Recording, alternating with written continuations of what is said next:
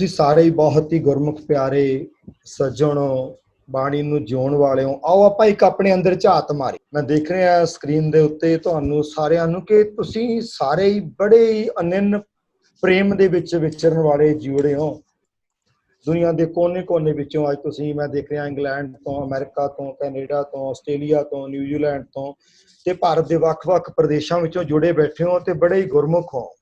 ਇੱਕ ਮੁਲਾਂਕਣ ਗੱਲ ਆਰੰਭ ਕਰਨ ਤੋਂ ਪਹਿਲਾਂ ਆਪਣੇ ਅੰਦਰ ਲਈਏ ਕਿ ਸਾਡੇ ਸਾਰਿਆਂ ਦੇ ਆਪੋ ਆਪਣੇ ਪਰਿਵਾਰ ਨੇ, ਸਾਡੇ ਬਜ਼ੁਰਗ ਨੇ, ਤੇ ਜਿਸ ਪੱਧਰ ਤੇ ਸਾਡੇ ਬਜ਼ੁਰਗ ਗੁਰਬਾਣੀ ਨੂੰ ਜਿਉਂਦੇ ਸਨ, ਮੈਂ ਸਾਰਿਆਂ ਦੀ ਗੱਲ ਨਹੀਂ ਕਰਾਂਗਾ, ਪਰ ਸਾਡਿਆਂ ਵਿੱਚੋਂ ਬਹੁਤਾਤ ਉਹਨਾਂ ਦੀ ਹੁੰਦੀ ਹੈ ਕਿ ਅਸੀਂ ਆਪਣੇ ਬਜ਼ੁਰਗਾਂ ਤੋਂ 2-4 ਪੌੜੀਆਂ ਥੱਲੇ ਉਤਰ ਗਏ। ਬੱਚੇ ਨੇ ਉਹ ਸਾਡੇ ਤੋਂ ਹੁਣ 10 ਪੌੜੀਆਂ ਥੱਲੇ ਉਤਰ ਜਾਓ। ਪਰ ਦੂਸਰੇ ਪਾਸੇ ਜੇ ਅਸੀਂ ਦੁਨਿਆਵੀ ਤਰੱਕੀ ਦੀ ਗੱਲ ਕਰੀਏ ਤਾਂ ਅਸੀਂ ਆਪਣੇ ਬਜ਼ੁਰਗਾਂ ਤੋਂ 10 ਪੌੜੀਆਂ ਤਾਹਾਂ ਚੜ੍ਹ ਗਏ ਹਾਂ ਤੇ ਸਾਡੇ ਬੱਚੇ ਸਾਡੇ ਤੋਂ 20 ਪੌੜੀਆਂ ਤਾਹਾਂ ਚੜ੍ਹਨ ਨੂੰ ਤਿਆਰ ਨੇ। ਤੇ ਅਸੀਂ ਉਹਨਾਂ ਬੱਚਿਆਂ ਦੀ ਉਹ ਜਿਹੜੀ ਪ੍ਰਗਤੀ ਹੈ ਨਾ, ਉਹਦੇ ਵਿੱਚ ਇੰਨੇ ਗਲਤਾਨ ਹੋ ਚੁੱਕੇ ਹਾਂ, ਸਾਨੂੰ ਭੁੱਲ ਹੀ ਗਿਆ ਕਿ ਆਪਣੀ ਪਨੀਰੀ ਨੂੰ ਗੁਰਬਾਣੀ ਅਨੁਸਾਰ ਜੀਵਨ ਜਿਉਣ ਲਈ ਪ੍ਰੇਰਿਤ ਕਿਵੇਂ ਕਰਨਾ ਹੈ। ਸੋ ਅੱਜ ਅਸੀਂ ਇਸ ਵਿਸ਼ੇ ਉੱਤੇ ਫੋਕਸ ਹੋਣਾ ਹੈ ਵੀ ਅਸੀਂ ਆਪਣੇ ਬੱਚਿਆਂ ਨੂੰ, ਇਸ ਕਰੋਨਾ ਬੰਦ ਦੌਰਾਨ ਤਾਂ ਇੱਕ ਬਹਾਨਾ ਹੀ ਹੈ ਕਿ ਅਸੀਂ, ਸਾਡੇ ਕੋਲ ਅੱਜ ਵਕਤ ਹੈ, ਪਰ ਇਸ ਮਿਲੇ ਹੋਏ ਵਕਤ ਵਿੱਚੋਂ ਅਸੀਂ ਸਦੀਵੀ ਵਕਤ ਕੱਢਣਾ, ਇਸ ਆਪਣੀ ਨੇਮ ਵਿੱਚ ਸ਼ਾਮਿਲ ਕਰਨਾ ਕਿ ਅਸੀਂ ਆਪਣੇ ਬੱਚਿਆਂ ਨੂੰ ਗੁਰਬਾਣੀ ਅਨੁਸਾਰ ਜਿਉਣ ਦੀ ਪ੍ਰੇਰਨਾ ਕਿਵੇਂ ਕਰਨੀ। ਕੁਝ ਮੂਲ ਜਿਹੇ ਸਵਾਲ ਨੇ ਜਿਹੜੇ ਮੈਂ ਤੁਹਾਡੀ ਸੇਵਾ ਵਿੱਚ ਰੱਖ ਰਿਹਾ। ਗੁਰਬਾਣੀ ਅਨੁਸਾਰ ਜਿਉਣਾ ਕਿਉਂ ਜ਼ਰੂਰੀ ਹੈ? ਇਹ ਇੱਕ ਬੜਾ ਡੂੰਘਾ ਸਵਾਲ ਹੈ ਕਿ ਕੀ ਅਸੀਂ ਕਦੀ ਸਾਰਿਆਂ ਨੇ ਆਪੋ ਆਪਣੇ ਮਨ ਵਿੱਚ ਇਹਨੂੰ ਵਿਚਾਰਿਆ ਕਿ ਇਹਨੂੰ ਅਸੀਂ ਕਿਉਂ ਜਿਉਣਾ ਤੇ ਬੱਚਿਆਂ ਨੂੰ ਕਿਉਂ ਜਿਉਣਾ ਸਿਖਾਉਣ ਦਾ ਜਜ਼ਬਾ ਭਰਨਾ ਹੈ? ਇੱਕ ਬਹੁਤ ਹੀ ਸਟੇਟ ਫਾਰਵਰਡ ਆਨਸਰ ਹੈ ਇਹਦਾ, ਪਰ ਇਹਦੀ ਡੂੰਘਾਈ ਬਹੁਤ ਡੂੰਘੀ ਹੈ, ਜਿਹਨੂੰ ਆਪਾਂ ਜਿਵੇਂ ਜਿਵੇਂ ਅੱਗੇ ਵਧਾਂਗੇ ਤਿਵੇਂ ਤਿਵੇਂ ਇਸ ਸੁਨੇਹੇ ਦੀ ਡੂੰਘਾਈ ਨੂੰ ਅਸੀਂ ਨਾਪਣਾ ਹੈ। ਦੋਨੋਂ ਵਕਤ ਗੁਰੂ ਦਾ ਸਿੱਖ ਇਹ ਗੱਲ ਕਹਿੰਦਾ, ਸਰਬੱਤ ਦਾ ਭਲਾ। ਸਰਬੱਤ ਦੇ ਭਲੇ ਦਾ ਗੁਰਬਾਣੀ ਦੇ ਜਿਉਣ ਨਾਲ ਸੰਬੰਧ ਨਹੀਂ, ਇਹਦਾ 9 ਮਾਸ ਦਾ ਸੰਬੰਧ ਹੈ ਜਿਹੜਾ ਕਿ ਤੁਸੀਂ ਉਹਨੂੰ ਵੱਖ ਕਰਕੇ ਵੇਖ ਹੀ ਨਹੀਂ ਸਕਦੇ, ਇੰਨਾ ਨੇੜਿਓਂ ਹੈ ਸਰਬੱਤ ਦਾ ਭਲਾ। ਹੁਣ ਇਸ ਸਰਬੱਤ ਦੇ ਭਲੇ ਨੂੰ ਤੁਸੀਂ ਕਿਵੇਂ ਵੇਖਦੇ ਆ? ਲੋੜ ਪੈਣ ਦੇ ਉੱਤੇ ਲੋੜਵੰਦਾਂ ਦੀ ਲੰਗਰ ਦੇ ਪ੍ਰਬੰਧ ਕਰਨੇ, ਲੋੜਵੰਦਾਂ ਦੀਆਂ ਲੋੜਾਂ ਪੂਰੀਆਂ ਕਰਨੀਆਂ, ਇਹ ਸਰਬੱਤ ਦੇ ਭਲੇ ਦਾ ਅਨਿੱਖੜਵਾਂ ਅੰਗ ਹੈ ਤੇ ਅਸੀਂ ਸੰਭਾਲ ਕੇ ਰੱਖਿਆ ਹੋਇਆ ਹੈ। ਤੇ ਕਰੋਨਾ ਦੇ ਇਸ ਦੌਰ ਦੇ ਵਿੱਚ ਵਿਸ਼ਵ ਭਰ ਦੇ ਵਿੱਚ ਸਿੱਖਾਂ ਨੇ ਜਿਹੜੀ ਮਹਾਨ ਸੇਵਾ ਕੀਤੀ ਹੈ ਸਰਬੱਤ ਦੇ ਭਲੇ ਲਈ, ਅੱਜ ਉਹਦਾ ਇੱਕ ਆਪਣਾ ਦੁਨੀਆ ਉੱਤੇ ਵੱਖਰਾ ਰੰਗ ਹੈ ਕਿ ਦੁਨੀਆ ਖੜੀ ਹੋ ਕੇ ਦੇਖ ਰਹੀ ਹੈ ਵੀ ਇਹ ਲੋਕ ਕਿਹੜੀ ਮਿੱਟੀ ਦੇ ਬਣੇ ਨੇ। ਇਹ ਜਦੋਂ ਵੀ ਵਕਤ ਆਇਆ ਅਸੀਂ ਇਸ ਤਰ੍ਹਾਂ ਹੋ ਕੇ ਵਿਚਰੇ ਹਾਂ ਤੇ ਸਾਡਾ ਇਹ ਵਿਰਸੇ ਦਾ ਅਨਿੱਖੜਵਾਂ ਰੰਗ ਹੈ, ਇਹ ਬਿਲਕੁਲ ਦਰੁਸਤ ਹੈ ਔਰ ਸਾਨੂੰ ਇਹਨੂੰ ਸੰਭਾਲ ਕੇ ਅੱਗੇ ਵਧਣਾ ਚਾਹੀਦਾ ਹੈ। ਪਰ ਇਹ ਤੋਂ ਅੱਗੇ ਵੀ ਬਹੁਤ ਕੁਛ ਹੈ। ਮੈਂ ਤੁਹਾਡੀ ਨਜ਼ਰ ਉਸ ਸ਼ਖਸੀਅਤ ਨੂੰ ਤੁਹਾਡੀ ਸੇਵਾ ਵਿੱਚ ਸਲਾਈਡ ਦੇ ਉੱਤੇ ਦਿਖਾ ਰਿਹਾ, ਜਿਨ੍ਹਾਂ ਨੇ ਸਾਨੂੰ ਸਰਬੱਤ ਦੇ ਭਲੇ ਦਾ ਉਦੇਸ਼, ਅਸੀਂ ਇਹਨੂੰ ਕਿਵੇਂ ਅਮਲ ਵਿੱਚ ਲੈ ਕੇ ਆਉਣਾ ਹੈ। ਧੰਨ ਗੁਰੂ ਗੋਬਿੰਦ ਸਿੰਘ ਪਿਤਾ ਜੀਆਂ ਦੇ ਜੋਤੀ ਜੋਤ ਸਮਾ ਜਾਣ ਤੋਂ ਉਪਰੰਤ ਜਦੋਂ ਤੱਕ ਸਤਿਗੁਰੂ ਦੇਹ ਸਰੂਪ ਵਿੱਚ ਸਨ, ਉਹ ਸਾਡੀ ਅਗਵਾਈ ਉਹਨਾਂ ਨੇ ਬਾਕਮਾਲ ਕੀਤੀ। ਉਸ ਤੋਂ ਬਾਅਦ ਸਤਿਗੁਰਾਂ ਦੇ ਜੋਤੀ ਜੋਤ ਸਮਾ ਜਾਣ ਤੋਂ ਬਾਅਦ ਸਰਬੱਤ ਦੇ ਭਲੇ ਦੀ ਸੋਚ ਨੂੰ ਵਿਉਂਤਬੰਦੀ ਨਾਲ ਅਮਲ ਵਿੱਚ ਲਿਆਉਣ ਵਾਲੀ ਇਹ ਸ਼ਖਸੀਅਤ ਹੈ ਜਿਹਨੂੰ ਸਾਡੇ ਵਿੱਚੋਂ ਬਹੁਤੇ ਨਾ ਨਾਮ ਜਾਣਦੇ ਨੇ ਨਾ ਪਹਿਚਾਣਦੇ ਨੇ। ਇਹਨਾਂ ਨੂੰ ਇਹ ਜ਼ਿੰਮੇਵਾਰੀ ਧੰਨ ਗੁਰੂ ਗੋਬਿੰਦ ਸਿੰਘ ਪਾਤਸ਼ਾਹ ਦੇ ਰਾਹੀਂ ਕਿਵੇਂ ਪਹੁੰਚਦੀ ਹੈ? ਜਦੋਂ ਬੰਦਾ ਬਹਾਦਰ ਨੂੰ ਪੰਜਾਬ ਦੀ ਧਰਤੀ ਦੇ ਉੱਤੇ ਜ਼ੁਲਮ ਦਾ ਨਾਸ਼ ਕਰਨ ਲਈ ਸਤਿਗੁਰੂ ਦਸ਼ਮੇਸ਼ ਪਿਤਾ ਸਰਬੰਸਦਾਨੀ ਗੁਰੂ ਗੋਬਿੰਦ ਸਿੰਘ ਜੀ ਆਪਣੇ ਹੱਥੀਂ ਥਾਪੜਾ ਦੇ ਕੇ ਤੋਰਦੇ ਨੇ, ਤਾਂ ਉਹਨਾਂ ਦੇ ਨਾਲ ਜਿਹੜਾ 5 ਸਿੰਘਾਂ ਦਾ ਕਾਫਲਾ ਹੁੰਦਾ, 5 ਪਿਆਰਿਆਂ ਦਾ, ਉਸ 5 ਸਿੰਘਾਂ ਦੀ ਅਗਵਾਈ ਕਰ ਰਹੇ ਸਨ ਭਾਈ ਵਿਨੋਦ ਸਿੰਘ ਜੀ। ਭਾਈ ਵਿਨੋਦ ਸਿੰਘ ਜੀ ਗੁਰੂ ਅੰਗਦ ਪਿਤਾ ਜੀ ਦੀ ਵੰਸ਼ ਵਿੱਚੋਂ ਸਨ, ਜਿਨ੍ਹਾਂ ਦੇ ਪਰਿਵਾਰ ਨੇ ਗੁਰੂ ਅੰਗਦ ਸਾਹਿਬ ਤੋਂ ਲੈ ਕੇ ਗੁਰੂ ਗੋਬਿੰਦ ਸਿੰਘ ਜੀ ਤੱਕ ਗੁਰੂ ਘਰ ਦੀ ਅਨੰਨ ਸੇਵਾ ਕੀਤੀ। ਔਰ ਗੁਰੂ ਗੋਬਿੰਦ ਸਿੰਘ ਜੀ ਨੇ ਬੰਦਾ ਬਹਾਦਰ ਨੂੰ ਜਦੋਂ ਤੋਰਿਆ ਤਾਂ ਜਿਹੜੇ 5 ਸਿੰਘਾਂ ਦੀ ਅਗਵਾਈ ਦੇ ਲਈ ਸਥਾਪਨਾ ਕੀਤੀ ਉਹ ਭਾਈ ਵਿਨੋਦ ਸਿੰਘ ਸਨ। ਤੇ ਭਾਈ ਵਿਨੋਦ ਸਿੰਘ ਹੋਰਾਂ ਨੂੰ ਗੁਰੂ ਗੋਬਿੰਦ ਸਿੰਘ ਜੀ ਨੇ ਇੱਕ ਬਹੁਤ ਬਰੀਕੀ ਵਿੱਚ ਨਕਸ਼ਾ ਖੜਾ ਕਰਕੇ ਵਿਉਂਤਬੰਦੀ ਦਾ ਦਿੱਤਾ ਸੀ ਕਿ ਹੁਣ ਮੇਰੀ ਕੌਮ ਦੀ ਅਗਵਾਈ, ਸਤਿਗੁਰੂ ਜਾਣਦੇ ਸਨ ਕਿ ਹੁਣ ਮੈਂ ਜੋਤੀ ਜੋਤ ਸਮਾ ਜਾਣਾ ਹੈ, ਹੁਣ ਸਮਾਂ ਨਜ਼ਦੀਕ ਆ ਰਿਹਾ ਹੈ ਤੇ ਬੰਦਾ ਬਹਾਦਰ ਨੂੰ ਮੈਂ ਜ਼ੁਲਮ ਦਾ ਨਾਸ਼ ਕਰਨ ਲਈ ਪੰਜਾਬ ਦੀ ਧਰਤੀ ਤੇ ਤੋਰਨ ਲੱਗੇ ਆ ਤੇ ਨਾਲ ਪੰਜਾਂ ਸਿੰਘਾਂ ਦੇ ਜਥੇ ਦੀ ਅਗਵਾਈ ਬਾਬਾ ਵਿਨੋਦ ਸਿੰਘ ਦੇ ਹੱਥ ਵਿੱਚ ਸੀ ਤੇ ਬਾਬਾ ਵਿਨੋਦ ਸਿੰਘ ਦੇ ਕੋਲੇ ਉਹ ਪੂਰਾ ਨਕਸ਼ਾ ਉਹ ਪੂਰੀ ਵਿਉਂਤਬੰਦੀ ਸਤਿਗੁਰਾਂ ਦੀ ਉਹਦੇ ਜ਼ਿਹਨ ਦੇ ਵਿੱਚ ਸੀ, ਜਿਹੜੀ ਗੁਰੂ ਗੋਬਿੰਦ ਸਿੰਘ ਪਿਤਾ ਜੀਆਂ ਨੇ ਬਾਬਾ ਵਿਨੋਦ ਸਿੰਘ ਨੂੰ ਦਿੱਤੀ ਕਿ ਕੌਮ ਦੀ ਹੁਣ ਸਿਖਲਾਈ ਦਾ ਢਾਂਚਾ ਏਦਾਂ ਖੜਾ ਕਰਨਾ ਹੈ ਕਿ ਸਰਬੱਤ ਦੇ ਭਲੇ ਲਈ ਕਿਵੇਂ ਖੜੀ ਹੋਵੇਗੀ ਤੇ ਦੁਨੀਆ ਵਿੱਚ ਸਰਬੱਤ ਦੇ ਭਲੇ ਦੀ ਗੱਲ ਕਿਵੇਂ ਕਰੇਗੀ। ਤਾਂ ਉਹ ਸਾਰੇ ਕੰਮ ਦੀ ਜ਼ਿੰਮੇਵਾਰੀ ਭਾਈ ਵਿਨੋਦ ਸਿੰਘ ਹੋਰਾਂ ਨੇ ਸਰਦਾਰ ਦਰਬਾਰਾ ਸਿੰਘ ਹੋਰਾਂ ਦੇ ਮੋਢਿਆਂ ਤੇ ਰੱਖੀ। ਬੁੱਢਾ ਦਲ ਦੇ ਪਹਿਲੇ ਜਥੇਦਾਰ ਭਾਈ ਵਿਨੋਦ ਸਿੰਘ ਸਨ, ਦੂਸਰੇ ਜਥੇਦਾਰ ਸਰਦਾਰ ਦਰਬਾਰਾ ਸਿੰਘ ਸਨ। ਇਹਨਾਂ ਨੂੰ ਹੀ ਭਾਈ ਵਿਨੋਦ ਸਿੰਘ ਹੋਰਾਂ ਨੇ ਸ਼੍ਰੀ ਅਕਾਲ ਤਖਤ ਸਾਹਿਬ ਦੇ ਜਥੇਦਾਰ ਦੀ ਤੀਸਰੇ ਜਥੇਦਾਰ ਦੀ ਸੇਵਾ ਵੀ ਸੌਂਪੀ। ਪਹਿਲੇ ਜਥੇਦਾਰ ਭਾਈ ਗੁਰਦਾਸ ਜੀ ਨੂੰ ਮੰਨਿਆ ਜਾਂਦਾ ਹੈ, ਦੂਸਰੇ ਜਥੇਦਾਰ ਭਾਈ ਮਨੀ ਸਿੰਘ ਜੀ, ਤੇ ਉਸ ਤੋਂ ਬਾਅਦ ਕੌਮ ਦੀ ਕਮਾਂਡ ਸਰਦਾਰ ਦਰਬਾਰਾ ਸਿੰਘ ਹੋਰਾਂ ਦੇ ਹੱਥ ਵਿੱਚ ਆਈ। ਉਹਨਾਂ ਨੂੰ ਇਹ ਸੇਵਾ ਦਾ ਮੌਕਾ ਮਿਲਿਆ। ਇੱਥੇ ਇਹਨਾਂ ਦੀ ਸ਼ਖਸੀਅਤ ਦਾ ਹਵਾਲਾ ਦੇਣਾ ਮੈਂ ਇਸ ਲਈ ਜ਼ਰੂਰੀ ਸਮਝ ਰਿਹਾ ਕਿ ਜਿਸ ਦੌਰ ਵਿੱਚੋਂ ਅੱਜ ਅਸੀਂ ਚੱਲ ਰਹੇ ਹਾਂ ਉਹ ਬਿਲਕੁਲ ਉਹੀ ਦੌਰ ਹੈ ਜਦੋਂ ਗੁਰੂ ਗੋਬਿੰਦ ਸਿੰਘ ਦੇ ਜੋਤੀ ਜੋਤ ਸਮਾਉਣ ਤੋਂ ਬਾਅਦ ਬੰਦਾ ਬਹਾਦਰ ਦੀ ਸ਼ਹਾਦਤ 1716 ਵਿੱਚ ਹੁੰਦੀ ਹੈ ਤੇ ਸਿੱਖਾਂ ਨੂੰ ਖਿੰਡਿਆਂ ਪੁੰਡਿਆਂ ਨੂੰ ਜੋ ਜ਼ਾਲਮ ਹਕੂਮਤ ਦਾ ਪ੍ਰਭਾਵ ਕਿੰਨਾ ਹੈ ਕਿ ਸਿੱਖਾਂ ਦੇ ਸਿਰਾਂ ਦੇ ਮੁੱਲ ਪੈ ਰਹੇ ਨੇ ਤੇ ਕਿਸ ਤਰ੍ਹਾਂ ਉਹਨਾਂ ਨੇ ਸਿਖਲਾਈ ਢਾਂਚਾ ਖੜਾ ਕੀਤਾ ਕਿ ਉਹਨਾਂ ਨੇ ਸਾਡੇ ਪਰਿਵਾਰਾਂ ਦੇ ਵਿੱਚ ਚੜ੍ਹਦੀ ਕਲਾ ਵਿਦਿਆਰਥੀਆਂ ਦੀ, ਨੌਜਵਾਨਾਂ ਦੀ, ਬਜ਼ੁਰਗਾਂ ਦੀ ਘਾਟ ਕਿਵੇਂ ਘੜੀ। ਉਹਨਾਂ ਨੇ ਸਾਨੂੰ ਇੱਕ ਸਿਖਲਾਈ ਢਾਂਚਾ ਦਿੱਤਾ। ਉਸ ਢਾਂਚੇ ਦੇ ਵਿੱਚੋਂ ਅੱਜ ਦੀ ਇਸ ਕਾਰਜਸ਼ਾਲਾ ਵਿੱਚ ਅਸੀਂ ਕੁਝ ਸੇਧਾਂ ਲੈਣੀਆਂ। ਉਹ ਢਾਂਚਾ ਕਿਸ ਤਰ੍ਹਾਂ ਦਾ ਸੀ ਮੈਂ ਅਗਲੀਆਂ ਸਲਾਈਡਾਂ ਵਿੱਚ ਉਹਦਾ ਖੁਲਾਸਾ ਕਰਾਂਗਾ, ਪਰ ਇੱਥੇ ਇੱਕ ਬੜੀ ਸੰਖੇਪ ਤੇ ਇੱਕ ਪੰਛੀ ਝਾਤ ਇਤਿਹਾਸ ਦੀਆਂ ਕੁਝ ਸਲਾਈਡਸ ਤੋਂ ਲੈਣੀ ਹੈ ਕਿ ਸਰਦਾਰ ਦਰਬਾਰਾ ਸਿੰਘ ਦਾ ਅਸੀਂ ਨਾਮ ਨਹੀਂ ਜਾਣਦੇ, ਪਰ ਸਰਦਾਰ ਦਰਬਾਰਾ ਸਿੰਘ ਦੀ ਮਿਹਨਤ ਤੋਂ ਬਾਅਦ ਜਿਹੜਾ ਪਹਿਲਾ ਸ਼ਖਸ ਉਜਾਗਰ ਹੋਇਆ ਜਿਹਨੂੰ ਅਸੀਂ ਸਾਰੇ ਜਾਣਦੇ ਹਾਂ, ਜਿਹਦੀ ਘਾਟ ਦਰਬਾਰਾ ਸਿੰਘ ਹੋਰਾਂ ਨੇ ਉਂਗਲ ਫੜ ਕੇ ਘੜੀ, ਉਹ ਸਨ ਸਰਦਾਰ ਨਵਾਬ ਕਪੂਰ ਸਿੰਘ ਹੋਰਾਂ। ਮਿਸਲਾਂ ਨੂੰ ਜਥੇਬੰਦ ਕਰਨਾ, ਦੋ ਧੜਿਆਂ ਵਿੱਚ ਵੰਡ ਕੇ ਉਹਨਾਂ ਨੂੰ ਲਾਮਬੰਦ ਕਰਕੇ ਮੁਹਿੰਮ ਖੜੀ ਕਰਨੀ। ਨਵਾਬ ਕਪੂਰ ਸਿੰਘ ਹੋਰਾਂ ਨੇ ਉਂਗਲ ਫੜ ਕੇ ਸਰਦਾਰ ਜੱਸਾ ਸਿੰਘ ਆਹਲੂਵਾਲੀਏ ਨੂੰ ਤੁਰਨਾ ਸਿਖਾਇਆ, ਦੇਖਣਾ ਸਿਖਾਇਆ, ਦੂਰਦਰਸ਼ੀ ਨਿਗਾਹ ਦਿੱਤੀ, ਵਿਜ਼ਨ ਦਿੱਤੀ ਕਿ ਕੌਮ ਨੂੰ ਅੱਗੇ ਕਿਵੇਂ ਲੈ ਕੇ ਜਾਣਾ। ਸਰਦਾਰ ਜੱਸਾ ਸਿੰਘ ਆਹਲੂਵਾਲੀਏ ਨੇ ਉਂਗਲ ਫੜ ਕੇ ਅਨੇਕਾਂ ਜਰਨੈਲਾਂ ਨੂੰ ਘੜਿਆ। ਸਰਦਾਰ ਬਘੇਲ ਸਿੰਘ ਉਹਨਾਂ ਵਿੱਚੋਂ ਇੱਕ ਨੇ ਜਿਨ੍ਹਾਂ ਨੇ ਦਿੱਲੀ ਦੇ ਲਾਲ ਕਿਲੇ ਉੱਤੇ ਅਕਾਲ ਦਾ ਨਿਸ਼ਾਨ, ਉਹ ਰੱਬੀ ਨਿਸ਼ਾਨ ਸਾਹਿਬ ਲਹਿਰਾਇਆ, ਦਿੱਲੀ ਫਤਿਹ ਕੀਤੀ। ਸਰਦਾਰ ਜੱਸਾ ਸਿੰਘ ਆਹਲੂਵਾਲੀਏ ਨੇ ਅਨੇਕਾਂ ਯੋਧਿਆਂ ਨੂੰ ਬਚਪਨ ਤੋਂ ਘੜਿਆ ਔਰ ਇਹ ਕਮਾਂਡ ਤੁਸੀਂ ਵੇਖਦੇ ਹੋ ਅਕਾਲੀ ਬਾਬਾ ਫੂਲਾ ਸਿੰਘ ਤੱਕ ਇਸੇ ਤਰ੍ਹਾਂ ਪਹੁੰਚਦੀ ਹੈ। ਇਹੋ ਜਿਹੇ ਇਹ ਬੱਚੇ ਘੜੇ ਗਏ, ਇਹਨਾਂ ਦੇ ਮਗਰ ਕੋਈ ਵਿਉਂਤਬੰਦੀ ਕੰਮ ਕਰ ਰਹੀ ਸੀ, ਕੋਈ ਇੱਕ ਸਿਲੇਬਸ ਸੀ, ਉਹਨਾਂ ਦੇ ਮਗਰ ਕੋਈ ਢੰਗ ਤਰੀਕੇ ਸਨ ਕੰਮ ਕਰਨ ਦੇ, ਜਿਨ੍ਹਾਂ ਨੂੰ ਦਰਬਾਰਾ ਸਿੰਘ ਹੋਰਾਂ ਤੋਂ ਚੱਲ ਕੇ ਨਵਾਬ ਕਪੂਰ ਸਿੰਘ, ਜੱਸਾ ਸਿੰਘ ਆਹਲੂਵਾਲੀਆ, ਅਕਾਲੀ ਬਾਬਾ ਫੂਲਾ ਸਿੰਘ, ਇਹਨਾਂ ਦੇ ਮਗਰ ਇਹ ਸੋਚ ਚੱਲਦੀ ਰਹੀ ਤੇ ਸਰਦਾਰ ਹਰੀ ਸਿੰਘ ਨਲੂਏ ਦਾ ਜਨਮ ਵੀ ਇਸੇ ਕਤਾਰ ਵਿੱਚੋਂ ਹੁੰਦਾ ਹੈ। ਇਹ ਥੰਮ ਸਨ, ਇਹਨਾਂ ਥੰਮਾਂ ਨੇ ਐਸਾ ਥੰਮਿਆ ਕਿ ਆ ਹੁਣ ਹਾਲ ਦੀ ਘੜੀ ਤੁਸੀਂ ਪਿਛਲੇ ਹੀ ਦਿਨੀ ਦੇਖਿਆ ਕਿ ਵਿਸ਼ਵ ਦੇ ਉੱਤੇ ਜਦੋਂ BBC ਇੱਕ ਸਰਵੇ ਕਰਦਾ ਹੈ ਤੇ ਤੁਸੀਂ ਦੇਖਦੇ ਹੋ ਕਿ ਉਹਨਾਂ ਵਿੱਚ ਕਿਸੇ ਸਿੱਖਾਂ ਦਾ ਕੋਈ ਰੋਲ ਨਹੀਂ ਸੀ, ਪਰ ਦੁਨੀਆ ਨੇ ਇੱਕ ਨਿਰਪੱਖ ਮੁਲਾਂਕਣ ਕਰਨ ਲੱਗਿਆ ਇਹ ਗੱਲ ਮੰਨ ਲਈ ਕਿ ਵਿਸ਼ਵ ਇਤਿਹਾਸ ਵਿੱਚ 1801 ਤੋਂ 1849 ਤੱਕ ਦਾ ਖਾਲਸਾ ਦਰਬਾਰ ਲਾਹੌਰ ਇੱਕ ਸਰਬੱਤ ਦੇ ਭਲੇ ਦੀ ਵਿਚਾਰਧਾਰਾ ਨੂੰ ਅਮਲ ਵਿੱਚ ਦਿਖਾਉਣ ਵਾਲਾ ਇੱਕ ਐਸਾ ਰਾਜ ਸੀ ਜੀ ਦੁਨੀਆ ਵਿੱਚ ਕਿਤੇ ਮਿਸਾਲ ਨਹੀਂ ਮਿਲਦੀ। ਹੁਣ ਇਹ ਗੱਲਾਂ ਆਤਮ ਪ੍ਰਕਾਸ਼ ਹਟ ਕੇ ਕਿਵੇਂ ਕਰਦਾ ਹੈ ਕਿ ਇਹ ਸਾਰਾ ਕੁਝ ਕਥਾ ਕਰਨ ਵਾਸਤੇ ਨਹੀਂ ਹੈ, ਇਹ ਭਾਸ਼ਣ ਕਰਨ ਵਾਸਤੇ ਨਹੀਂ ਹੈ, ਇਹ ਗੱਲਬਾਤ ਦਾ ਵਿਸ਼ਾ ਨਹੀਂ ਹੈ। ਗੱਲ ਸਿੱਖਣੀ ਹੈ ਕਿ ਦਰਬਾਰਾ ਸਿੰਘ ਹੋਰਾਂ ਨੇ ਕੀਤਾ ਕੀ। ਜਿਸ ਵਕਤ ਇੱਕ ਸਿਰ ਦਾ ਮੁੱਲ ਸੀ ਤੇ ਇਹ ਗੱਲ ਸਮੇਂ ਦੀ ਹਾਕਮ ਨਗਾਰੇ ਦੀ ਚੋਟ ਤੇ ਕਹਿੰਦੇ ਸਨ ਕਿ ਸਿੱਖਾਂ ਦਾ ਖੁਰਾ ਖੋਜ ਮਟਾ ਦਿੱਤਾ ਹੈ, ਉੱਥੋਂ ਕੌਮ ਦੀ ਉਂਗਲ ਫੜ ਕੇ ਪਰਿਵਾਰਾਂ ਵਿੱਚੋਂ ਬੱਚਿਆਂ ਨੂੰ ਕਿਵੇਂ ਦਰਬਾਰਾ ਸਿੰਘ ਹੋਰਾਂ ਨੇ ਘੜਿਆ, ਕਿਵੇਂ ਉਹਨਾਂ ਬੱਚਿਆਂ ਵਿੱਚੋਂ ਨਵਾਬ ਕਪੂਰ ਸਿੰਘ, ਜੱਸਾ ਸਿੰਘ ਆਹਲੂਵਾਲੀਆ, ਸ਼ਾਮ ਸਿੰਘ ਅਟਾਰੀ ਵਾਲਾ, ਚੜ੍ਹਤ ਸਿੰਘ ਸ਼ੁਕਰ ਚੱਕੀਆ, ਇਹ ਕਿਵੇਂ ਪੈਦਾ ਹੋਏ ਤੇ ਕਿਵੇਂ ਇਹ ਇੱਕ ਸਰਬੱਤ ਦੇ ਭਲੇ ਦਾ ਮਿਸ਼ਨ, ਇਹ ਸਾਨੂੰ ਕਦੀ ਭੁੱਲਣਾ ਨਹੀਂ ਚਾਹੀਦਾ।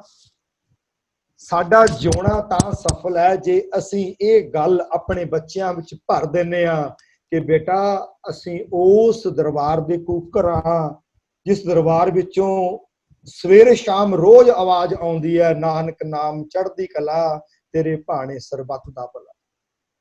ਹੁਣ ਇਹ ਸਰਬੱਤ ਦੇ ਭਲੇ ਦਾ ਸਿਖਲਾਈ ਢਾਂਚਾ ਕਿੰਨਾ ਕੁ ਮਜ਼ਬੂਤ ਹੈ, ਤੁਸੀਂ ਇਹ ਦੋ ਤਸਵੀਰਾਂ ਨੂੰ ਦੇਖ ਸਕਦੇ ਹੋ। ਇਹ ਉਸ ਵਕਤ ਦੀਆਂ ਨੇ ਜਦੋਂ ਅਗਵਾਈ ਨਵਾਬ ਕਪੂਰ ਸਿੰਘ, ਜੱਸਾ ਸਿੰਘ ਆਹਲੂਵਾਲੀਆ ਦੇ ਹੱਥ ਵਿੱਚ ਸੀ। ਉਸ ਵਕਤ ਦਰਬਾਰਾ ਸਿੰਘ ਹੋਰਾਂ ਨੇ ਬਹੁਤ ਵਧੀਆ ਢੰਗ ਨਾਲ ਪਰਿਵਾਰਾਂ ਨੂੰ, ਬੱਚਿਆਂ ਨੂੰ ਘੜ ਦਿੱਤਾ ਸੀ। ਤੇ ਤੁਸੀਂ ਘੜੀ ਹੋਈ ਟਕਸਾਲ ਦੇ ਇਹਨਾਂ ਹੀਰੇ ਮੋਤੀ ਜਵਾਹਰਾਤਾਂ ਨੂੰ ਦੇਖ ਸਕਦੇ ਹੋ ਕਿ ਖੋਪੜ ਉਤਰ ਰਹੇ ਨੇ। ਮਾਤਾਵਾਂ ਦੇ ਸਾਹਮਣੇ ਬੱਚਿਆਂ ਨੂੰ ਕੋਹ ਕੇ ਮਾਰਿਆ ਜਾ ਰਿਹਾ ਹੈ। ਪਰ ਪਿਆਰ ਵਾਲਿਓ, ਇਹ ਕਿਹੜੀ ਮਿੱਟੀ ਦੇ ਬਣੇ? ਸਾਨੂੰ ਹੁਣ ਇੱਥੇ ਮੁਲਾਂਕਣ ਇਹ ਕਰਨਾ ਹੈ ਕਿ ਅਸੀਂ ਆਪਣੇ ਪਰਿਵਾਰਾਂ ਵਿੱਚ ਆਪਣੇ ਬੱਚਿਆਂ ਦੀ ਘਾਟ ਕਿਵੇਂ ਘੜ ਦਿੱਤੀ ਹੈ। ਕੀ ਅਸੀਂ ਇਦਾਂ ਦੀ ਘਾਟ ਘੜਨ ਲਈ ਤਿਆਰ ਹਾਂ? ਕੀ ਅਸੀਂ ਰੋਜ਼ ਬੱਚਿਆਂ ਨੂੰ ਇਹ ਗੱਲ ਦ੍ਰਿੜ ਕਰਵਾਉਂਦੇ ਹਾਂ ਕਿ ਖੋਪੜ ਲੈ ਜਾਵੇ ਤੇ ਮੁਸਕਾਨ ਤਾਰੂ ਸਿੰਘ ਵਾਲੀ ਹੋਵੇ, ਬੰਦ ਕੱਟ ਦਿੱਤੇ ਜਾਣ ਤਾਂ ਇਹਨਾਂ ਮਾਤਾਵਾਂ ਦੀ ਚੜ੍ਹਦੀ ਕਲਾ ਵਾਂਗੂ ਸਾਡੇ ਬੱਚਿਆਂ ਦੇ ਵਿੱਚ ਵੀ ਉਹ ਚੜ੍ਹਦੀ ਕਲਾ ਹੋਵੇ। ਇਹ ਸਿਖਲਾਈ ਢਾਂਚਾ ਆਖਰ ਕਿਹੜਾ ਸੀ? ਅੱਜ ਅਸੀਂ ਉਸ ਸਿਖਲਾਈ ਢਾਂਚੇ ਨੂੰ ਬਹੁਤ ਬਰੀਕੀ ਵਿੱਚ ਵਿਚਾਰਾਂਗੇ ਕਿ ਇਹ ਪਰਿਵਾਰਾਂ ਵਿੱਚ ਇਹ ਬੱਚਿਆਂ ਦੀ ਘਾਟ ਕਿਹੜੇ ਢਾਂਚੇ ਨੇ ਘੜੀ। ਸੋ ਇਹ ਢਾਂਚਾ ਕਿਹੋ ਜਿਹਾ ਸੀ? ਸਾਡੇ ਇਹ ਦੋਨੋਂ ਵਕਤ ਦੀ ਅਰਦਾਸ ਵਿੱਚ ਜਿਹੜੇ ਇਹ ਸ਼ਬਦ ਨੇ ਇਹਨਾਂ ਦੀ, ਨਾਨਕ ਨਾਮ ਚੜ੍ਹਦੀ ਕਲਾ ਤੇਰੇ ਭਾਣੇ ਸਰਬੱਤ ਦਾ ਭਲਾ, ਇਹਨੂੰ ਮਾਮੂਲੀ ਨਹੀਂ ਹੈ, ਇਹਦੀ ਡੂੰਘਾਈ ਵਿੱਚ ਜਾਓ। ਇੱਥੇ ਇੱਕ ਨਾਨਕ ਸ਼ਬਦ ਹੈ, ਇੱਕ ਨਾਮ ਹੈ, ਤੀਸਰਾ ਚੜ੍ਹਦੀ ਕਲਾ ਹੈ, ਚੌਥਾ ਤੇਰਾ ਭਾਣਾ ਹੈ ਤੇ ਪੰਜਵਾਂ ਸਰਬੱਤ ਦਾ ਭਲਾ ਹੈ। ਅਸੀਂ ਸਰਬੱਤ ਦੇ ਭਲੇ ਤੱਕ ਉਦੋਂ ਜਾਵਾਂਗੇ, ਮੂਹਰੇ ਚਾਰ ਨੇ। ਨਾਨਕ ਦੇ ਚਰਨਾਂ ਵਿੱਚ ਸਿਰ ਰੱਖਣਾ ਪੈਣਾ, ਨਾਨਕ ਤੋਂ ਨਾਮ ਦੀ ਗੁੜਤੀ ਲੈਣੀ ਪੈਣੀ ਹੈ, ਨਾਮ ਨੇ ਚੜ੍ਹਦੀ ਕਲਾ ਕਰਨੀ ਹੈ, ਚੜ੍ਹਦੀ ਕਲਾ ਨੇ ਭਾਣੇ ਵਿੱਚ ਰਹਿਣ ਦਾ ਸਬਕ ਸਾਨੂੰ ਸਿਖਾਉਣਾ ਹੈ, ਤੇ ਜਦੋਂ ਭਾਣੇ ਵਿੱਚ ਰਹਿਣ ਦਾ ਸਬਕ ਦ੍ਰਿੜ ਹੋ ਗਿਆ ਫਿਰ ਅਸੀਂ ਸਰਬੱਤ ਦਾ ਭਲਾ ਕਰ ਸਕਦੇ। ਸੋ ਇਹ ਵਿਚਾਰ, ਇਹ ਚੜ੍ਹਦੀ ਕਲਾ ਵਿੱਚ ਰਹਿਣ ਦੀਆਂ ਬਾਤਾਂ ਭਾਈ ਵੀਰ ਸਿੰਘ ਹੋਰੀ ਦੱਸਦੇ ਨੇ। ਉਹਨਾਂ ਨੇ ਆਪਣੀਆਂ ਲਿਖਤਾਂ ਵਿੱਚ ਬਹੁਤ ਥਾਂ ਇਹਨੂੰ ਮਤਲਬ ਕਿ ਅੰਡਰਲਾਈਨ ਕਰਕੇ ਦੱਸਿਆ ਹੋਇਆ ਹੈ ਕਿ ਹਰ ਸਿੱਖ ਆਪਣੇ ਬੱਚਿਆਂ ਨੂੰ ਗੁਰਮਤ ਰਹਿਣੀ ਦ੍ਰਿੜ ਕਰਵਾਉਣੀ ਆਪਣਾ ਪਰਮ ਧਰਮ ਸਮਝਦਾ ਸੀ, ਉਹਦਾ ਪਰਮ ਧਰਮ ਸੀ। ਹੁਣ ਆਪਾਂ ਜਿੰਨੇ ਜੁੜੇ ਬੈਠੇ ਆ ਵਿਸ਼ਵ ਭਰ ਤੋਂ, ਤੁਸੀਂ ਤਾਂ ਬਹੁਤ ਸਿਆਣੇ ਹੋ, ਮਤਲਬ ਕਿ ਜਿਹੜੀ ਅੱਜ ਇਹ ਵੀਰਾਂ ਨੇ ਮਿਹਨਤ ਕਰਕੇ ਸੰਗਤ ਜੋੜੀ ਹੈ। ਯੂ ਆਰ ਨੋਟ ਦਾ ਲੇਮੈਨਸ ਕਿ ਤੁਸੀਂ ਸੜਕ ਤੇ ਤੁਰੇ ਜਾਣ ਵਾਲੇ ਲੋਕ ਹੋ। ਤੁਸੀਂ ਉਹ ਜਿਨ੍ਹਾਂ ਨੂੰ ਗੁਰੂ ਘਰ ਨਾਲ ਪਿਆਰ ਹੈ, ਜਿਨ੍ਹਾਂ ਦੇ ਅੰਦਰ ਕੋਈ ਦਰਦ ਹੈ। ਪਰ ਹੁਣ ਆਪਾਂ ਆਪਣਾ ਸਾਰਿਆਂ ਨੇ ਮੁਲਾਂਕਣ ਕਰਨਾ ਹੈ ਕਿ ਸਾਨੂੰ ਸਾਰਿਆਂ ਨੂੰ ਇਸ ਗੱਲ ਦਾ ਅਹਿਸਾਸ ਹੈ ਕਿ ਅਸੀਂ ਇਸ ਗੱਲ ਨੂੰ ਆਪਣਾ ਪਰਮ ਧਰਮ ਸਮਝਦੇ ਹਾਂ। ਜਿੰਨੀ ਮਿਹਨਤ ਅਸੀਂ ਆਪਣੇ ਬੱਚਿਆਂ ਦੀ ਦੁਨਿਆਵੀ ਵਿਕਾਸ ਤੇ ਲਾਉਨੇ ਆ, ਉਹ ਤੋਂ ਵੱਧ ਮਿਹਨਤ ਕੀ ਅਸੀਂ ਆਪਣਾ ਪਰਮ ਧਰਮ ਸਮਝਦੇ ਹੋਏ ਬੱਚਿਆਂ ਨੂੰ ਆਪਣੇ ਵਿਰਸੇ ਨਾਲ ਜੋੜਨ ਲਈ ਕਰ ਰਹੇ ਹਾਂ ਕਿ ਨਹੀਂ। ਅੱਗੇ ਚੱਲੀਏ। ਹੁਣ ਇਹ ਸਿਖਲਾਈ ਢਾਂਚਾ ਕਿਹੋ ਜਿਹਾ ਸੀ? ਮੈਂ ਆਪਣੀਆਂ ਪੁਰਾਣੇ ਵਿਚਾਰਾਂ ਦੇ ਦੌਰਾਨ ਵੀਡੀਓਜ਼ ਦੇ ਵਿੱਚ ਤੁਹਾਨੂੰ ਇਹ ਦੋ ਗੱਲਾਂ ਬਾਰੇ ਹਲਕੇ ਇਸ਼ਾਰੇ ਕਈ ਵਾਰ ਦਿੱਤੇ ਨੇ ਕਿ ਸਰਦਾਰ ਦਰਬਾਰਾ ਸਿੰਘ ਹੋਰਾਂ ਨੇ ਇੱਕ ਵਿਦਿਅਕ ਸਮੱਗਰੀ ਤਿਆਰ ਕੀਤੀ, ਇੱਕ ਸਿਲੇਬਸ ਘੜਿਆ। ਅੱਜ ਮੈਂ ਇਹਦੀ ਵਿਸਥਾਰ ਵਿੱਚ ਨਹੀਂ ਜਾਵਾਂਗਾ। ਦੂਸਰਾ, ਸਰਦਾਰ ਦਰਬਾਰਾ ਸਿੰਘ ਹੋਰਾਂ ਨੇ ਉਸਤਾਦਾਂ ਰਾਹੀਂ ਵਿਅਕਤੀਗਤ ਸਿਖਲਾਈ ਆਰੰਭ ਕੀਤੀ। ਅੱਜ ਮੈਂ ਆਪਣੀ ਗੱਲਬਾਤ ਦਾ ਪੂਰਾ ਧੁਰਾ ਇਹ ਐੜਾ ਉੱਤੇ ਰੱਖਾਂਗਾ ਕਿ ਉਸਤਾਦ ਕਿਸ ਤਰ੍ਹਾਂ ਆਪਣੇ ਵਿਦਿਆਰਥੀਆਂ ਦੀ ਸਿਖਲਾਈ ਕਰਿਆ ਕਰਦੇ ਸਨ। ਭਾਈ ਵੀਰ ਸਿੰਘ ਹੋਰਾਂ ਨੇ ਇੱਕ ਥਾਂ ਬਹੁਤ ਖੂਬ ਲਿਖਿਆ ਹੈ, ਕਹਿੰਦੇ ਇੱਕ ਅੰਗਰੇਜ਼ ਦੇ ਮਨ ਦੇ ਵਿੱਚ ਇੱਕ ਖਾਹਸ਼, ਇਹ ਬਾਬਾ ਨੌਧ ਸਿੰਘ ਦਾ ਇੱਕ ਕਾਂਡ ਹੈ ਕਿ ਉਹਦੇ ਮਨ ਵਿੱਚ ਖਾਹਸ਼ ਆ ਗਈ ਕਿ ਮੈਂ ਅੰਮ੍ਰਿਤਪਾਨ ਕਰਨਾ ਹੈ। ਤੇ ਭਾਈ ਵੀਰ ਸਿੰਘ ਉਹਨੂੰ ਕਹਿਣ ਲੱਗੇ ਵੀ ਤੈਨੂੰ ਅੰਮ੍ਰਿਤਪਾਨ ਨਹੀਂ ਕਰਵਾਇਆ ਜਾ ਸਕਦਾ। ਉਹ ਕਹਿੰਦਾ ਮੈਂ ਬਹੁਤ ਕਾਇਲ ਹਾਂ ਤੁਹਾਡੀ ਵਿਚਾਰਧਾਰਾ ਤੋਂ, ਤੁਸੀਂ ਚਾਹੁੰਦੇ ਨਹੀਂ ਕਿ ਸਿੱਖਾਂ ਦੀ ਗਿਣਤੀ ਦੁਨੀਆ 'ਚ ਵਧੇ ਫੁੱਲੇ, ਮੈਂ ਆਪਣਾ ਧਰਮ ਛੱਡ ਕੇ ਤੁਹਾਡੇ ਵਿੱਚ ਆਉਣਾ ਚਾਹੁੰਦਾ। ਤੇ ਭਾਈ ਵੀਰ ਸਿੰਘ ਕਹਿੰਦੇ ਅਸੀਂ ਚਾਹੁੰਦੇ ਹਾਂ, ਬਟ ਅਸੀਂ ਜਿਸ ਤਰ੍ਹਾਂ ਤੂੰ ਚਾਹੁੰਦਾ ਸਾਨੂੰ ਕੋਈ ਇਹ ਭੈ ਨਹੀਂ, ਸਾਡੇ ਅੰਦਰ ਕੋਈ ਇਦਾਂ ਦੀ ਦੌੜ ਨਹੀਂ ਲੱਗੀ ਹੋਈ ਕਿ ਅਸੀਂ ਦੁਨੀਆ ਦੇ ਧਰਮ ਤਬਦੀਲ ਕਰਕੇ ਉਹਨਾਂ ਨੂੰ ਅਸੀਂ ਆਪਣੇ 'ਚ ਸ਼ਾਮਲ ਕਰਨਾ। ਸਾਡਾ ਨਿਸ਼ਾਨਾ ਕੋਈ ਹੋਰ ਹੈ। ਉਹ ਪੁੱਛਣ ਲੱਗਿਆ, ਨਿਸ਼ਾਨਾ ਕੀ ਹੈ? ਕਹਿੰਦੇ ਅਸੀਂ ਮਨੁੱਖ ਘੜਦੇ ਹਾਂ ਸਚਿਆਰ। ਜਦੋਂ ਗੁਰੂ ਗੋਬਿੰਦ ਸਿੰਘ ਪਾਤਸ਼ਾਹ ਨੇ ਖੰਡੇ ਬਾਟੇ ਦੀ ਪਹੁਲ ਦਿੱਤੀ ਸੀ ਤਾਂ ਨੰਗੀ ਕਿਰਪਾਨ ਕੱਢ ਕੇ ਸੀਸ ਮੰਗੇ ਸਨ। ਇਸ ਵਿਚਾਰਧਾਰਾ ਨੂੰ ਸਮਝਣਾ ਜ਼ਰੂਰੀ ਹੈ। ਜਦ ਤੇਰਾ ਸੀਸ ਧੜ ਨਾਲੋਂ ਲੈਣ ਦੇ ਕਾਬਿਲ ਹੋ ਗਿਆ, ਉਹ ਤੈਨੂੰ ਅੰਮ੍ਰਿਤ ਦੀ ਦਾਤ ਉਦੋਂ ਮਿਲਣੀ ਹੈ, ਉਸ ਤੋਂ ਪਹਿਲਾਂ ਨਹੀਂ। ਉਹ ਕਹਿੰਦਾ ਮੇਰਾ ਇਹ ਕਾਬਿਲ ਕਿਵੇਂ ਹੋਵੇਗਾ? ਤੇ ਫਿਰ ਬਾਬਾ ਨੌਧ ਸਿੰਘ ਹੋਰੀ ਦੱਸਦੇ ਨੇ ਕਿ ਤੈਨੂੰ ਇਹਦੀ ਸਿਖਲਾਈ ਲੈਣੀ ਪੈਣੀ ਹੈ ਉਸਤਾਦਾਂ ਤੋਂ। ਜਦੋਂ ਤੇਰੇ ਉਸਤਾਦਾਂ ਨੂੰ ਇਹ ਲੱਗਿਆ ਕਿ ਤੂੰ ਇਹਦੇ ਯੋਗ ਹੋ ਗਿਆ, ਫਿਰ ਤੈਨੂੰ 5 ਸਿੱਖਾਂ ਕੋਲੇ ਪੇਸ਼ ਕਰਨਗੇ, ਤੇਰੀ ਜ਼ਿੰਮੇਵਾਰੀ ਲੈਣਗੇ, ਫਿਰ ਤੈਨੂੰ ਅੰਮ੍ਰਿਤ ਦੀ ਦਾਤ ਮਿਲੇਗੀ। ਇਦਾਂ ਉਹ ਭਾਈ ਦਰਬਾਰਾ ਸਿੰਘ ਹੋਰਾਂ ਨੇ ਇਸ ਤਰ੍ਹਾਂ ਕੱਚ ਤਾਂ ਰੱਖੀ ਕਿਤੇ ਕੋਈ ਨਹੀਂ ਸੀ ਨਾ, ਕੁਆਲਿਟੀ, ਨੋ ਕੰਪਰੋਮਾਈਜ਼। ਕਿਉਂਕਿ ਖਾਲਸਾ ਜਿੱਥੇ ਖੜਦਾ ਸੀ ਨਾ, ਸੀ ਲਿਖਤਾਂ ਨੂੰ, ਮੁਗਲਾਂ ਦੀਆਂ ਦੁਸ਼ਮਣਾਂ ਦੀਆਂ ਲਿਖਤਾਂ ਨੂੰ ਪੜ੍ਹ ਕੇ ਦੇਖੋ, ਜਿੱਥੇ ਖੜਦਾ ਸੀ ਲੋਕ ਉਸ ਮਿੱਟੀ ਨੂੰ ਚੱਕ ਕੇ ਚੁੰਮਦੇ ਸਨ, ਮਸਤਕ ਨੂੰ ਲਾਉਂਦੇ ਸਨ। ਇਹ ਕਿਵੇਂ ਸੀ? ਇਹ ਸਿਰਫ ਕਥਾ ਦੀ ਕਹਾਣੀ ਨਹੀਂ, ਇਹਦੇ ਮਗਰ ਦਰਬਾਰਾ ਸਿੰਘ ਹੋਰਾਂ ਦਾ ਜਿਹੜਾ ਦੂਸਰਾ ਵਿਧੀ ਸੀ ਨਾ, ਉਹਨੂੰ ਸਮਝਣੀ ਪਵੇਗੀ ਕਿ ਉਸਤਾਦਾਂ ਰਾਹੀਂ ਕਿਹੋ ਜਿਹੀ ਘਾਟ ਘੜਦੇ ਸਨ ਕਿ ਦੁਸ਼ਮਣ ਦੀਆਂ ਬਹੂ ਬੇਟੀਆਂ ਉਹਨਾਂ ਰਾਹਾਂ ਦੀ ਮਿੱਟੀ ਨੂੰ ਚੱਕ ਕੇ ਚੁੰਮਿਆ ਕਰਦੀਆਂ ਸਨ, ਜਿੱਥੋਂ ਦੀ ਸਿੱਖ ਜਰਨੈਲਾਂ ਦੇ ਘੋੜਿਆਂ ਦੀਆਂ ਟਾਪਾਂ ਗੁਜ਼ਰ ਜਾਂਦੀਆਂ। ਇਹ ਸ਼ਬਦ ਕਾਜ਼ੀ ਨੂਰ ਮੁਹੰਮਦ ਦੇ ਨੇ, ਜਿਹੜਾ ਸਿੱਖਾਂ ਦੇ ਲਈ ਅੱਪ ਤੋਂ ਅੱਪ ਸ਼ਬਦ ਵਰਤ ਕੇ ਗਾਲ ਕੱਢਦਾ, ਪਰ ਨਾਲ ਇਹ ਹਕੀਕਤ ਨੂੰ ਬਿਆਨ ਕਰਦਾ ਕਿ ਇਹਨਾਂ ਦੇ ਕਿਰਦਾਰਾਂ ਅੱਗੇ ਅਸੀਂ ਨਤਮਸਤਕਾਂ ਕਿ ਕਿਹੜੀ ਮਿੱਟੀ ਦੇ ਬਣੇ ਨੇ, ਇਹ ਘੜੇ ਕਿਵੇਂ ਗਏ ਸਨ। ਮੈਂ ਅੱਜ ਉੱਥੇ ਆਉਣ ਲੱਗਿਆ। ਇਹ ਕਿਤਾਬਾਂ ਦੀਆਂ ਮੈਂ ਜਸਟ ਤੁਹਾਡੀ ਸਲਾਈਡ ਤੁਹਾਡੀ ਨਿਗਾਹ 'ਚ ਦੇ ਰਿਹਾ ਕਿ ਇਹ 24 ਪ੍ਰਕਾਸ਼ਨਾਵਾਂ ਵੀ ਭਾਈ ਦਰਬਾਰਾ ਸਿੰਘ ਹੋਰਾਂ ਦੀ ਵਿਉਂਤਬੰਦੀ ਤੋਂ ਸਮਝ ਕੇ ਕਿ ਸਕੂਲਾਂ ਦੇ ਸਿਲੇਬਸ ਨੂੰ ਕਿਹੋ ਜਿਹੀ ਰੰਗਤ ਦਿੱਤੀ ਜਾਵੇ ਕਿ ਬੱਚਿਆਂ ਦੀ ਸਹਿ ਸੁਭਾਏ ਘਾਟ ਹੋਵੇ। ਪਰ ਮੈਂ ਅੱਜ ਇਸ ਵਿਸ਼ੇ ਤੇ ਗੱਲ ਨਹੀਂ ਕਰਨੀ। ਇਹ 24 ਪ੍ਰਕਾਸ਼ਨਾਵਾਂ ਬਾਰੇ ਤੁਸੀਂ ਭਲੀ ਭਾਂਤ ਜਾਣਦੇ ਹੋ। ਸਾਡੇ ਬਜ਼ੁਰਗਾਂ ਦਾ ਦੂਸਰਾ ਨੁਕਤਾ ਕੀ ਸੀ? ਉਸਤਾਦਾਂ ਰਾਹੀਂ ਵਿਅਕਤੀਗਤ ਸਿਖਲਾਈ।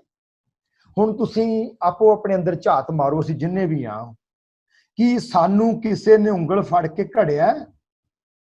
ਸ਼ਾਇਦ ਸਾਡੇ ਬਜ਼ੁਰਗਾਂ ਵਿੱਚ ਇਹ ਵਿਧੀ ਵਿਧਾਨ ਚੱਲਦਾ ਰਿਹਾ ਸੀ, ਪਰ ਅੱਜ ਕੀ ਅਸੀਂ ਕਿਸੇ ਨੂੰ ਉਂਗਲ ਫੜ ਕੇ ਘੜਦੇ ਪਏ ਆ? ਕੀ ਸਾਡੇ ਕੋਲੇ ਕੋਈ ਘੜਨ ਦਾ ਕੋਈ ਵਿਧੀ ਵਿਧਾਨ, ਕੋਈ ਤਰੀਕਾ, ਕੋਈ ਸਟਰਕਚਰ ਸਾਡੇ ਕੋਲੇ ਹੈ? ਇਸ ਨੂੰ ਪੂਰਾ ਕਰਨ ਦੇ ਲਈ ਗੁਰੂ ਨੇ ਕਿਰਪਾ ਕੀਤੀ। ਆਤਮ ਪ੍ਰਕਾਸ਼ ਦੀ ਸਮੁੱਚੀ ਟੀਮ ਨੇ ਇਹ ਪੋਜ਼ਿਟਿਵ ਥਿੰਕਰ ਟ੍ਰੇਨਿੰਗ ਇੰਸਟੀਚਿਊਟ ਦਾ ਜਿਹੜਾ ਉਪਰਾਲਾ ਕੀਤਾ, ਜਿਹਦੇ ਵਿੱਚ ਅਸੀਂ ਵਿਦਿਆਰਥੀਆਂ ਨੂੰ ਪਹਿਲਾਂ ਤਾਂ ਇੱਕ ਨਾਮ ਦਿੰਦੇ ਹਾਂ, ਪੋਜ਼ਿਟਿਵ ਥਿੰਕਰ, ਜਿਹੜੇ ਉਸਾਰੂ ਸੋਚ ਰੱਖਣ ਵਾਲੇ ਨੇ, ਉਹਨਾਂ ਦੀ ਟ੍ਰੇਨਿੰਗ ਕਰਦਾ ਇਹ ਇੰਸਟੀਚਿਊਟ।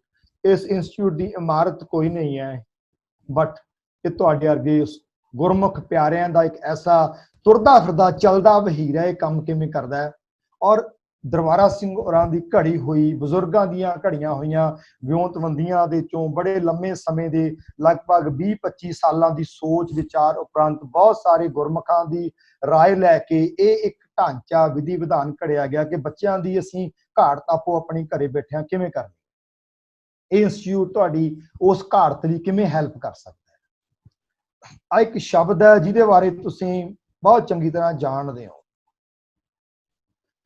ਵਿਦੇਸ਼ਾਂ ਵਿੱਚ ਜਿਹੜੇ ਸੱਜਣ ਬੈਠੇ ਅੱਜ ਦੀ ਇਕੱਤਰਤਾ ਵਿੱਚ ਸ਼ਮੂਲੀਅਤ ਕਰ ਰਹੇ ਨੇ, ਉਹ ਇੰਡੀਅਨਸ ਦੇ ਨਾਲੋਂ ਇਹਨੂੰ ਬਹੁਤ ਜ਼ਿਆਦਾ ਚੰਗੀ ਤਰ੍ਹਾਂ ਜਾਣਦੇ ਨੇ ਕਿ ਟਾਈਮ ਟੇਬਲ ਹੁੰਦਾ ਕੀ ਹੈ। ਜਦੋਂ ਇੱਕ ਮਜ਼ਦੂਰ ਵੀ ਕਿਸੇ ਨੂੰ ਟਾਈਮ ਦਿੰਦਾ ਨਾ ਕਿ ਮੈਂ 3 ਵਜੇ ਤੇਰੀ ਟੂਟੀ ਠੀਕ ਕਰਨ ਆਉਣਾ, ਤਾਂ ਉਹ 2:59 ਦੇ ਉੱਤੇ ਤੁਹਾਡੀ ਬੈਲ ਘਰ ਦੀ ਮਾਰ ਦਿੰਦਾ ਕਿ ਭਾਈ ਮੈਂ ਆ। ਸਮੇਂ ਦਾ ਇੰਪੋਰਟੈਂਸ ਇੰਡੀਅਨਸ ਨੂੰ ਮੈਨੂੰ ਕਹਿ ਲੈਣ ਦੇਣਾ। ਸਾਊਥ ਏਸ਼ੀਆ ਵਿੱਚ ਵਸਦੇ ਬਹੁਤ ਸਾਰੇ ਲੋਕ ਇਹਨੂੰ ਉਹਨਾਂ ਚੰਗੀ ਤਰ੍ਹਾਂ ਨਹੀਂ ਸਮਝਦੇ ਜਿਸ ਤਰ੍ਹਾਂ ਵਿਦੇਸ਼ਾਂ ਵਿੱਚ ਲੋਕ ਇਹ ਸਮੇਂ ਦੀ ਬੁਕਤ ਨੂੰ ਬਹੁਤ ਚੰਗੀ ਤਰ੍ਹਾਂ ਸਮਝ। ਪਰ ਮੇਰਾ ਇੱਥੇ ਸੁਨੇਹਾ ਸਿਰਫ ਸਮੇਂ ਦੀ ਇਹ ਦੁਨਿਆਵੀ ਗੱਲਾਂ ਨੂੰ ਪਲੈਨਿੰਗ ਤੋਂ ਨਹੀਂ ਹੈ, ਉਹ ਵਿੱਚੇ ਆਪੇ ਆ ਜਾਣਗੀਆਂ। ਪਰ ਜਿਹੜੀ ਵਿਉਂਤਬੰਦੀ ਭਾਈ ਦਰਬਾਰਾ ਸਿੰਘ ਹੋਰਾਂ ਨੇ ਸਾਡੇ ਬਜ਼ੁਰਗਾਂ ਨੇ ਸਾਨੂੰ ਦਿੱਤੀ, ਉਹਦੇ ਉੱਤੇ ਹੁਣ ਫੋਕਸ ਕਰਨਾ ਹੈ ਕਿ ਉਹ ਵਿਉਂਤਬੰਦੀ ਕੀ ਸੀ। ਮੈਂ ਬਹੁਤ ਤੇਜ਼ੀ ਨਾਲ ਤੁਹਾਨੂੰ ਇਸ ਸਮਾਂ ਸਾਰਣੀ ਦੀਆਂ ਟਾਸਕਸ ਨੂੰ ਐਕਸਪਲੇਨ ਕਰਨਾ ਹੈ।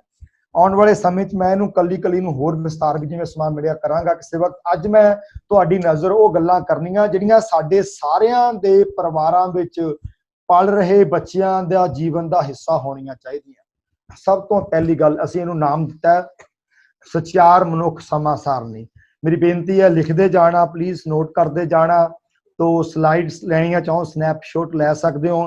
ਤੇ ਇਹ ਹੁਣ ਗੱਲਾਂ ਤੁਸੀਂ ਸਾਰਿਆਂ ਨੇ ਘੱਟੋ ਘੱਟ ਆਪਣੇ ਬੱਚਿਆਂ ਦੇ ਸਿਲੇਬਸ ਦੇ ਵਿੱਚ, ਉਹਨਾਂ ਦੇ ਟਾਈਮ ਟੇਬਲ ਵਿੱਚ ਸ਼ਾਮਲ ਕਰਨੀਆਂ ਨੇ। ਇਹ ਜਿਹੜੀਆਂ ਮੈਂ ਤੁਹਾਨੂੰ ਸਲਾਈਡਸ ਹੁਣ ਤੁਹਾਡੀ ਸੇਵਾ 'ਚ ਰੱਖਣੀਆਂ ਨੇ, ਇਹ ਕੱਲੀ ਸਲਾਈਡ ਦਾ ਸਮਾਂ ਫਿਕਸ ਹੋਣਾ ਚਾਹੀਦਾ ਹੈ।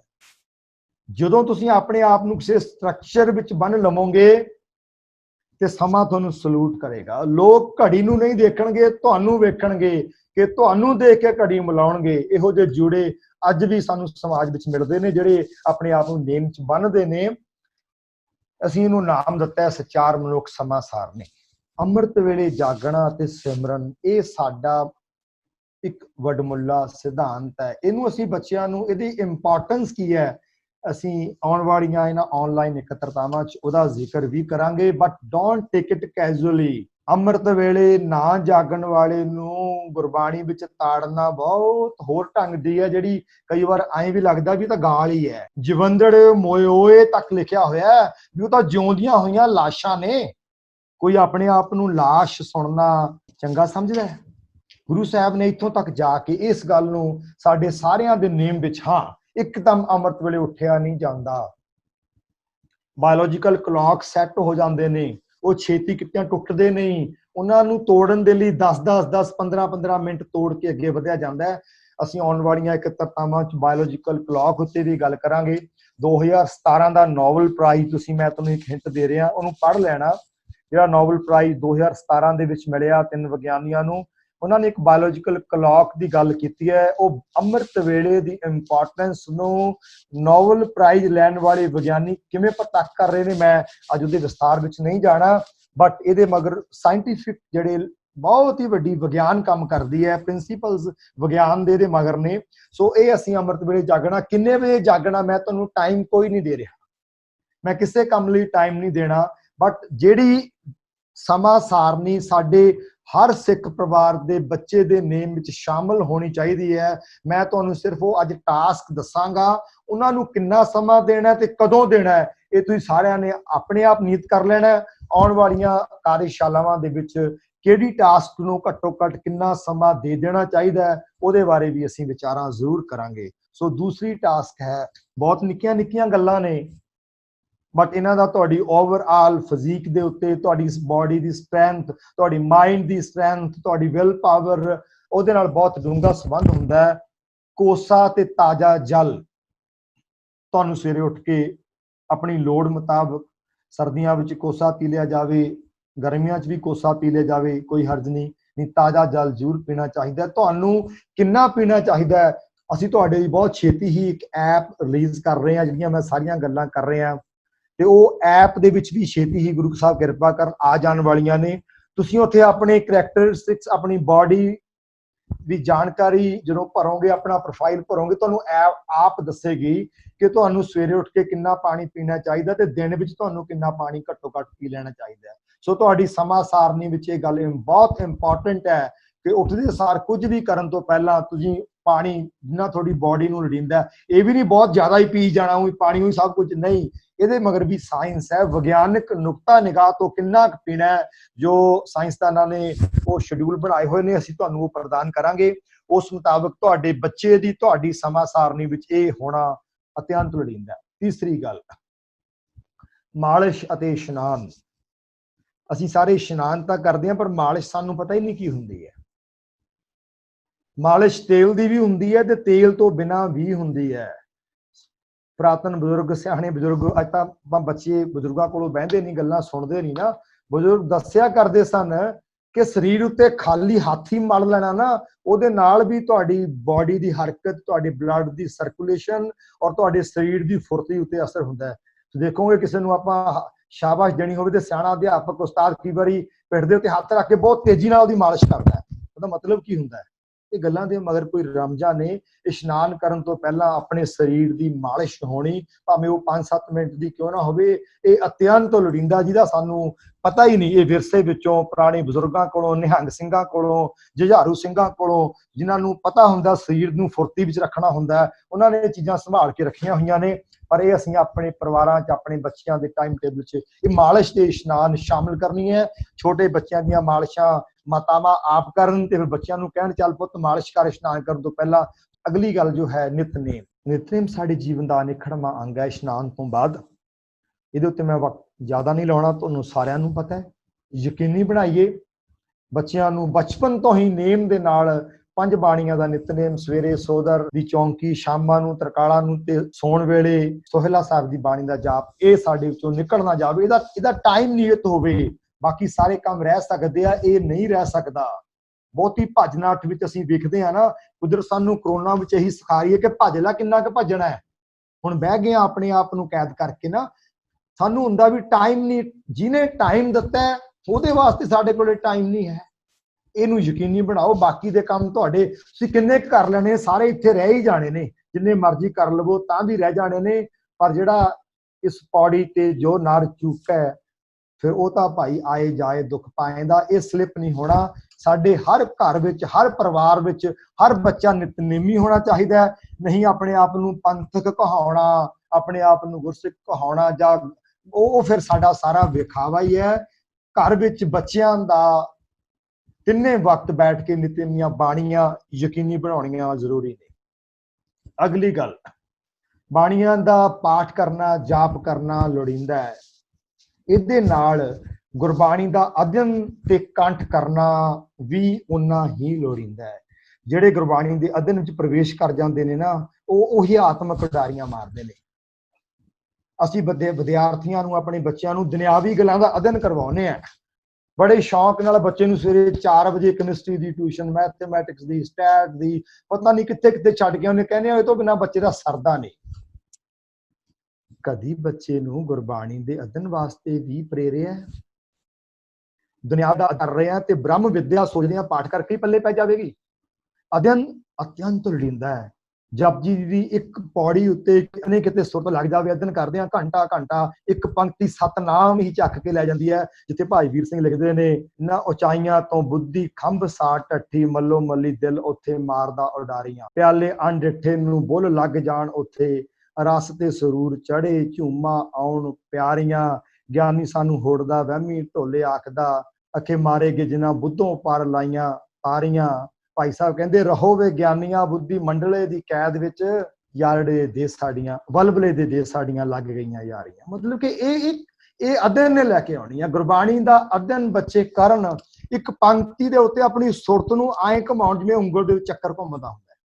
ਉੱਥੇ ਉਹਨੂੰ ਉਡਾਰੀ ਲੈ ਕੇ ਐਂ ਸੁੱਟਣ ਕੇ ਉਹ ਬ੍ਰਹਿਮੰਡ ਦੀ ਉਡਾਰੀ ਕਰ ਰਹੀ ਹੋਵੇ। ਕਿਉਂਕਿ ਗੁਰਬਾਣੀ ਕਿੱਥੋਂ ਆਈ ਹੈ ਨਾ, ਲਿਖਿਆ ਨਾ ਸਤਿਗੁਰਾਂ ਨੇ, ਖੰਭ ਵਿਕੰਦੜੇ ਜੇ ਲਹਾ ਕਿੰਨਾ ਸਾਵੀ ਤੋਲ। ਕੀ ਹੈ ਇਹ ਬਹੁਤ ਵੱਡਾ ਸੁਨੇਹਾ। ਇੱਥੇ ਇੱਕ ਪੰਛੀ ਹੈ ਹੁਮਾ ਨਾਮ ਦਾ, ਜਿਹਨੂੰ ਕਹਿੰਦੇ ਇਹੋ ਜਿਹੇ ਪਰ ਲੱਗੇ ਹੁੰਦੇ ਆ, ਜੇ ਕਿਸੇ ਨੂੰ ਉਹ ਮਿਲ ਜਾਣ ਆਪਣੇ ਸਰੀਰ ਨੂੰ ਲਾ ਲਵੇ, ਇਹ ਪੰਛੀ ਬਹੁਤ ਉੱਚਾ ਉੱਡਦਾ ਤੇ ਉਹ ਪੰਛੀ ਦਾ ਪਰ ਮਨੁੱਖ ਨੂੰ ਉਡਾ ਕੇ ਬਹੁਤ ਉੱਚਾ ਲੈ ਜਾਂਦਾ ਹੈ। ਇੱਥੇ ਸੁਨੇਹਾ ਇਹ ਹੈ ਵੀ ਗੁਰਬਾਣੀ ਬਹੁਤ ਉੱਚੀ ਉੱਡਦੀ ਹੈ। ਇਹ ਅਕਾਲ ਪੁਰਖ ਦੇ ਦੇਸ਼ ਤੋਂ ਆਈ ਹੈ। ਜੇ ਕਿਤੇ ਗੁਰਬਾਣੀ ਨੂੰ ਆਪਣੇ ਸਰੀਰ ਨਾਲ ਗੁਰਬਾਣੀ ਦੇ ਪਰ ਲਾ ਲਏ ਜਾਣ ਤੇ ਇਹ ਗੁਰਬਾਣੀ ਜਿੱਦਾਂ ਹੁਮਾ ਪੰਛੀ ਲੈ ਕੇ ਪਰ ਲੈ ਕੇ ਉੱਡ ਜਾਂਦੇ ਨਾ, ਗੁਰਬਾਣੀ ਲੈ ਕੇ ਉੱਡ ਜਾਂਦੀ ਹੈ। ਸੋ ਇਹ ਅਭਿਆਸ ਬੱਚਿਆਂ ਨੂੰ ਹੋਵੇ ਵੀ ਅਧਿਐਨ ਕਰਨਾ ਹੈ ਔਰ ਗੁਰਬਾਣੀ ਨੂੰ ਕੰਠ ਕਰਨਾ ਹੈ। ਹਰ ਰੋਜ਼ ਇੱਕ ਫਰਮਾਨ ਹੀ ਬੱਚੇ ਕੰਠ ਕਰਨ। ਅਗਲੀ ਗੱਲ, ਆਪਣੇ ਬੱਚਿਆਂ ਦੀ ਖੁਰਾਕ ਵਿੱਚੋਂ ਇਹ ਮੈਗੀ, ਬਰਗਰ, ਪੀਜ਼ਾ, ਇਹ ਕੋਕ, ਇਹ ਜ਼ਹਿਰਾਂ ਨੇ, ਇਹਨਾਂ ਨੂੰ ਕੱਢ ਦਿਓ। ਕੱਢ ਕੇ ਇਹਨਾਂ ਨੂੰ ਸ਼ਾਮਿਲ ਕਰੋ। ਭਿਉਂਤੇ ਹੋਏ ਬਦਾਮ ਛਿੱਲ ਕੇ ਬੱਚਿਆਂ ਨੂੰ, ਪੁੰਗਰੇ ਹੋਏ ਛੋਲੇ, ਦੁੱਧ, ਇਹ ਬੱਚਿਆਂ ਦੀ ਖੁਰਾਕ ਵਿੱਚ ਸ਼ਾਮਿਲ ਕਰੋ। ਮੈਨੂੰ ਕਹਿਣ 'ਚ ਕੋਈ ਝਿਜਕ ਨਹੀਂ। ਆਪਣੇ ਸਾਰਿਆਂ ਦੇ ਬੱਚਿਆਂ ਵੱਲ ਝਾਤ ਮਾਰੀਏ, ਉਹ ਨੱਕ ਬੁੱਲ ਮਾਰਦੇ ਇਹਨਾਂ ਨੂੰ ਖਾਣ ਨੂੰ। ਤੇ ਪੀਜ਼ਾ, ਬਰਗਰ ਉਹਨਾਂ ਦੀ ਜ਼ਹਿਰਾਂ ਨੇ ਜਿਹੜੀਆਂ। ਤੁਸੀਂ ਸਾਰੇ ਪੜ੍ਹੇ ਲਿਖੇ ਹੋ। ਜਦੋਂ ਅਸੀਂ ਚੀਜ਼ ਨੂੰ ਪ੍ਰਜ਼ਰਵ ਕਰ ਲੈਂਦੇ ਆ ਤੇ ਉਹਦੀ ਫੂਡ ਵੈਲਿਊ ਕੀ ਰਹਿ ਜਾਂਦੀ ਹੈ? ਕੀ ਰਹਿ ਜਾਂਦੀ ਹੈ ਉਹਦੀ ਫੂਡ ਵੈਲਿਊ? ਪਰ ਜਿਹੜੀਆਂ ਆ ਸਾਡੇ ਵਿਰਸੇ ਵਿੱਚ ਚੀਜ਼ਾਂ ਨੇ, ਇਹਨਾਂ ਨੂੰ ਬੱਚਿਆਂ ਨੂੰ ਹਰ ਰੋਜ਼ ਸਵੇਰ ਦੇ ਨਾਸ਼ਤੇ ਵਿੱਚ ਸ਼ਾਮਿਲ ਕਰਵਾਓ। ਉਸ ਤੋਂ ਬਾਅਦ ਵਿਦਿਆਰਥੀਆਂ ਦੀ ਅਸੀਂ ਹਰ ਰੋਜ਼ ਆਨਲਾਈਨ ਕਲਾਸ ਲੈਨੇ ਆ 20 ਮਿੰਟ ਦੀ। ਹਾਉ ਦੀ ਘੜੀ WhatsApp ਰਾਹੀਂ ਚੱਲਦੀ ਹੈ। ਛੇਤੀ ਹੋਈ ਸਾਡੀ ਆਤਮ ਪ੍ਰਕਾਸ਼ ਦੀ ਐਪ ਤੁਹਾਡੀ ਨਜ਼ਰ ਵਿੱਚ ਪਹੁੰਚਣ ਵਾਲੀ ਹੈ। ਸਾਡੀ ਪੂਰੀ ਟੀਮ ਇਸ ਵੇਲੇ ਇਸ ਕਾਰਜਸ਼ਾਲਾ ਵਿੱਚ ਸ਼ਾਮਲ ਹੈ, ਉਹ ਬਾਅਦ ਤੁਹਾਨੂੰ ਜ਼ਰੂਰ ਦੱਸਣਗੇ। ਮੇਰਾ ਖਿਆਲ ਹੈ ਆਉਣ ਵਾਲੇ 2-3 ਹਫ਼ਤਿਆਂ ਦੇ ਵਿੱਚ ਤੁਹਾਡੀ ਸੇਵਾ ਵਿੱਚ ਟੀਮ ਪੇਸ਼ ਜ਼ਰੂਰ ਕਰ ਦੇਵੇਗੀ। ਇਹ ਆਨਲਾਈਨ ਕਲਾਸ ਦੇ ਵਿੱਚ ਵਿਦਿਆਰਥੀਆਂ ਦੀ ਅਸੀਂ ਰੋਜ਼ ਸਿਰਫ 20 ਮਿੰਟ ਲੈਣੇ ਨੇ। ਆਪਣੇ ਬੱਚਿਆਂ ਨੂੰ ਇਸ ਕਲਾਸ ਦੇ ਵਿੱਚ ਸ਼ਾਮਲ ਕਰਵਾਓ ਤਾਂ ਕਿ ਇਹ ਰੋਜ਼ ਡੋਜ਼ ਮਿਲੇ ਬੱਚਿਆਂ ਨੂੰ। ਇਹ ਇੱਕ ਵੈਲ ਪ੍ਰਪੇਅਰਡ ਡੇਲੀ ਦੇ ਲੈਸਨਸ ਨੇ ਭਾਈ। ਤੁਹਾਨੂੰ ਮਿਹਨਤ ਨਹੀਂ ਕਰਨੀ ਪਵੇਗੀ, ਤੁਹਾਨੂੰ ਰੈਡੀਮੇਡ ਸਬਕ ਤੁਹਾਡੇ ਬੱਚਿਆਂ ਵਾਸਤੇ ਮਿਲ ਜਾਣਾ ਹੈ ਤੇ ਉਹ ਬੱਚੇ ਨੂੰ ਅਧਿਐਨ ਕਰਾਓ। ਤੁਸੀਂ ਦੇਖੋਗੇ ਤੁਹਾਡੇ ਬੱਚੇ ਨੂੰ ਜਦੋਂ ਇਹ ਡੇਲੀ ਦੇ ਵਿੱਚ ਇਹ ਲੈਸਨ ਮਿਲੇਗਾ ਤੇ ਬੱਚੇ ਦੀ ਸ਼ਖਸੀਅਤ ਦੀ ਘਾਟ ਕਿਵੇਂ ਹੋਵੇਗੀ। ਇਸ ਪੋਜ਼ਿਟਿਵ ਥਿੰਕਰ ਆਨਲਾਈਨ ਕਲਾਸ ਦਾ ਜੋ ਤਰਤੀਬ ਹੈ, ਇਹਦੇ ਵਿੱਚ 4 ਚੀਜ਼ਾਂ ਮੁੱਖ ਹਨ। ਇੱਕ ਤਾਂ ਬੱਚਿਆਂ ਨੂੰ ਅਸੀਂ ਆਪਣੇ ਕੇਂਦਰੀ ਸਥਾਨ ਸ੍ਰੀ ਦਰਬਾਰ ਸਾਹਿਬ ਨਾਲ ਜੋੜਨਾ ਹੈ, ਉੱਥੋਂ ਦੇ ਫਰਮਾਨ ਹੁਕਮ ਨਾਲ ਜੋੜਨਾ ਹੈ। ਇਕੱਲੇ ਸ਼ਬਦ ਦਾ ਅਰਥ ਦੇ ਕੇ ਉਹਦੀ ਵਿਆਖਿਆ ਦੇ ਕੇ ਉਹ ਬੱਚਿਆਂ ਨੂੰ ਦਿੱਤਾ ਜਾਂਦਾ ਤਾਂ ਕਿ ਬੱਚੇ ਅੱਜ ਦੇ ਹੁਕਮਨਾਮਾ ਸਾਹਿਬ ਨੂੰ ਬਹੁਤ ਧਿਆਨ ਨਾਲ ਅਧਿਐਨ ਕਰ ਲੈਣ। ਦੂਸਰੀ ਗੱਲ, ਹਰ ਰੋਜ਼ ਇੱਕ ਉਹਨਾਂ ਨੂੰ ਕੈਲੰਡਰ ਦਿੱਤਾ ਜਾਂਦਾ ਹੈ ਕਿ ਜੀਵੀਏ ਗੁਰਬਾਣੀ ਨਾਲ, ਆਪਾਂ ਕਿਵੇਂ ਗੁਰਬਾਣੀ ਨੂੰ ਜਿਉਂ ਲੈਣਾ ਹੈ, ਉਹ ਗੁਰਬਾਣੀ ਦੀ ਪ੍ਰੇਰਨਾ ਕਿਵੇਂ ਹੈ। ਉਸ ਤੋਂ ਬਾਅਦ ਇੱਕ ਆਡੀਓ ਤੇ ਵੀਡੀਓ ਕਲਿੱਪ ਤੇ ਇੱਕ ਸੰਬੰਧਿਤ ਇਤਿਹਾਸਕ ਦਿਹਾੜੇ ਦੀ ਮਹੱਤਤਾ ਦੱਸਣ ਵਾਲਾ ਕੋਈ ਨਾ ਕੋਈ ਲੇਖ। ਦੇਖੋ ਸਾਡਾ ਤਾਂ ਹਰ ਰੋਜ਼ ਹੀ ਇਤਿਹਾਸਕ ਦਿਹਾੜਾ ਹੈ ਤੇ ਸਾਨੂੰ ਆਪਣੇ ਇਤਿਹਾਸ ਬਾਰੇ ਪਤਾ ਹੀ ਨਹੀਂ ਹੁੰਦਾ ਤੇ ਅਸੀਂ ਇਸ ਕਲਾਸ ਵਿੱਚ ਵਿਦਿਆਰਥੀਆਂ ਨੂੰ ਪੂਰਾ ਇਤਿਹਾਸਕ ਦਿਹਾੜੇ ਦਾ ਇੱਕ ਸਬਕ ਬਣਾ ਕੇ ਦੇ ਦਿੰਦੇ ਆ ਸੰਖੇਪ ਵਿੱਚ, ਤਾਂ ਕਿ ਬੱਚਿਆਂ ਨੂੰ ਪਤਾ ਲੱਗ ਸਕੇ ਕਿ ਸਾਡਾ ਅੱਜ ਦਾ ਇਤਿਹਾਸ ਕੀ ਹੈ। ਜੇ ਉਸ ਦਿਨ ਕੋਈ ਸੰਬੰਧਿਤ ਇਤਿਹਾਸਕ ਦਿਹਾੜਾ ਨਾ ਹੋਵੇ ਤਾਂ ਕੋਈ ਹੋਰ ਜਾਣਕਾਰੀ ਵਿਦਿਆਰਥੀ ਨੂੰ ਇਸ ਕਲਾਸ ਵਿੱਚ ਮਿਲ ਜਾਂਦੀ ਹੈ। ਉਸ ਤੋਂ ਬਾਅਦ ਇਸ ਕਲਾਸ ਵਿੱਚ ਵਿਦਿਆਰਥੀ ਆਪਣੇ ਸਵਾਲ ਪੁੱਛ ਸਕਦੇ ਨੇ, ਉਸਤਾਦ ਜਵਾਬ ਦਿੰਦੇ ਨੇ। ਉਸ ਤੋਂ ਬਾਅਦ ਵਿਦਿਆਰਥੀਆਂ ਦੀ ਸਮਾਂ ਸਾਰਣੀ ਦੀ ਰਿਪੋਰਟ, ਵਿਦਿਆਰਥੀ ਆਪਣੀ ਸਾਰੀ ਸਮਾਂ ਸਾਰਣੀ ਜੋ ਮੈਂ ਤੁਹਾਨੂੰ ਟਾਈਮ ਟੇਬਲ ਦੱਸ ਰਿਹਾ, ਇਹ ਬੱਚਿਆਂ ਨੇ ਆਪਣਾ ਟਾਈਮ ਟੇਬਲ ਬਣਾਉਣਾ ਔਰ ਸ਼ਾਮ ਨੂੰ ਉਹਦੀ ਫੋਟੋ ਖਿੱਚ ਕੇ ਸਾਨੂੰ ਭੇਜਣੀ ਆ, ਆਪਣੇ ਉਸਤਾਦ ਨੂੰ ਭੇਜਣੀ ਹੈ ਕਿ ਅੱਜ ਦੀ ਮੇਰੀ ਸਮਾਂ ਸਾਰਣੀ ਇਸ ਤਰ੍ਹਾਂ ਰਹੀ, ਮੈਂ ਇਸ ਵੇਲੇ ਉੱਠਿਆ ਤੇ ਬਾਕੀ ਮੈਂ ਤੁਹਾਨੂੰ ਜਿੰਨੇ ਵੀ ਕੰਮ ਦੱਸਾਂਗਾ ਉਹ ਸਾਰੇ ਕਿਸ ਤਰ੍ਹਾਂ ਬੱਚੇ ਨੇ ਸਮੇਂ-ਸਮੇਂ ਕੀਤੇ। ਫਿਰ ਵਿਦਿਆਰਥੀ ਨੇ ਇੱਕ ਆਪਣੀ ਗੁਰਬਾਣੀ ਕੰਠ ਦੀ ਰਿਪੋਰਟ ਭੇਜਣੀ ਹੈ ਕਿ ਅੱਜ ਮੈਂ ਗੁਰਬਾਣੀ ਦਾ ਇਹ ਫਰਮਾਨ ਧਿਆਨ ਨਾਲ ਸਾਰਾ ਦਿਨ ਆਪਣੇ ਹਿਰਦੇ ਵਿੱਚ ਵਿਚਾਰਿਆ ਤੇ ਮਨ ਨੂੰ ਦ੍ਰਿੜ ਕੀਤਾ ਕਿ ਮੈਂ ਗੁਰਬਾਣੀ ਦੇ ਇਸ ਹੁਕਮ ਨੂੰ ਜੀਵਨ ਵਿੱਚ ਕਮਾਉਣਾ ਹੈ ਤੇ ਮੇਰਾ ਅੱਜ ਦਾ ਫਰਮਾਨ ਇਹ ਵਾਲਾ ਹੈ। ਉਹ ਬੱਚਾ ਬੋਲ ਕੇ ਸੁਣਾਉਂਦਾ ਆਪਣੇ ਉਸਤਾਦ ਨੂੰ ਤੇ ਉਸਤਾਦ ਉਹਦੇ ਚ ਗੁਰਬਾਣੀ ਦੀ ਕੋਈ ਗਲਤੀ ਹੁੰਦੀ ਹੈ ਉਹ ਵੀ ਦਰੁਸਤ ਕਰਦਾ ਹੈ, ਬੱਚੇ ਨੂੰ ਕੋਈ ਹੋਰ ਸੇਧ ਦੇਣੀ ਹੁੰਦੀ ਹੈ ਉਹ ਵੀ ਦਿੰਦਾ ਹੈ। ਇਸ ਤਰ੍ਹਾਂ ਇਹ ਆਨਲਾਈਨ ਕਲਾਸ ਚੱਲਦੀ ਹੈ ਤੇ ਹਰ ਮਹੀਨੇ ਇੱਕ ਬੱਚਿਆਂ ਦਾ ਪ੍ਰਸ਼ਨੋਤਰੀ ਮੁਕਾਬਲਾ। ਦੇਖੋ ਆਪਣੇ ਬੱਚੇ ਪੰਜਾਬੀ ਨਹੀਂ ਭਾਈ ਲਿਖ ਸਕਦੇ ਤੇ ਲਿਖਣ ਨੂੰ ਕਹਿ ਦੋ, ਅੱਖਰਾਂ ਦੀ ਬਣਤਰ ਨਹੀਂ ਬਣਦੀ। ਅਸੀਂ ਹਰ ਮਹੀਨੇ ਇੱਕ ਐਕਸਰਸਾਈਜ਼ ਕਰ ਲੈਂਦੇ ਆ ਕਿ ਬੱਚਿਆਂ ਨੂੰ ਪੰਜਾਬੀ ਦੇ ਵਿੱਚ ਇਹ ਜਿਹੜਾ ਇਮਤਿਹਾਨ ਹੈ, ਮੁਕਾਬਲਾ ਚ ਭਾਗ ਲੈਣ ਨੂੰ ਪ੍ਰੇਰਨਾ ਕਰਦੇ ਆ ਤਾਂ ਕਿ ਬੱਚਿਆਂ ਨੂੰ ਪੰਜਾਬੀ ਲਿਖਣ ਦੀ ਜਿਹੜੀ ਹੈ ਸੋਝੀ ਉਹ ਬਣੀ ਰਹੇ। ਇਸ ਤਰ੍ਹਾਂ ਇਹ ਕਲਾਸ ਜਿਹੜੀ ਹੈ ਉਹ ਚੱਲਦੀ ਹੈ। ਸੋ ਕਲਾਸ ਹੋ ਗਈ। ਹੁਣ ਇਸ ਤੋਂ ਬਾਅਦ ਬੱਚੇ ਨੇ ਤਿਆਰ ਹੋਣਾ ਹੈ। ਬੱਚੇ ਦਾ ਸਮਾਂ ਨਿਯਤ ਹੋਵੇ ਕਿ ਉਹਨੇ ਤਿਆਰ ਹੋਣ ਨੂੰ ਕਿੰਨਾ ਸਮਾਂ ਲਾਉਣਾ ਹੈ। ਮੈਂ ਨੋਟ ਕੀਤਾ ਕਈ ਵਾਰੀ ਬੱਚੇ ਘਰਾਂ ਵਿੱਚ ਤਿਆਰ ਹੋਣ ਤੇ ਇੰਨਾ ਵਕਤ ਲਾ ਲੈਂਦੇ ਨੇ, ਮੁੜ ਕੇ ਬਾਰ-ਬਾਰ ਆਪਣੀ ਪੱਗ ਨੂੰ ਦੇਖੀ ਜਾਂਦੇ ਨੇ, ਆਪਣੀ ਚੁੰਨੀ ਨੂੰ ਦੇਖੀ ਜਾਂਦੇ ਨੇ, ਸੱਜੇ ਖੱਬੇ ਆਉਂਦੇ ਆ ਫਿਰ ਸ਼ੀਸ਼ੇ ਮੂਹਰੇ ਖੜ ਜਾਂਦੇ ਨੇ। ਉਹਨਾਂ ਨੂੰ ਇਹ ਗੱਲ ਸਮਝਾਉਣੀ ਜ਼ਰੂਰੀ ਹੈ ਕਿ ਇਹ ਵੀ ਸਮੇਂ 'ਚ ਬੰਨੋ ਇਹਨੂੰ। ਇੱਕ ਵਾਰ ਤਿਆਰ ਹੋ ਗਏ ਹੋ ਤੇ ਬਾਰ-ਬਾਰ ਸ਼ਕਲਾਂ ਨਾ ਦੇਖੀ ਜਾਓ, ਆਪਣੇ ਗੁਣਾਂ ਵੱਲ ਦੇਖੋ। ਸੱਤੀ ਪੈਰੀ ਸੱਤ ਭਲਾ ਬਈਏ ਪੜਿਆ ਪਾਸ, ਉੱਥੇ ਪਾਪ ਪੁੰਨ ਵਿਚਾਰੀਏ ਕੂੜੇ ਘਟੇ ਰਾਸ। ਉਹਨਾਂ ਨੇ ਉੱਥੇ ਬੈਠ ਕੇ ਹੁਣ ਅਗਾਂਹ ਆਪਣੇ ਆਪ ਨੂੰ ਤਿਆਰ ਹੋਣ ਤੇ ਵਕਤ ਬਹੁਤਾ ਨਹੀਂ ਲਾਉਣਾ। ਤਿਆਰ ਹੋਣਾ, ਵੈਲ ਡਰੈਸ ਹੋਣਾ ਬੜਾ ਜ਼ਰੂਰੀ ਹੈ, ਪਰ ਜਿੰਨਾ ਸਮਾਂ ਤਿਆਰ ਹੋਣਾ ਉਸमें ਬੱਚਿਆਂ ਨੂੰ ਪਤਾ ਹੋਵੇ ਉਸ ਵਕਤ ਵੀ ਉਹ ਨਾਲ ਨਾਲ ਸਿਮਰਨ ਹੀ ਕਰ ਰਹੇ ਹੋਣ ਤੇ ਸਮਾਂ ਨਿਯਤ ਹੋਵੇ। ਇਸ ਤੋਂ ਵੱਧ ਕਿਸੇ ਵੀ ਸਮੇਂ ਨੂੰ ਨਹੀਂ ਦੇਣਾ। ਜਦੋਂ ਸਮੇਂ ਦੀ ਇਕਨੋਮਿਕਸ ਕੈਲਕੂਲੇਟ ਕਰੋਗੇ ਫਿਰ ਬੰਦੇ ਨੂੰ ਪਤਾ ਲੱਗੇਗਾ ਮੈਂ ਜ਼ਿੰਦਗੀ ਵਿੱਚ ਕੁਝ ਬਣਨਾ ਹੈ ਕਿ ਨਹੀਂ ਬਣਨਾ। ਸਵੇਰ ਦਾ ਖਾਣਾ ਉਸ ਵੇਲੇ ਨਾਲ ਨਾਲ ਸਿਮਰਨ ਜ਼ਰੂਰ ਹੋਵੇ। ਪ੍ਰਸ਼ਾਦਾ ਛਕ ਰਿਹਾ ਬੱਚਾ, ਮਾਤਾ ਵਰਤਾ ਰਹੀ ਹੈ ਤੇ ਉਹਨੂੰ ਅਭਿਆਸ ਕਰਾਓ ਕਿ ਛਕਦਿਆਂ ਸਿਮਰਨ ਕਿਵੇਂ ਕਰਨਾ ਹੈ। ਜੇ ਇਹ ਕਰਾਂਗੇ ਤਾਂ ਹੀ ਫਿਰ ਉਹ ਭਾਈ ਤਾਰੂ ਸਿੰਘ ਦੇ ਵਾਰਸ ਬਣਾਂਗੇ, ਭਾਈ ਮਨੀ ਸਿੰਘ ਦੇ ਵਾਰਸ ਬਣਾਂਗੇ। ਨਹੀਂ ਤਾਂ ਫਿਰ ਅਸੀਂ ਲਿਫਾਫੇ ਵਾਲੇ ਸਿੱਖ ਰਵਾਂਗੇ। ਗੁਰੂ ਕਿਰਪਾ ਕਰੇ ਅਸੀਂ ਸਾਰੇ, ਮੈਂ ਵੀ ਤੁਹਾਡੇ ਵਿੱਚੋਂ ਹੀ ਹਾਂ, ਸਾਰੇ ਅਸੀਂ ਇੱਕੋ ਜਿਹੇ ਹਾਂ। ਅਰਦਾਸ ਕਰਨੀ ਹੈ ਸਾਰਿਆਂ ਦੇ ਵਿੱਚ ਸੋਝੀ ਆਵੇ ਕਿ ਸਿਮਰਨ ਦੀ ਡੋਰ ਤਾਂ ਟੁੱਟੇ ਹੀ ਨਾ। ਫਿਰ ਸਮਾਂ ਨਿਯਤ ਕਰਨਾ ਹੈ ਗੁਰਦੁਆਰਾ ਸਾਹਿਬ ਜਾ ਕੇ ਸੰਗਤ ਦੇ ਦਰਸ਼ਨ ਕਰਨ ਦਾ, ਤਿਲ-ਫੁੱਲ ਸੇਵਾ ਜ਼ਰੂਰ ਕਰੋ, ਜੋੜੇ ਝਾੜੋ, ਦਰੀਆਂ ਝਾੜੋ, ਲੰਗਰ ਦੇ ਜੂਠੇ ਭਾਂਡਿਆਂ ਨੂੰ ਦੀ ਸੇਵਾ ਕਰੋ, ਜਿਤਨਾ ਕਰ ਸਕਦੇ ਹੋ ਇਸ ਨੂੰ ਜ਼ਿੰਦਗੀ ਦਾ ਨੇਮ ਦਾ ਹਿੱਸਾ ਬਣਾਓ। ਇਹ ਨਹੀਂ ਕਿ ਚਲੋ ਕਦੀ ਚੱਲੇ ਗਏ, ਨਹੀਂ, ਜੇ ਇੱਕ ਸੇਵਾ ਮਨ ਵਿੱਚ ਇੰਨਾ ਹੀ ਨੀਅਤ ਕਰ ਲਓ ਕਿ ਗੁਰਦੁਆਰਾ ਸਾਹਿਬ ਲੱਗਿਆ ਜਿਹੜਾ ਸੈਂਕ ਲੱਗਿਆ ਨਾ, ਉਹਨੂੰ ਮੈਂ ਧੋਣਾ ਹੈ, ਪੈਰਾਂ ਨੂੰ ਧੋਣ ਵਾਲੀ ਜਿਹੜੀ ਥਾਂ ਹੈ ਉਹਨੂੰ ਮੈਂ ਧੋਣਾ। ਪਰ ਇਹ ਨਾ ਹੋਵੇ ਸਾਰੇ ਸਿੰਕ ਧੋਈ ਜਾਈਏ। ਤੇ ਹੋਰ ਵੀ ਕੰਮ ਬਹੁਤ ਹੁੰਦੇ ਆ, ਗੁਰਦੁਆਰਾ ਸਾਹਿਬ ਦਾ ਸਟੋਰ ਆਮ ਤੌਰ ਤੇ ਬਹੁਤ ਗੰਦਾ ਹੁੰਦਾ ਹੈ ਤੇ ਬਾਹਰੋਂ ਆਪਾਂ ਸਾਫ਼ ਨੂੰ ਸਾਰੇ ਸਾਫ਼ ਕਰੀ ਜਾਂਦੇ ਆ। ਲੱਭ ਲਵੋ ਗੁਰੂ ਘਰ ਵਿੱਚ ਜਾ ਕੇ ਕਿਹੜਾ ਕੰਮ ਨਹੀਂ ਹੋ ਰਿਹਾ, ਉਸ ਕੰਮ ਨੂੰ ਕਰੋ। 10 ਮਿੰਟ ਲਾਓ, 15 ਲਾਓ, 20 ਲਾਓ, ਪਰ ਨੇਮ ਨਾਲ ਲੱਗੇ ਹੋਏ ਉਹ ਤੁਹਾਡੇ 20-25 ਮਿੰਟ ਵੀ ਸਾਡੇ ਗੁਰੂ ਘਰਾਂ ਦੀ ਜਿਹੜੀ ਹੈ ਉਹ ਤਰੱਕੀ ਕਰਨਗੇ ਉਹਨਾਂ ਨੂੰ। ਉਸ ਤੋਂ ਬਾਅਦ ਇਹ ਵੀ ਸਮਾਂ ਨਿਯਤ ਹੋ ਜਾਵੇ ਪੜ੍ਹਾਈ ਕਿਰਤ ਲਈ ਜਾਣਾ, ਵੀ ਕਿੰਨੇ ਤੋਂ ਕਿੰਨਾ ਸਮਾਂ ਮੈਂ ਕਿਰਤ ਲਈ ਜਾਣਾ। ਹੁਣ ਦੇਖੋ ਇਹ ਸਮਾਂ ਸਾਡੇ ਕੋਲੇ ਬਿਲਕੁਲ ਅਨਪ੍ਰੋਡਕਟਿਵ ਨਿਕਲਦਾ ਹੈ ਜਦੋਂ ਅਸੀਂ ਆਪਣੀ ਨੌਕਰੀ ਤੇ ਜਾਂਦੇ ਹਾਂ, ਬੱਚੇ ਸਕੂਲ ਵੀ ਜਾਂਦੇ ਆ। ਹੁਣ ਸਵੇਰੇ ਅਸੀਂ ਬੱਚਿਆਂ ਨੂੰ ਇਹ ਗੱਲ ਕਹੀਏ, ਗੁਰਬਾਣੀ ਦਾ ਇੱਕ ਫਰਮਾਨ ਧਿਆਨ ਚ ਕਰਨਾ, ਆਪਾਂ ਸਾਰੇ ਇੱਕ ਨੇਮ ਬਣਾ ਲਈਏ ਵੀ ਅਸੀਂ ਘਰੋਂ ਨਿਕਲਣ ਲੱਗਿਆ ਇੱਕ ਗੁਰਬਾਣੀ ਦਾ ਫਰਮਾਨ ਆਪਣੀ ਰਸਨਾ ਤੇ ਐਂ ਰੱਖ ਲੈਣਾ ਜਿਵੇਂ ਮੂੰਹ ਚ ਟੌਫੀ ਰੱਖ ਲਈਦੀ ਹੈ। ਬਸ ਉਹ ਗੁਰਬਾਣੀ ਦਾ ਰਸ ਚੂਸਦਿਆਂ ਹੀ ਆਪਣੀ ਨੌਕਰੀ ਤੇ ਪਹੁੰਚਣਾ।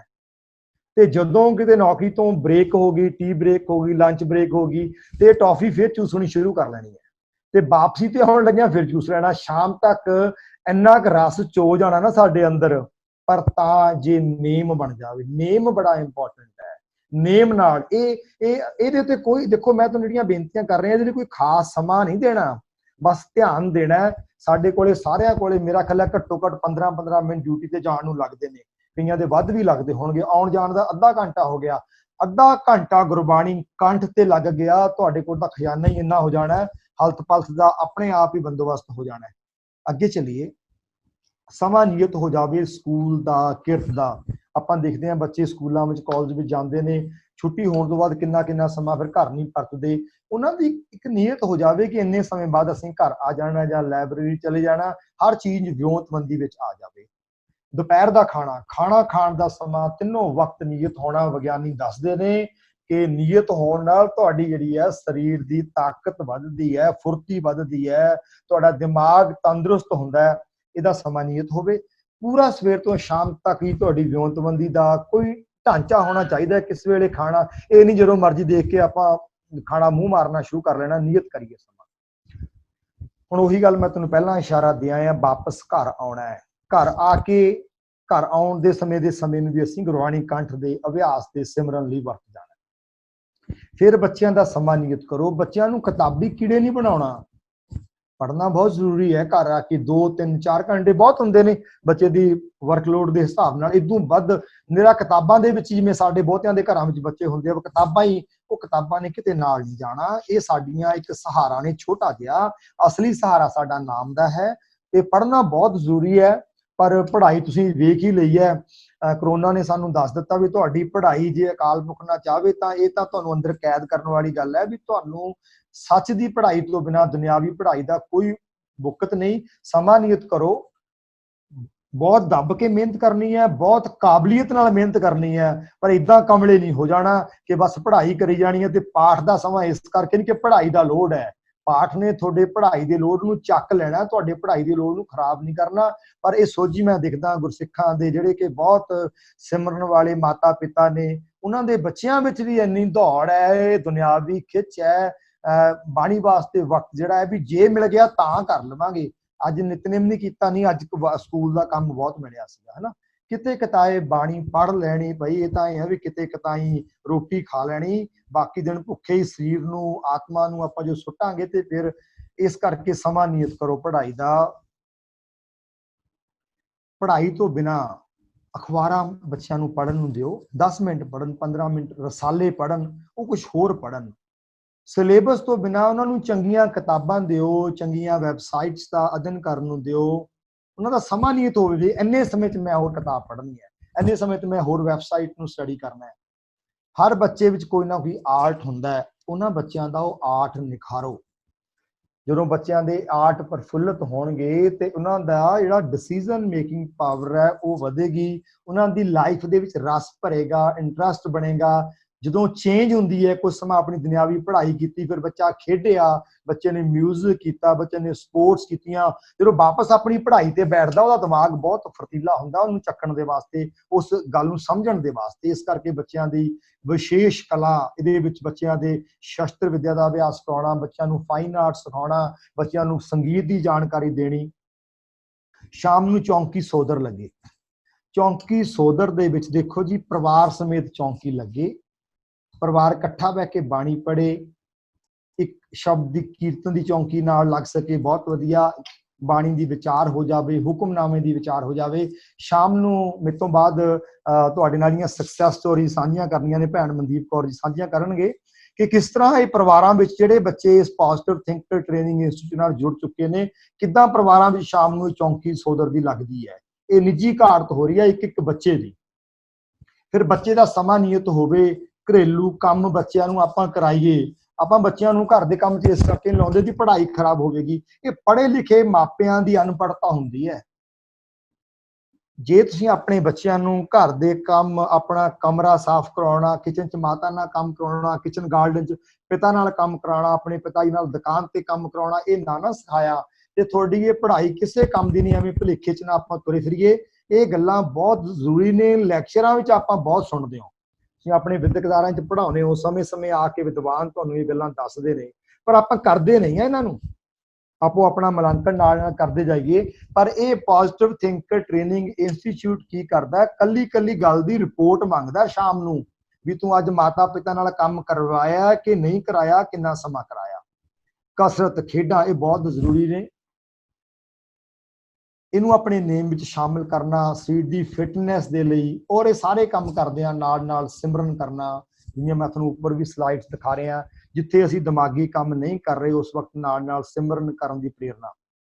ਆਤਮ ਪ੍ਰਗਾਸ ਸੇਵਾਵਾਂ, ਇਹ ਵੀ ਉਹਦੇ ਵਿੱਚ ਬਹੁਤ ਜ਼ਰੂਰੀ ਨੇ। ਇਹਦੇ ਵਿੱਚ ਕੀ ਹੈ, ਇਹ ਸਾਡੀ ਜਿਹੜੀ ਵੱਡੀ ਸੇਵਾ ਜਿਹੜੀ ਅਸੀਂ ਆਤਮ ਪ੍ਰਗਾਸ ਵਿੱਚ ਬੱਚਿਆਂ ਨੂੰ ਦਿੰਦੇ ਆ, ਕਿ ਜਦੋਂ ਬੱਚਾ ਆਪ ਇਸ ਨੇਮ ਦਾ ਧਾਰਨੀ ਹੋ ਜਾਂਦਾ, ਉਹਨੇ ਆਪਣੇ ਸੰਪਰਕ ਵਾਲੇ 2 4 5 10 ਬੱਚਿਆਂ ਨੂੰ ਇਸ ਨੇਮ ਵਿੱਚ ਭਰਨਾ। ਇਹ ਆਤਮ ਪ੍ਰਗਾਸ ਦੀ ਸੇਵਾ ਹੈ। ਰਾਤ ਦਾ ਖਾਣਾ, ਫਿਰ ਨਾਲ ਨਾਲ ਸਿਮਰਨ, ਫਿਰ ਦੰਦਾਂ ਦੀ ਸਫਾਈ। ਸਵੇਰ ਵੇਲੇ ਤਾਂ ਆਪਾਂ ਕਰ ਲੈਂਦੇ ਹਾਂ, ਮੁਲਾਂਕਣ ਆਪੋ ਆਪਣਾ ਸਾਰੇ ਕਰੀਏ ਕਿ ਸਾਡੇ ਵਿੱਚੋਂ ਕਿੰਨੇ ਜਣੇ ਰਾਤ ਨੂੰ ਵੀ ਦੰਦਾਂ ਦੀ ਸਫਾਈ ਕਰਦੇ ਆ। ਔਰ ਵਿਗਿਆਨੀ ਦੱਸਦੇ ਨੇ ਕਿ ਅਤਿਅੰਤ ਲੋੜੀਂਦੀ ਹੈ। ਸਾਡੇ ਚ ਡੈਂਟਿਸਟ ਬੈਠੇ ਨੇ ਕੈਨੇਡਾ ਤੋਂ, ਡਾਕਟਰ ਅਮਰਜੀਤ ਸਿੰਘ, ਤੇ ਉਹ ਕਈ ਵਾਰੀ ਦੱਸਦੇ ਹੁੰਦੇ ਨੇ, ਮੈਂ ਵੀ ਉਹਨਾਂ ਕੋਲੋਂ ਇਹ ਗੱਲ ਸਿੱਖੀ ਸੀ, ਬੱਚਿਆਂ ਨੂੰ ਸਿਖਾਉਣੀ ਸ਼ੁਰੂ ਕੀਤੀ ਸੀ। ਤੇ ਇਹ ਆਪਾਂ ਸਾਰਿਆਂ ਨੇ ਇਸ ਗੱਲ ਨੂੰ ਐਵੇਂ ਨਾ ਸੁੱਟੀਏ ਨਾ, ਦੰਦਾਂ ਦੇ ਨਾਲ ਬਹੁਤ ਕੁਝ ਜੁੜਿਆ ਹੋਇਆ ਹੈ।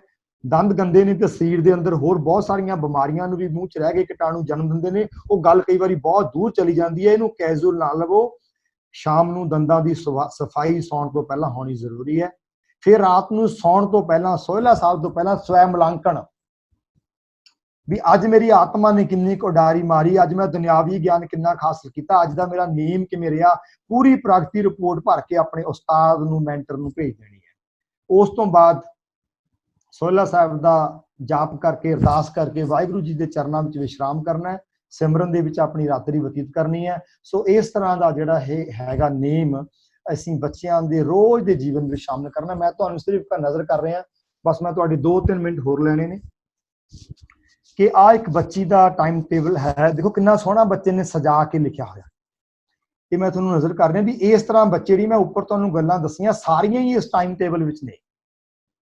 ਰਮਨਜੋਤ ਕੌਰ ਬੱਚਾ ਹੈ ਬੱਸੀਆਂ ਸਕੂਲ ਦਾ, ਉਹ ਹਰ ਰੋਜ਼ ਇਹ ਦੇਖੋ ਦਾ ਉਸ ਬੱਚੇ ਦਾ ਲੇਟੈਸਟ ਜਿਹੜਾ ਉਹਨੇ ਪੁਰਾਣਾ ਭੇਜਿਆ ਹੋਇਆ, ਉਹਦੀ ਤਸਵੀਰ ਆਪਣੇ ਉਸਤਾਦ ਨੂੰ ਭੇਜੀ ਹੋਈ, ਵੀ ਕਿਸ ਤਰ੍ਹਾਂ ਸਾਰੇ ਕੰਮ ਕਰਕੇ, ਸਿਮਰਨ ਤੋਂ ਲੈ ਕੇ ਕੋਸਾ ਪਾਣੀ ਪੀ ਕੇ, ਕਸਰਤ, ਇਸ਼ਨਾਨ, ਭਿੱਜੇ ਹੋਏ ਬਦਾਮ, ਛੋਲੇ, ਗੁਰਦੁਆਰਾ ਸਾਹਿਬ ਦਰਸ਼ਨ ਕਰਕੇ ਅੱਗੇ ਉਹ ਸਟਾਰ ਲਾ ਰਿਹਾ। ਜਿਹੜਾ ਕੰਮ ਬਿਲਕੁਲ ਠੀਕ ਸਮੇਂ ਤੇ ਹੁੰਦਾ ਉਹਨੂੰ ਬੱਚੇ ਸਟਾਰ ਲਾਉਂਦੇ ਨੇ, ਜਿਹੜਾ ਬੱਚੇ ਸਮੇਂ ਤੋਂ ਖੁੰਝ ਕਰਕੇ ਕਰ ਦਿੰਦੇ ਉਹਨੂੰ ਬੱਚੇ ਟਿਕ ਲਗਾਉਂਦੇ ਨੇ, ਜਿਹੜਾ ਬਿਲਕੁਲ ਰਹਿ ਜਾਂਦਾ ਉਹਨੂੰ ਬੱਚੇ ਕ੍ਰਾਸ ਕਰਦੇ ਨੇ। ਆ ਦੂਸਰਾ ਬੱਚਾ ਹੈ ਜੋਤੀ, ਇਹ ਗੁਰੂ ਹਰਕ੍ਰਿਸ਼ਨ ਪਬਲਿਕ ਸਕੂਲ ਗੁਰਦਾਸਪੁਰ ਦਾ ਬੱਚਾ ਹੈ।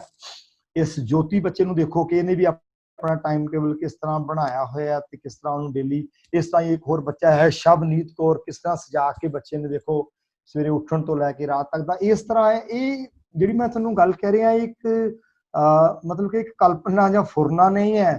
ਤੁਹਾਨੂੰ ਲੱਗਦਾ ਹੋਵੇਗਾ ਵੀ ਇਹ ਕਿਵੇਂ ਕਰਨਗੇ, ਸਾਡੇ ਬੱਚਿਆਂ ਕੋਲ ਤਾਂ ਟਾਈਮ ਹੀ ਨਹੀਂ ਹੈਗਾ, ਇਹ ਤਾਂ ਪੜ੍ਹਾਈ ਤੋਂ ਹੀ ਨਹੀਂ ਵਿਹਲੇ ਹੁੰਦੇ, ਇੰਨਾ ਕੁਛ ਕਿਵੇਂ ਕਰਨਗੇ। ਪਰ ਮੇਰੇ ਤੋਂ ਆਉਣ ਵਾਲੇ ਅਗਲੇ ਬੁਲਾਰੇ ਜਦੋਂ ਭੈਣ ਮਨਦੀਪ ਕੌਰ ਹੋਰਾਂ ਨੇ ਗੱਲ ਕਰਨੀ ਹੈ, ਤੁਹਾਨੂੰ ਆਪਣੇ ਪ੍ਰੈਕਟੀਕਲ ਐਕਸਪੀਰੀਅੰਸ ਦੱਸਣਗੇ। ਅਸੀਂ ਜੋ ਤੁਹਾਨੂੰ ਮੈਂ ਗੱਲ ਦੱਸੀ ਹੈ ਤੁਹਾਡੇ ਕੋਲੇ ਅੱਜ ਪਬਲਿਕ ਕਰਨ ਤੋਂ ਪਹਿਲਾਂ ਅਸੀਂ 20 ਉਸਤਾਦਾਂ ਦੇ ਨਾਲ 20 ਮੈਂਟਰਸ ਨੇ ਇੱਕ ਪਾਇਲਟ ਪ੍ਰੋਜੈਕਟ ਵਜੋਂ ਇਸ ਕੰਮ ਨੂੰ ਕੀਤਾ। ਇਸ ਟਾਈਮ ਟੇਬਲ ਨੂੰ ਬੱਚਿਆਂ ਨੂੰ ਲਾਗੂ ਕਰਾਇਆ। 5 ਤੋਂ ਲੈ ਕੇ 33 ਤੱਕ ਬੱਚੇ ਵੱਖ-ਵੱਖ ਮੈਂਟਰਸ ਨੇ ਆਪਣੇ ਸੰਭਾਲੇ ਤੇ ਉਹਨਾਂ ਦੇ ਵਿੱਚੋਂ ਤੁਹਾਨੂੰ ਜਿਹੜਾ ਨਿਚੋੜ ਹੈ ਉਹਦਾ ਅਨੁਭਵ ਹੈ ਪ੍ਰੈਕਟੀਕਲ, ਉਹ ਹੁਣੇ 2-4 ਮਿੰਟਾਂ ਬਾਅਦ ਭੈਣ ਮਨਦੀਪ ਨੇ ਤੁਹਾਡਾ ਸਾਂਝਾ ਕਰਨਾ ਕਿ ਬੱਚੇ ਚੇਂਜ ਕਿਵੇਂ ਹੋ ਰਹੇ ਨੇ ਤੇ ਪੋਸੀਬਲ ਕਿਵੇਂ ਹੈ। ਇਹ ਸਾਰਾ ਕੁਝ ਦੇਖੋਗੇ, ਆ ਬੱਚੇ ਨੇ ਕਿਵੇਂ ਆਪਣੀਆਂ, ਤੁਸੀਂ ਦੇਖੋਗੇ ਟਿਕ ਲੱਗੀ ਹੋਈ ਹੈ, ਕ੍ਰਾਸ ਲੱਗਿਆ ਹੋਇਆ ਹੈ, ਬੱਚਾ ਕਿਵੇਂ ਆਪਣਾ ਮੁਲਾਂਕਣ ਕਰ ਰਿਹਾ। ਇਹ ਆਪਣਾ ਵਹੀ ਖਾਤਾ ਜਿਹੜਾ ਸਮੇਂ ਦਾ ਲਾ ਰੱਖਿਆ ਬੱਚੇ ਨੇ। ਤੁਸੀਂ ਕੀ ਸਮਝਦੇ ਹੋ ਇਹ ਬੱਚੇ ਸਧਾਰਨ ਬੱਚੇ ਹੋਣਗੇ? ਇਹ ਐਡਾ ਵੱਡਾ ਢਾਂਚਾ ਖੜਾ ਕਰ ਦੇਣਗੇ ਸਮਾਜ ਦੀ ਸੇਵਾ ਦਾ। ਜਿੱਥੋਂ ਅਸੀਂ ਗੱਲ ਆਰੰਭ ਕੀਤੀ ਸੀ, ਸਰਬੱਤ ਦੇ ਭਲੇ ਦਾ ਮਤਲਬ ਇੰਨਾ ਹੀ ਨਹੀਂ ਕਿ ਲੋੜ ਵੇਲੇ ਲੰਗਰ ਲਾ ਦੇਣਾ, ਸਮਾਨ ਵੰਡ ਦੇਣਾ।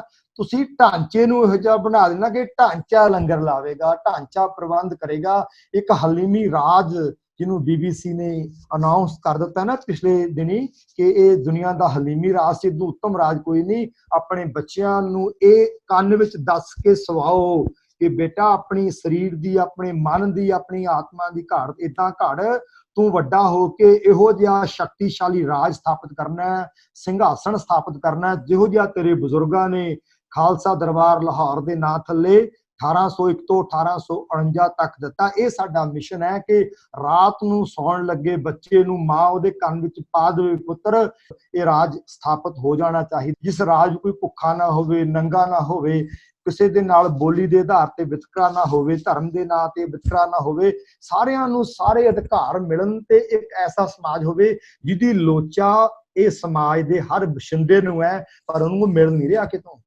ਇਹ ਵਿਰਸੇ ਵੀ ਤੁਹਾਡੇ ਬਜ਼ੁਰਗਾਂ ਨੇ ਭਾਈ ਦਰਬਾਰਾ ਸਿੰਘ ਹੋਰਾਂ ਦੀ ਮਿਹਨਤ ਨਾਲ ਬਣਾ ਕੇ ਦਿੱਤਾ ਸੀ ਤੇ ਇਹ ਤੁਹਾਡਾ ਮਿਸ਼ਨ ਹੈ। ਤੇ ਇਹ ਹੁਣ ਕੰਮ ਅਸੀਂ ਕਿਵੇਂ ਕਰਨਾ ਹੈ, ਤੁਸੀਂ ਇਹਦੇ 'ਚ ਕਿਵੇਂ ਹਿੱਸਾ ਪਾ ਸਕਦੇ ਹੋ? ਘੱਟੋ ਘੱਟ 5 ਬੱਚਿਆਂ ਦੇ ਭਾਈ ਉਸਤਾਦ ਬਣੋ। ਹੁਣੇ ਤੁਸੀਂ ਇੱਕ ਉਸਤਾਦ ਦੀਆਂ ਗੱਲਾਂ ਸੁਣਨੀਆਂ ਨੇ ਤੇ ਮੈਨੂੰ ਯਕੀਨ ਹੈ ਉਸ ਉਸਤਾਦ ਦੇ ਤਜਰਬਿਆਂ ਨੂੰ ਸੁਣ ਕੇ ਤੁਹਾਡੇ ਰੌਂਗਟੇ ਵੀ ਖੜੇ ਹੋਣਗੇ, ਤੁਹਾਡੇ ਅੰਦਰ ਖੂਨ ਦੀ ਹਰਕਤ ਵੀ ਤੇਜ਼ ਹੋਵੇਗੀ ਕਿ ਬਾਕੀ ਤਾਂ ਛੱਡੋ, ਮੈਂ ਆਪਣੇ ਪਰਿਵਾਰ ਦੇ ਘੱਟੋ ਘੱਟ ਜਿਹੜੇ ਮੇਰੇ ਆਪਣੇ, ਮੇਰੀ ਭੈਣ ਦੇ, ਮੇਰੇ ਭਰਾ ਦੇ, ਮੇਰੇ ਗੁਆਂਢੀਆਂ ਦੇ 5 ਬੱਚੇ ਨੇ, ਮੈਂ ਉਹਨਾਂ 5 ਬੱਚਿਆਂ ਦਾ ਉਸਤਾਦ ਬਣ ਕੇ ਉਹ ਟਾਈਮ ਟੇਬਲ ਤਾਂ ਲਾਗੂ ਕਰਵਾ ਲਵਾਂ। ਪਰ ਮੈਨੂੰ ਕਹਿ ਲੈਣ ਦੇਣਾ, ਬੱਚਿਆਂ ਦਾ ਟਾਈਮ ਟੇਬਲ ਲਾਗੂ ਕਰਵਾਉਣ ਤੋਂ ਪਹਿਲਾਂ ਤੁਹਾਨੂੰ ਆਪਣਾ ਵੀ ਟਾਈਮ ਟੇਬਲ ਲਾਗੂ ਕਰਨਾ ਪਵੇਗਾ, ਨਹੀਂ ਤੁਹਾਡਾ ਅਸਰ ਬੱਚਿਆਂ ਤੇ ਨਹੀਂ ਹੋਵੇਗਾ। ਸੋ ਤੁਸੀਂ ਹਿੱਸਾ ਕਿਵੇਂ ਪਾ ਸਕਦੇ ਹੋ? ਬਹੁਤ ਹੀ ਸੁਖਾਲੀ ਤੇ ਮਹੱਤਵਪੂਰਨ ਸੇਵਾ। ਘੱਟੋ ਘੱਟ 5 ਬੱਚਿਆਂ ਦੇ ਉਸਤਾਦ ਬਣੋ। ਨੰਬਰ 2 ਤੇ ਮਾਸਿਕ ਪ੍ਰਸ਼ਨੋਤਰੀ ਮੁਕਾਬਲਾ ਅਸੀਂ ਕਰਵਾਉਂਦੇ ਆ। ਸਾਨੂੰ ਲੋੜ ਹੈ ਆਪਣੇ ਵਲੰਟੀਅਰਸ ਦੀ ਗਿਣਤੀ ਵਧਾਉਣ ਲਈ, ਤੁਸੀਂ ਇਸ ਕਾਰਜਾਂ ਨੂੰ ਨਿਪੁੰਨਤਾ ਨਾਲ ਕਰਨ ਲਈ ਕਿ ਤੁਸੀਂ ਪ੍ਰਸ਼ਨੋਤਰੀ ਮੁਕਾਬਲੇ ਦੇ ਪ੍ਰਸ਼ਨ ਬਣਾਉਣੇ ਸ਼ੁਰੂ ਕਰੋ। ਇਹ ਸੇਵਾ ਲਵੋ। ਤੁਸੀਂ ਪ੍ਰਸ਼ਨੋਤਰੀ ਦੀਆਂ ਉੱਤਰ ਕਾਪੀਆਂ ਚੈੱਕ ਕਰਨ ਦੀ ਸੇਵਾ ਲਵੋ।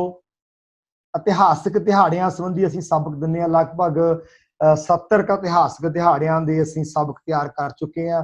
ਬਈ ਸਾਡਾ ਤਾਂ ਹਰ ਰੋਜ਼ ਹੀ ਇਤਿਹਾਸਕ ਦਿਹਾੜਾ ਹੈ, ਆਪਾਂ ਸਾਰੇ ਜ਼ਿੰਮੇਵਾਰੀ ਲਈਏ, ਇੱਕ ਇਤਿਹਾਸਕ ਦਿਹਾੜੇ ਬਾਰੇ ਪੜ੍ਹੀਏ, ਉਹਦੇ ਉੱਤੇ ਇੱਕ ਬਹੁਤ ਸੋਹਣਾ ਪੋਸਟ ਤਿਆਰ ਕਰੀਏ ਜਿਸ ਦਿਨ ਉਹ ਇਤਿਹਾਸਕ ਦਿਹਾੜਾ ਹੋਵੇ ਤੇ ਅਸੀਂ ਉਹ ਇਤਿਹਾਸਕ ਦਿਹਾੜੇ ਦੀ ਜਾਣਕਾਰੀ ਆਪਣੇ ਸਾਰੇ ਵਿਦਿਆਰਥੀਆਂ ਨਾਲ ਸਾਂਝੀ ਕਰਿਆ ਕਰੀਏ।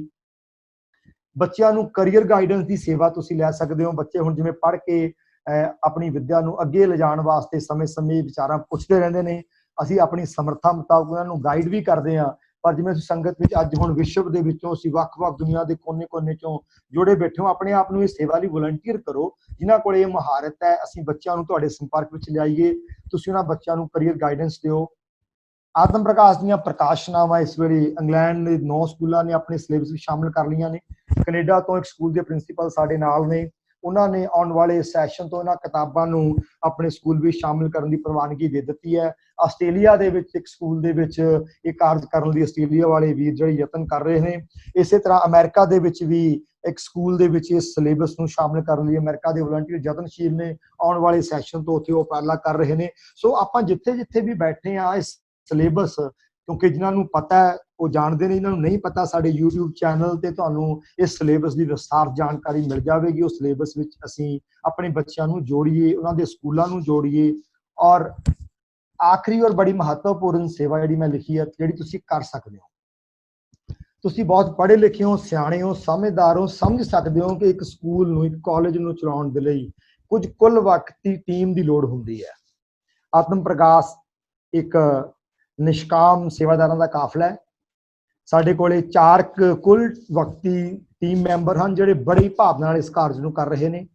ਜਿਹੜਾ ਮੈਂ ਤੁਹਾਡੇ ਸਾਹਮਣੇ ਇਹ ਆਪਣੇ ਬਜ਼ੁਰਗਾਂ ਤੋਂ ਸਿੱਖ ਕੇ ਦਰਬਾਰਾ ਸਿੰਘ, ਨਵਾਬ ਕਪੂਰ ਸਿੰਘ, ਜੱਸਾ ਸਿੰਘ ਆਹਲੂਵਾਲੀਆ, ਇਹਨਾਂ ਦੀ ਜਿਹੜੀ ਘਾੜਤ ਘੜੇ ਹੋਏ ਇਤਿਹਾਸ ਨੂੰ ਪੜ੍ਹ ਕੇ ਦੇਖਿਆ ਹੈ ਕਿ ਸਾਨੂੰ ਗੁਰਦੁਆਰਿਆਂ ਦੇ ਉੱਤੇ ਖਰਚੇ ਕਰਨ ਨਾਲੋਂ ਆਪਣੇ ਇੱਕ ਇੱਕ ਬੱਚੇ ਦੇ ਉੱਤੇ ਉਂਗਲ ਰੱਖ ਕੇ, ਬੱਚੇ ਦੀ ਉਂਗਲ ਫੜ ਕੇ ਸਵੇਰ ਨੂੰ ਉੱਠਣ ਤੋਂ ਲੈ ਕੇ ਰਾਤ ਨੂੰ ਸੌਣ ਤੱਕ ਉਹ ਕਰਦਾ ਕੀ ਹੈ, ਉਹਦੀ ਪੈਨਸਲ ਵਾਂਗੂ ਘਾੜਤ ਘੜਾਂਗੇ ਤਾਂ ਸਾਡੇ ਬਜ਼ੁਰਗਾਂ ਵਾਲਾ ਇਤਿਹਾਸ ਘੜ ਸਕਦੇ ਹਾਂ। 18ਵੀਂ ਸਦੀ ਵਿੱਚ ਦੀਵਾਨ ਨਹੀਂ ਸਨ ਲੱਗਿਆ ਕਰਦੇ, ਪਰ ਇੱਕ ਇੱਕ ਸਿੱਖ ਦਾ ਜੀਵਨ, ਇੱਕ ਇੱਕ ਸਿੱਖ ਦਾ ਜੀਵਨ ਜਦੋਂ ਸਾਹਮਣੇ ਆਉਂਦਾ ਨਾ ਤੇ ਰੌਂਗਟੇ ਖੜੇ ਹੁੰਦੇ ਆ। ਸੋ ਇਹ ਕੀ ਹੈ? ਉਹਨਾਂ ਸਿੱਖਾਂ ਦੀ ਘਾੜਤ ਦੀਵਾਨਾਂ ਨੇ ਨਹੀਂ ਕੀਤੀ। ਦੀਵਾਨ ਤਾਂ ਉਸ ਵੇਲੇ ਲੱਗ ਹੀ ਨਹੀਂ ਸਨ ਪਾਉਂਦੇ, ਮੁਗਲ ਫੌਜਾਂ ਚੜੀਆਂ ਰਹਿੰਦੀਆਂ ਸਨ ਤੇ ਇਹ ਸਿੱਖ ਘੜਦੇ ਕਿਵੇਂ ਸਨ? ਇਹਨਾਂ ਦੀ ਘਾੜਤ ਬੜੀ ਸੋਹਣੀ ਉਸਤਾਦ ਕਰਦੇ ਸਨ, ਜਿਹੜਾ ਕੰਮ ਅਸੀਂ ਬਿਲਕੁਲ ਵੀ ਨਹੀਂ ਕਰਦੇ। ਗੁਰਦੁਆਰਿਆਂ ਦੇ ਦੀਵਾਨ ਇਹ ਸਭ ਚੱਲਦੇ ਰਹਿਣੇ ਚਾਹੀਦੇ ਨੇ, ਉਤਸ਼ਾਹ ਦਿੰਦੇ ਨੇ, ਬਟ ਇਹਦੇ ਪੈਰਲਲ ਸਾਨੂੰ ਇੱਕ ਇੱਕ ਬੱਚੇ ਦੇ ਉਂਗਲ ਫੜ ਕੇ ਉਹਦੀ ਘਾੜਤ ਇਦਾਂ ਘੜੋ ਜਿੱਦਾਂ ਨਵਾਬ ਕਪੂਰ ਸਿੰਘ ਨੇ ਜੱਸਾ ਸਿੰਘ ਆਹਲੂਵਾਲੀਆ ਜੀ ਨੂੰ ਘੜਿਆ, ਜੱਸਾ ਸਿੰਘ ਆਹਲੂਵਾਲੀਆ ਜੀ ਨੇ ਅਕਾਲੀ ਬਾਬਾ ਫੂਲਾ ਸਿੰਘ ਨੂੰ ਘੜਿਆ। ਇਸ ਤਰ੍ਹਾਂ ਅਸੀਂ ਬੱਚਿਆਂ ਦੀ ਘਾੜਤ ਘੜਨੀ ਹੈ ਤੇ ਇਹਦੇ ਲਈ ਸਾਨੂੰ ਇਹ ਜਿਹੜਾ ਪੋਜ਼ਿਟਿਵ ਥਿੰਕਰ ਇੰਸਟੀਚਿਊਟ ਹੈ, ਇਹਦੇ ਵਿੱਚ ਕੁੱਲ ਵਕਤੀ ਟੀਮ ਦੀ ਲੋੜ ਹੈ। ਅਸੀਂ ਚਾਹੁੰਦੇ ਹਾਂ ਘੱਟੋ ਘੱਟ ਹਰ ਡਿਸਟ੍ਰਿਕਟ ਲੈਵਲ ਤੇ ਇੱਕ ਪੜ੍ਹਿਆ ਲਿਖਿਆ ਨੌਜਵਾਨ ਜਿਹੜਾ ਕਿ ਘੱਟੋ ਘੱਟ ਮਾਸਟਰਸ ਡਿਗਰੀ ਉਹਦੇ ਕੋਲੇ ਹੋਵੇ, ਉਹਨੂੰ ਉਹਦੇ ਵਾਸਤੇ ਅਸੀਂ ਚੰਗੇ ਪ੍ਰਬੰਧ ਕਰੀਏ। ਉਹਦੀ ਤਨਖਾਹ ਦੇ ਘੱਟ ਪੜ੍ਹੇ ਲਿਖਿਆਂ ਤੋਂ ਇਹ ਵੱਡੇ ਕੰਮ ਨਹੀਂ ਹੋਣੇ। ਗੁਰਮਤ ਵਿੱਚ ਪੜ੍ਹਾਈ ਦੀ ਬਹੁਤੀ ਇੰਪੋਰਟੈਂਸ ਨਹੀਂ ਹੈ। ਇੱਥੇ ਪੜ੍ਹਿਆ ਲਿਖਿਆ ਸਾਰਿਆਂ ਨੂੰ ਪਰਮਗਤ ਮਿਲ ਜਾਂਦੀ ਹੈ, ਬਟ ਕਾਬਲੀਅਤ ਦੀ ਬਹੁਤ ਇੰਪੋਰਟੈਂਸ ਹੈ। ਇੱਥੇ ਮੇਰਾ ਸੁਨੇਹਾ ਕਾਬਲੀਅਤ ਤੋਂ ਹੈ। ਜਦੋਂ ਬੱਚਾ ਪੜ੍ਹਦਾ ਉਹ 'ਚ ਕਾਬਲੀਅਤ ਵੀ ਡਿਵੈਲਪ ਹੁੰਦੀ ਹੈ। ਕਾਬਲੀਅਤ ਵਾਲੇ ਪੜ੍ਹੇ ਲਿਖੇ ਬੱਚਿਆਂ ਨੂੰ ਅਸੀਂ ਇਹਦੇ ਟੀਮ ਦੇ ਵਿੱਚ ਫੁੱਲ ਟਾਈਮ ਇੰਪਲਾਈ ਕਰੀਏ। ਅਸੀਂ ਆਪਣਾ ਦਸਵੰਧ ਇਸ ਕੰਮ ਲਈ ਰਾਖਵਾਂ ਰੱਖੀਏ। ਅਸੀਂ ਇਹੋ ਜਿਹੇ ਨੌਜਵਾਨਾਂ ਦੀ ਭਾਲ ਕਰੀਏ। ਇਸ ਕੰਮ ਨੂੰ ਕੋਈ ਵੀ ਤੁਰਿਆ ਫਿਰਿਆ ਨੌਜਵਾਨ ਨਹੀਂ ਕਰ ਸਕਦਾ। ਇਸ ਕੰਮ ਦੇ ਲਈ ਆਪਣਾ ਆਪਾ ਸਮਰਪਣ ਕਰ ਦੇਣ ਵਾਲੇ ਨੌਜਵਾਨ ਚਾਹੀਦੇ ਨੇ ਤੇ ਅਸੀਂ ਉਹਨਾਂ ਦੀ ਘਾੜਤ ਘੜੀਏ ਤੇ ਉਹਨਾਂ ਦੀ ਫੈਮਲੀਜ਼ ਨੂੰ ਸਪੋਰਟ ਦਈਏ ਤੇ ਉਹ ਬੱਚੇ ਦਿਨ ਰਾਤ ਆਪੋ ਆਪਣੇ ਜ਼ਿਲ੍ਹੇ ਦੇ ਕੱਲੇ ਕੱਲੇ ਬੱਚੇ ਦੀ ਉਂਗਲ ਫੜਨ। ਜਿਸ ਤਰ੍ਹਾਂ ਆਪਾਂ ਅੱਜ ਗੱਲ ਕਰ ਰਹੇ ਹਾਂ, ਇਹ ਛੋਟੀਆਂ ਛੋਟੀਆਂ ਇਕੱਤਰਤਾਵਾਂ ਵਿੱਚ ਜਾ ਕੇ ਅੱਗੇ ਮੈਂਟਰਸ ਦੀ ਘਾਟ ਕਰਨ, ਉਹ ਸਾਰੇ ਸਿਸਟਮ ਨੂੰ ਕੋਆਰਡੀਨੇਟ ਕਰਨ ਤੇ ਇਹ ਕੰਮ ਕਿਵੇਂ ਇਫੈਕਟ ਦਿਖਾ ਸਕਦਾ। ਤੁਹਾਨੂੰ ਹੁਣੇ ਭੈਣ ਮਨਦੀਪ ਹੋਰਾਂ ਦੇ ਵਿਚਾਰਾਂ ਦੇ ਵਿੱਚੋਂ ਬਹੁਤ ਬਲ ਮਿਲੇਗਾ, ਕਿਉਂਕਿ ਮੈਨੂੰ ਆਪਣੇ ਆਪ ਨੂੰ ਨਿੱਜੀ ਤੌਰ ਤੇ ਬਹੁਤ ਬਲ ਮਿਲਦਾ ਜਦੋਂ ਮੈਂ ਉਹਨਾਂ ਦੇ ਪਾਇਲਟ ਪ੍ਰੋਜੈਕਟ ਨੂੰ ਬਹੁਤ ਨੇੜਿਓਂ ਹੋ ਕੇ ਦੇਖਦਾ। ਉਹਦੇ ਵਿੱਚ ਬੜੀ એનર્ਜੀ ਹੈ, ਬੜੀ ਉਹਦੇ ਵਿੱਚ ਪੋਜ਼ਿਟਿਵਿਟੀ ਹੈ ਕਿ ਉਹ ਦਿਨ ਦੂਰ ਨਹੀਂ ਜਦੋਂ ਅਸੀਂ ਅਕਾਲੀ ਬਾਬਾ ਫੂਲਾ ਸਿੰਘ ਦੇ ਜਿਉਂਦੇ ਜਾਗਦੇ ਦਰਸ਼ਨ ਕਰਾਂਗੇ। ਐਵੇਂ ਅਸੀਂ ਘੜਿਆ ਹੀ ਨਹੀਂ, ਅਸੀਂ ਤਰਸੀ ਜਾਂਦੇ ਆ ਮੰਚ ਦੇ ਉੱਤੇ, ਸੋਸ਼ਲ ਮੀਡੀਆ ਉੱਤੇ ਸਾਡੇ ਕੋਲ ਹੈ ਨਹੀਂ। ਉਹ ਘੜਿਆ ਕਿਹਨੇ ਆ ਭਾਈ? ਅਸੀਂ ਯਤਨ ਕਿੱਥੇ ਕੀਤੇ ਨੇ? ਤੇ ਇਹ ਯਤਨ ਜਦੋਂ ਕਰਾਂਗੇ ਗੁਰੂ ਦੀ ਕਿਰਪਾ ਨਾਲ ਹਰੀ ਸਿੰਘ ਨਲੂਆ ਜਿਉਂਦਾ ਜਾਗਦਾ ਦਰਸ਼ਨ ਦੇਵੇਗਾ। ਭਾਈ ਵੀਰ ਸਿੰਘ, ਸਾਹਿਬ ਸਿੰਘ, ਭਾਈ ਕਾਹਨ ਸਿੰਘ ਨਾਭਾ, ਸੰਤ ਅਤਰ ਸਿੰਘ ਮਸਤੂਆਣੇ ਵਾਲੇ ਤੁਹਾਡੇ ਆਲੇ ਦੁਆਲੇ ਇਹ ਰੂਹਾਂ ਤੁਰੀਆਂ ਫਿਰਨਗੀਆਂ ਜਿਨ੍ਹਾਂ ਦੇ ਦਰਸ਼ਨ ਸਮਾਜ ਕਰੇਗਾ, ਸਮਾਜ ਨੂੰ ਸੱਤ ਦਾ ਜੀਵਨ ਮਿਲੇਗਾ। ਸੋ ਇਹਦੇ ਲਈ ਤੁਹਾਨੂੰ ਮੈਂ ਆਖਰੀ ਸੇਵਾ ਬੇਨਤੀ ਕੀਤੀ ਹੈ ਕਿ ਉਤਸ਼ਾਹ ਵਾਲੇ ਨੌਜਵਾਨ ਲੱਭੋ ਜਿਹੜੇ ਬੇਰੁਜ਼ਗਾਰ ਨੇ ਪਰ ਚੜ੍ਹਦੀ ਕਲਾ ਵਾਲੇ ਨੇ। ਨਾਲ ਨਾਲ ਆਪਣੇ ਦਸਵੰਧ ਨੂੰ ਪੂਲ ਕਰੋ, ਇਹਨਾਂ ਬੱਚਿਆਂ ਦੀ ਸੇਵਾ ਕਰੀਏ ਤੇ ਇਹ ਬੱਚੇ ਉਸਤਾਦਾਂ ਦੀ ਘਾੜਤ ਘੜਨ। ਉਸਤਾਦ ਨਿਸ਼ਕਾਮ ਸੇਵਾਵਾਂ ਕਰਨਗੇ, ਉਸਤਾਦ ਅੱਗੇ ਬੱਚਿਆਂ ਦੀ ਘਾੜਤ ਕੱਢਣ ਤੇ ਬੱਚੇ ਘੜੇ ਕਿਵੇਂ ਜਾਣਗੇ। ਮੈਂ ਆਪਣੀ ਗੱਲ ਨੂੰ ਇੱਥੇ ਹੀ ਵਿਰਾਮ ਦਿੰਦਾ। ਸੋ ਇਹ ਸਾਡੇ YouTube ਚੈਨਲ, Facebook ਨੂੰ ਤੁਸੀਂ ਜ਼ਰੂਰ ਲਾਈਕ ਕਰ ਲੈਣਾ, ਕਿਉਂਕਿ ਇਹ ਇਕੱਤਰਤਾਵਾਂ ਰੋਜ਼-ਰੋਜ਼ ਨਹੀਂ ਹੋ ਸਕਦੀਆਂ ਤੇ ਤੁਹਾਨੂੰ ਉੱਥੇ ਬਹੁਤ ਸਾਰੀਆਂ ਜਿੱਥੇ ਤੁਸੀਂ ਪਹਿਲਾਂ ਮਿਸ ਵੀ ਕਰ ਚੁੱਕੇ ਹੋ ਉਹ ਤੁਹਾਨੂੰ ਵਿਚਾਰਾਂ ਉੱਥੋਂ ਮਿਲ ਜਾਣਗੀਆਂ। ਉੱਥੇ ਜਿਹੜੀਆਂ ਪਲੇਲਿਸਟ ਬਣੀਆਂ ਹੋਈਆਂ ਨੇ, ਬਕਾਇਦਾ ਇੱਕ ਟੀਚਰਸ ਦੀ ਟ੍ਰੇਨਿੰਗ ਦੀ ਪਲੇਲਿਸਟ ਹੈ, ਇੱਕ ਬੱਚਿਆਂ ਦੀ ਟ੍ਰੇਨਿੰਗ ਦੀ ਪਲੇਲਿਸਟ ਹੈ, ਸਟੂਡੈਂਟ ਟ੍ਰੇਨਿੰਗ ਸੈਸ਼ਨਸ ਨੇ, ਟੀਚਰ ਟ੍ਰੇਨਿੰਗ ਸੈਸ਼ਨ ਨੇ, ਸਕੂਲਾਂ ਕਾਲਜਾਂ ਵਾਲੇ ਵਿਦਿਅਕ ਅਦਾਰਿਆਂ ਨਾਲ ਸੰਬੰਧਿਤ ਉੱਥੋਂ ਟ੍ਰੇਨਿੰਗ ਸੈਸ਼ਨ ਦੀ ਵਰਤੋਂ ਕਰਕੇ ਆਪਣੀ ਸੁਵਿਧਾ ਮੁਤਾਬਕ ਆਪਣੇ ਅਧਿਆਪਕਾਂ ਦੇ ਅੰਦਰ ਇਹ ਰੌਚਕਤਾ ਜਿਹੜੀ ਹੈ ਲੈ ਕੇ ਆਉਣ, ਇਹ ਚੜ੍ਹਦੀ ਕਲਾ ਲੈ ਕੇ ਆਉਣ ਕਿ ਅਸੀਂ ਆਪਣੇ ਵਿਰਸੇ ਵਿੱਚ ਬੱਚਿਆਂ ਨੂੰ ਕਿਵੇਂ ਘੜਨਾ। ਸੋ ਮੈਂ ਜ਼ਿਆਦਾ ਸਮਾਂ ਨਾ ਲੈਂਦਾ ਹੋਇਆ ਇੰਨੀਆਂ ਕੋਈ ਬੇਨਤੀਆਂ ਨਾਲ ਆਪਾਂ ਖਿਮਾ ਮੰਗਦਾ। ਮੇਰੀ ਬੇਨਤੀ ਹੈ ਕਿ ਸਿਮਰਪ੍ਰੀਤ ਸਿੰਘ ਜੋ ਸੰਚਾਲਨ ਕਰ ਰਹੇ ਨੇ ਉਹ ਅੱਗੇ ਚਲਾਉਣਗੇ। ਅਸੀਂ ਭੈਣ ਮਨਦੀਪ ਕੌਰ ਜੀ ਦੇ ਅਗਲੇ ਵਿਚਾਰ ਨੇ ਬਹੁਤ ਹੀ ਕੀਮਤੀ ਨੇ, ਮੈਂ ਵਾਰ-ਵਾਰ ਤੁਹਾਨੂੰ ਕਹਿ ਰਿਹਾ। ਉਹਨਾਂ ਦੀ ਗੱਲ ਰੌਂਗਟੇ ਖੜੇ ਕਰ ਦੇਣ ਵਾਲੀ ਹੈ, ਕਿਸ ਤਰ੍ਹਾਂ ਉਹਨਾਂ ਨੇ ਬੱਚਿਆਂ ਨੂੰ ਘੜਿਆ। ਕਿਉਂਕਿ ਇੱਕ ਤਾਂ ਹੁੰਦੀ ਹੈ ਨਾ ਗੱਲ ਲੈਕਚਰ ਕਰ ਦੇਣਾ, ਭਾਸ਼ਣ ਕਰ ਦੇਣਾ, ਉਹੀ ਕਲਪਨਿਕ ਗੱਲਾਂ ਕਹਿ ਦੇਣੀਆਂ, ਫੁਰਨੇ ਕਰ ਦੇਣੇ, ਐਂ ਕਿਉਂ ਨਾ ਹੋ ਜਾਵੇ। ਜਦੋਂ ਇੱਕ ਬੰਦਾ ਕਰਕੇ ਦਿਖਾਉਂਦਾ ਵੀ ਆ ਚੱਕ ਆ ਪਿਆ ਹੈ ਨਾ, ਉਹ ਗੱਲ ਜ਼ਮੀਨ ਅਸਮਾਨ ਦਾ ਅੰਤਰ ਹੁੰਦਾ ਹੈ। ਭੈਣ ਮਨਦੀਪ ਕੌਰ ਨੇ ਉਹ ਕੰਮ ਕੀਤਾ, ਕਿਵੇਂ ਕੀਤਾ, 33 ਬੱਚਿਆਂ ਨੂੰ ਕਿਵੇਂ ਘੜਦੇ ਨੇ ਹਰ ਰੋਜ਼ ਸਵੇਰ ਤੋਂ ਸ਼ਾਮ ਤੱਕ। ਬੱਚਿਆਂ ਦੇ ਉਹਨਾਂ ਦੀ ਕਮਾਂਡ ਹੈ, ਬੱਚਾ ਕਦੋਂ ਉੱਠਦਾ, ਕਦੋਂ ਸੌਂਦਾ, ਕੀ ਕਰਦਾ, ਅੱਜ ਦੇ ਉਹਨੇ ਕੱਢਿਆ ਕੀ ਹੈ, ਅੱਜ ਉਹਨੇ ਪ੍ਰੋਗਰੈਸ ਕਿਵੇਂ ਕੀਤੀ ਹੈ। ਔਰ ਸਾਰੇ ਹੀ ਬੱਚੇ ਉਹਨਾਂ ਕੋਲੇ ਆਊਟ ਪਰਫਾਰਮਿੰਗ ਬੱਚੇ ਨੇ, ਹਾਈ ਸਕੋਰਿੰਗ ਬੱਚੇ ਨੇ, ਜਿਹੜੇ ਬੱਚੇ 85% ਤੋਂ ਉੱਪਰ ਨੰਬਰ ਲੈਂਦੇ ਨੇ। ਇਹ ਨਹੀਂ ਕਿ ਉਹ ਬੱਚੇ ਕਿਉਂਕਿ ਐਵੇਂ ਵਿਹਲੇ ਹੀ ਤੁਰੇ ਫਿਰਦੇ ਆ ਬੱਚੇ, ਇਹ ਨਹੀਂ, ਬੜੇ ਹਾਈ ਸਕੋਰਿੰਗ 99% ਬੱਚੇ ਲੈਣ ਵਾਲੇ ਬੱਚੇ ਉਹਨਾਂ ਦੇ ਕੋਲੇ ਨੇ, ਨੰਬਰ ਲੈਣ ਵਾਲੇ ਬੱਚੇ ਨੇ। ਪਰ ਉਹ ਗੁਰਬਾਣੀ ਨੂੰ ਕਿਵੇਂ ਪੜ੍ਹ ਰਹੇ ਨੇ, ਗੁਰਬਾਣੀ ਦਾ ਅਧਿਐਨ ਕਿਵੇਂ ਕਰਦੇ ਨੇ, ਤੁਹਾਨੂੰ ਆਪ ਹੀ ਦੱਸਣਗੇ। ਤੇ ਉਹਨਾਂ ਤੋਂ ਸੇਧ ਲੈ ਕੇ ਜੋ ਮੈਂ ਤੁਹਾਨੂੰ ਸਮਾਂ ਸਾਰਣੀ ਤੁਹਾਡੀ ਸੇਵਾ 'ਚ ਪੇਸ਼ ਕੀਤੀ ਹੈ, ਇਹ ਸਮਾਂ ਸਾਰਣੀ ਇਕੱਲੇ ਅੱਜ ਤੋਂ ਨਿਰਣਾ ਕਰ ਲਓ ਤੁਹਾਡੇ ਬੱਚੇ ਦੀ ਹੋਣੀ ਚਾਹੀਦੀ ਹੈ। ਸ਼ੁਰੂਆਤ ਥੋੜੇ ਤੋਂ ਹੋਵੇਗੀ, ਪਰ ਆਈਡੀਅਲ ਸਮਾਂ ਸਾਰਣੀ ਮੈਂ ਤੁਹਾਡੀ ਸੇਵਾ 'ਚ ਰੱਖ ਦਿੱਤੀ ਹੈ। ਤੁਹਾਡੇ ਕੋਲੇ ਇਦੋਂ ਹੋਰ ਵਧੀਆ ਨੁਕਤੇ ਵੀ ਆਉਣਗੇ, ਸੋ ਨੁਕਤੇ ਤੁਸੀਂ ਆਪਣੇ ਸਾਡੇ ਨੰਬਰ ਤੁਹਾਡੇ ਕੋਲ ਮੈਂ ਦੇ ਦਿੱਤੇ ਨੇ, ਉਹਨਾਂ ਤੇ ਸਾਨੂੰ ਪਹੁੰਚਦੇ ਕਰ ਦੇਣਾ। ਕਿਉਂਕਿ ਇਹ ਸਮਾਂ ਸਾਰਣੀ ਹੈਗੇ, ਇਹ ਇੱਕ ਰਾਤ ਦਾ ਸੁਪਨਾ ਨਹੀਂ, ਇਹ ਲਗਭਗ 25 ਸਾਲਾਂ ਦੇ ਤਜਰਬੇ, ਮਿਹਨਤ ਤੋਂ ਬਾਅਦ ਤੁਹਾਡੇ ਵਰਗੇ ਬਹੁਤ ਸਾਰੇ ਵਿਦਵਾਨਾਂ ਨਾਲ ਬੈਠ ਕੇ ਵਿਚਾਰ ਕੇ ਇਹਨੂੰ ਇੱਕ ਰੂਪ ਦਿੱਤਾ ਗਿਆ। ਫਿਰ 20 ਪਾਇਲਟ ਪ੍ਰੋਜੈਕਟ ਉੱਤੇ ਬੱਚਿਆਂ ਤੇ ਕੰਮ ਕੀਤਾ ਗਿਆ, ਤੇ ਉਹ 20 ਦੇ ਵਿੱਚੋਂ ਇੱਕ ਪਾਇਲਟ ਪ੍ਰੋਜੈਕਟ ਦੇ ਲੀਡਰ ਤੁਹਾਡੇ ਨਾਲ ਆਪਣੀਆਂ ਪ੍ਰਾਪਤੀਆਂ ਸਾਂਝੀਆਂ ਕਰਨਗੇ। ਇੰਨੀਆਂ ਕੋਈ ਬੇਨਤੀਆਂ ਨਾਲ ਮੈਂ ਆਪਾਂ ਤੋਂ ਖਿਮਾ ਮੰਗਦਾ ਹਾਂ। ਵਾਹਿਗੁਰੂ ਜੀ ਕਾ ਖਾਲਸਾ, ਵਾਹਿਗੁਰੂ ਜੀ ਕੀ ਫਤਿਹ। ਸਮੂਹ ਸੰਗਤ ਨੂੰ ਵਾਹਿਗੁਰੂ ਜੀ ਕਾ ਖਾਲਸਾ, ਵਾਹਿਗੁਰੂ ਜੀ ਕੀ ਫਤਿਹ। ਹਾਂਜੀ, ਉੱਪਰਲੀ ਲੜੀ ਨੂੰ ਅੱਗੇ ਤੋਰਦਿਆਂ ਮੈਂ ਤੁਹਾਡੇ ਨਾਲ ਆਪਣਾ ਸਭ ਤੋਂ ਪਹਿਲਾਂ ਇਹ ਐਕਸਪੀਰੀਅੰਸ ਸ਼ੇਅਰ ਕਰਨਾ ਚਾਹੁੰਦੀ ਹਾਂ ਕਿ ਮੇਰਾ ਆਤਮ ਪ੍ਰਗਾਸ ਮਿਸ਼ਨ ਦੇ ਨਾਲ ਮੈਂ ਲੰਬੇ ਸਮੇਂ ਤੋਂ ਨਹੀਂ ਜੁੜੀ ਹੋਈ। ਸਿਰਫ 1.5 ਸਾਲ ਦਾ ਇਹਨਾਂ ਨਾਲ ਮੈਨੂੰ ਜਾਣਕਾਰੀ ਮਿਲੀ ਤੇ ਮੈਂ ਇਹ ਸੰਸਥਾ ਜੁਆਇਨ ਕੀਤੀ, ਐਜ਼ ਏ ਮੈਂਟਰ ਜੁਆਇਨ ਕੀਤੀ। ਤੇ ਪਰ ਜਦੋਂ ਤੋਂ ਹੀ ਮੈਂ ਇਹ ਸੰਸਥਾ ਨੂੰ ਜੁਆਇਨ ਕੀਤਾ, ਜਿਹੜਾ ਮੈਨੂੰ ਉਤਸ਼ਾਹ ਮਿਲਿਆ ਤੇ ਜਿਸ ਪ੍ਰਕਾਰ ਨਾਲ ਵਾਹਿਗੁਰੂ ਨੇ ਮੇਰੇ ਤੋਂ ਬੱਚਿਆਂ ਦੀ ਸੇਵਾ ਕਰਵਾ ਰਹੇ ਨੇ, ਉਹ ਬੱਚਿਆਂ ਦੀਆਂ ਸਕਸੈਸ ਸਟੋਰੀਜ਼ ਨੇ ਜਿਹੜੀਆਂ ਮੈਂ ਤੁਹਾਡੇ ਨਾਲ ਸਾਂਝੀਆਂ ਕਰਨੀਆਂ ਚਾਹੁੰਦੀ ਹਾਂ। ਕਿ ਜੋ ਸਾਰੀਆਂ ਉੱਪਰ ਗੱਲਾਂ ਡਾਕਟਰ ਵਿੰਦਰਪਾਲ ਜੀ ਨੇ ਕੀਤੀਆਂ ਨੇ, ਕਿ ਉਹ ਪ੍ਰੈਕਟੀਕਲ ਲੈਵਲ ਤੇ ਆਪਾਂ ਨੂੰ ਸਾਰਿਆਂ ਨੂੰ ਕਿਤੇ ਸੁਪਨਾ ਹੀ ਤਾਂ ਨਹੀਂ ਲੱਗਦੀਆਂ, ਕਿਤੇ ਉਹ ਕਲਪਨਾ ਹੀ ਤਾਂ ਨਹੀਂ ਕਿ ਉਹ ਪ੍ਰੈਕਟੀਕਲ ਲਾਈਫ ਦੇ ਵਿੱਚ ਆਪਾਂ ਕਰ ਵੀ ਸਕਦੇ ਹਾਂ। ਸੋ ਇਸ ਕਰਕੇ ਮੈਂ ਸਾਰੀਆਂ ਸਕਸੈਸ ਸਟੋਰੀਜ਼ ਤੇ ਬੱਚਿਆਂ ਨਾਲ ਕਿਵੇਂ ਕੰਮ ਕੀਤਾ ਜਾ ਰਿਹਾ ਮੈਂ ਤੁਹਾਡੇ ਨਾਲ ਸਾਂਝਾ ਕਰਨਾ ਚਾਹੁੰਦੀ ਹਾਂ। ਤੇ ਜਦੋਂ ਹੀ ਮੈਂ ਇਹ ਮਿਸ਼ਨ ਜੁਆਇਨ ਕੀਤਾ ਸੀਗਾ ਤਾਂ ਮੈਂ ਆਪਣੇ ਸਕੂਲ ਦੇ ਬੱਚਿਆਂ ਨੂੰ, ਜਿਹੜੇ ਆਊਟਸਟੈਂਡਿੰਗ ਬੱਚੇ ਸੀਗੇ, ਉਹਨਾਂ ਨੂੰ 7 ਬੱਚਿਆਂ ਨੂੰ ਦੇ ਪੋਜ਼ੀਟਿਵ ਥਿੰਕਰ ਇੰਸਟੀਚਿਊਟ ਵਿੱਚ ਜੁਆਇਨ ਕਰਵਾਇਆ। ਤੇ ਉਸ ਤੋਂ ਥੋੜਾ ਚਿਰ ਬਾਅਦ ਹੀ ਸੰਤ ਬਾਬਾ ਭਾਗ ਸਿੰਘ ਯੂਨੀਵਰਸਿਟੀ ਜੱਬੋ ਕੇ ਮਾਣਕ, ਉੱਥੇ ਵਰਕਸ਼ਾਪ ਸੀ ਬੱਚਿਆਂ ਦੇ ਨਾਲ ਮੈਂ ਉਸ ਵਰਕਸ਼ਾਪ ਦੇ ਵਿੱਚ ਜੁਆਇਨ ਕੀਤਾ।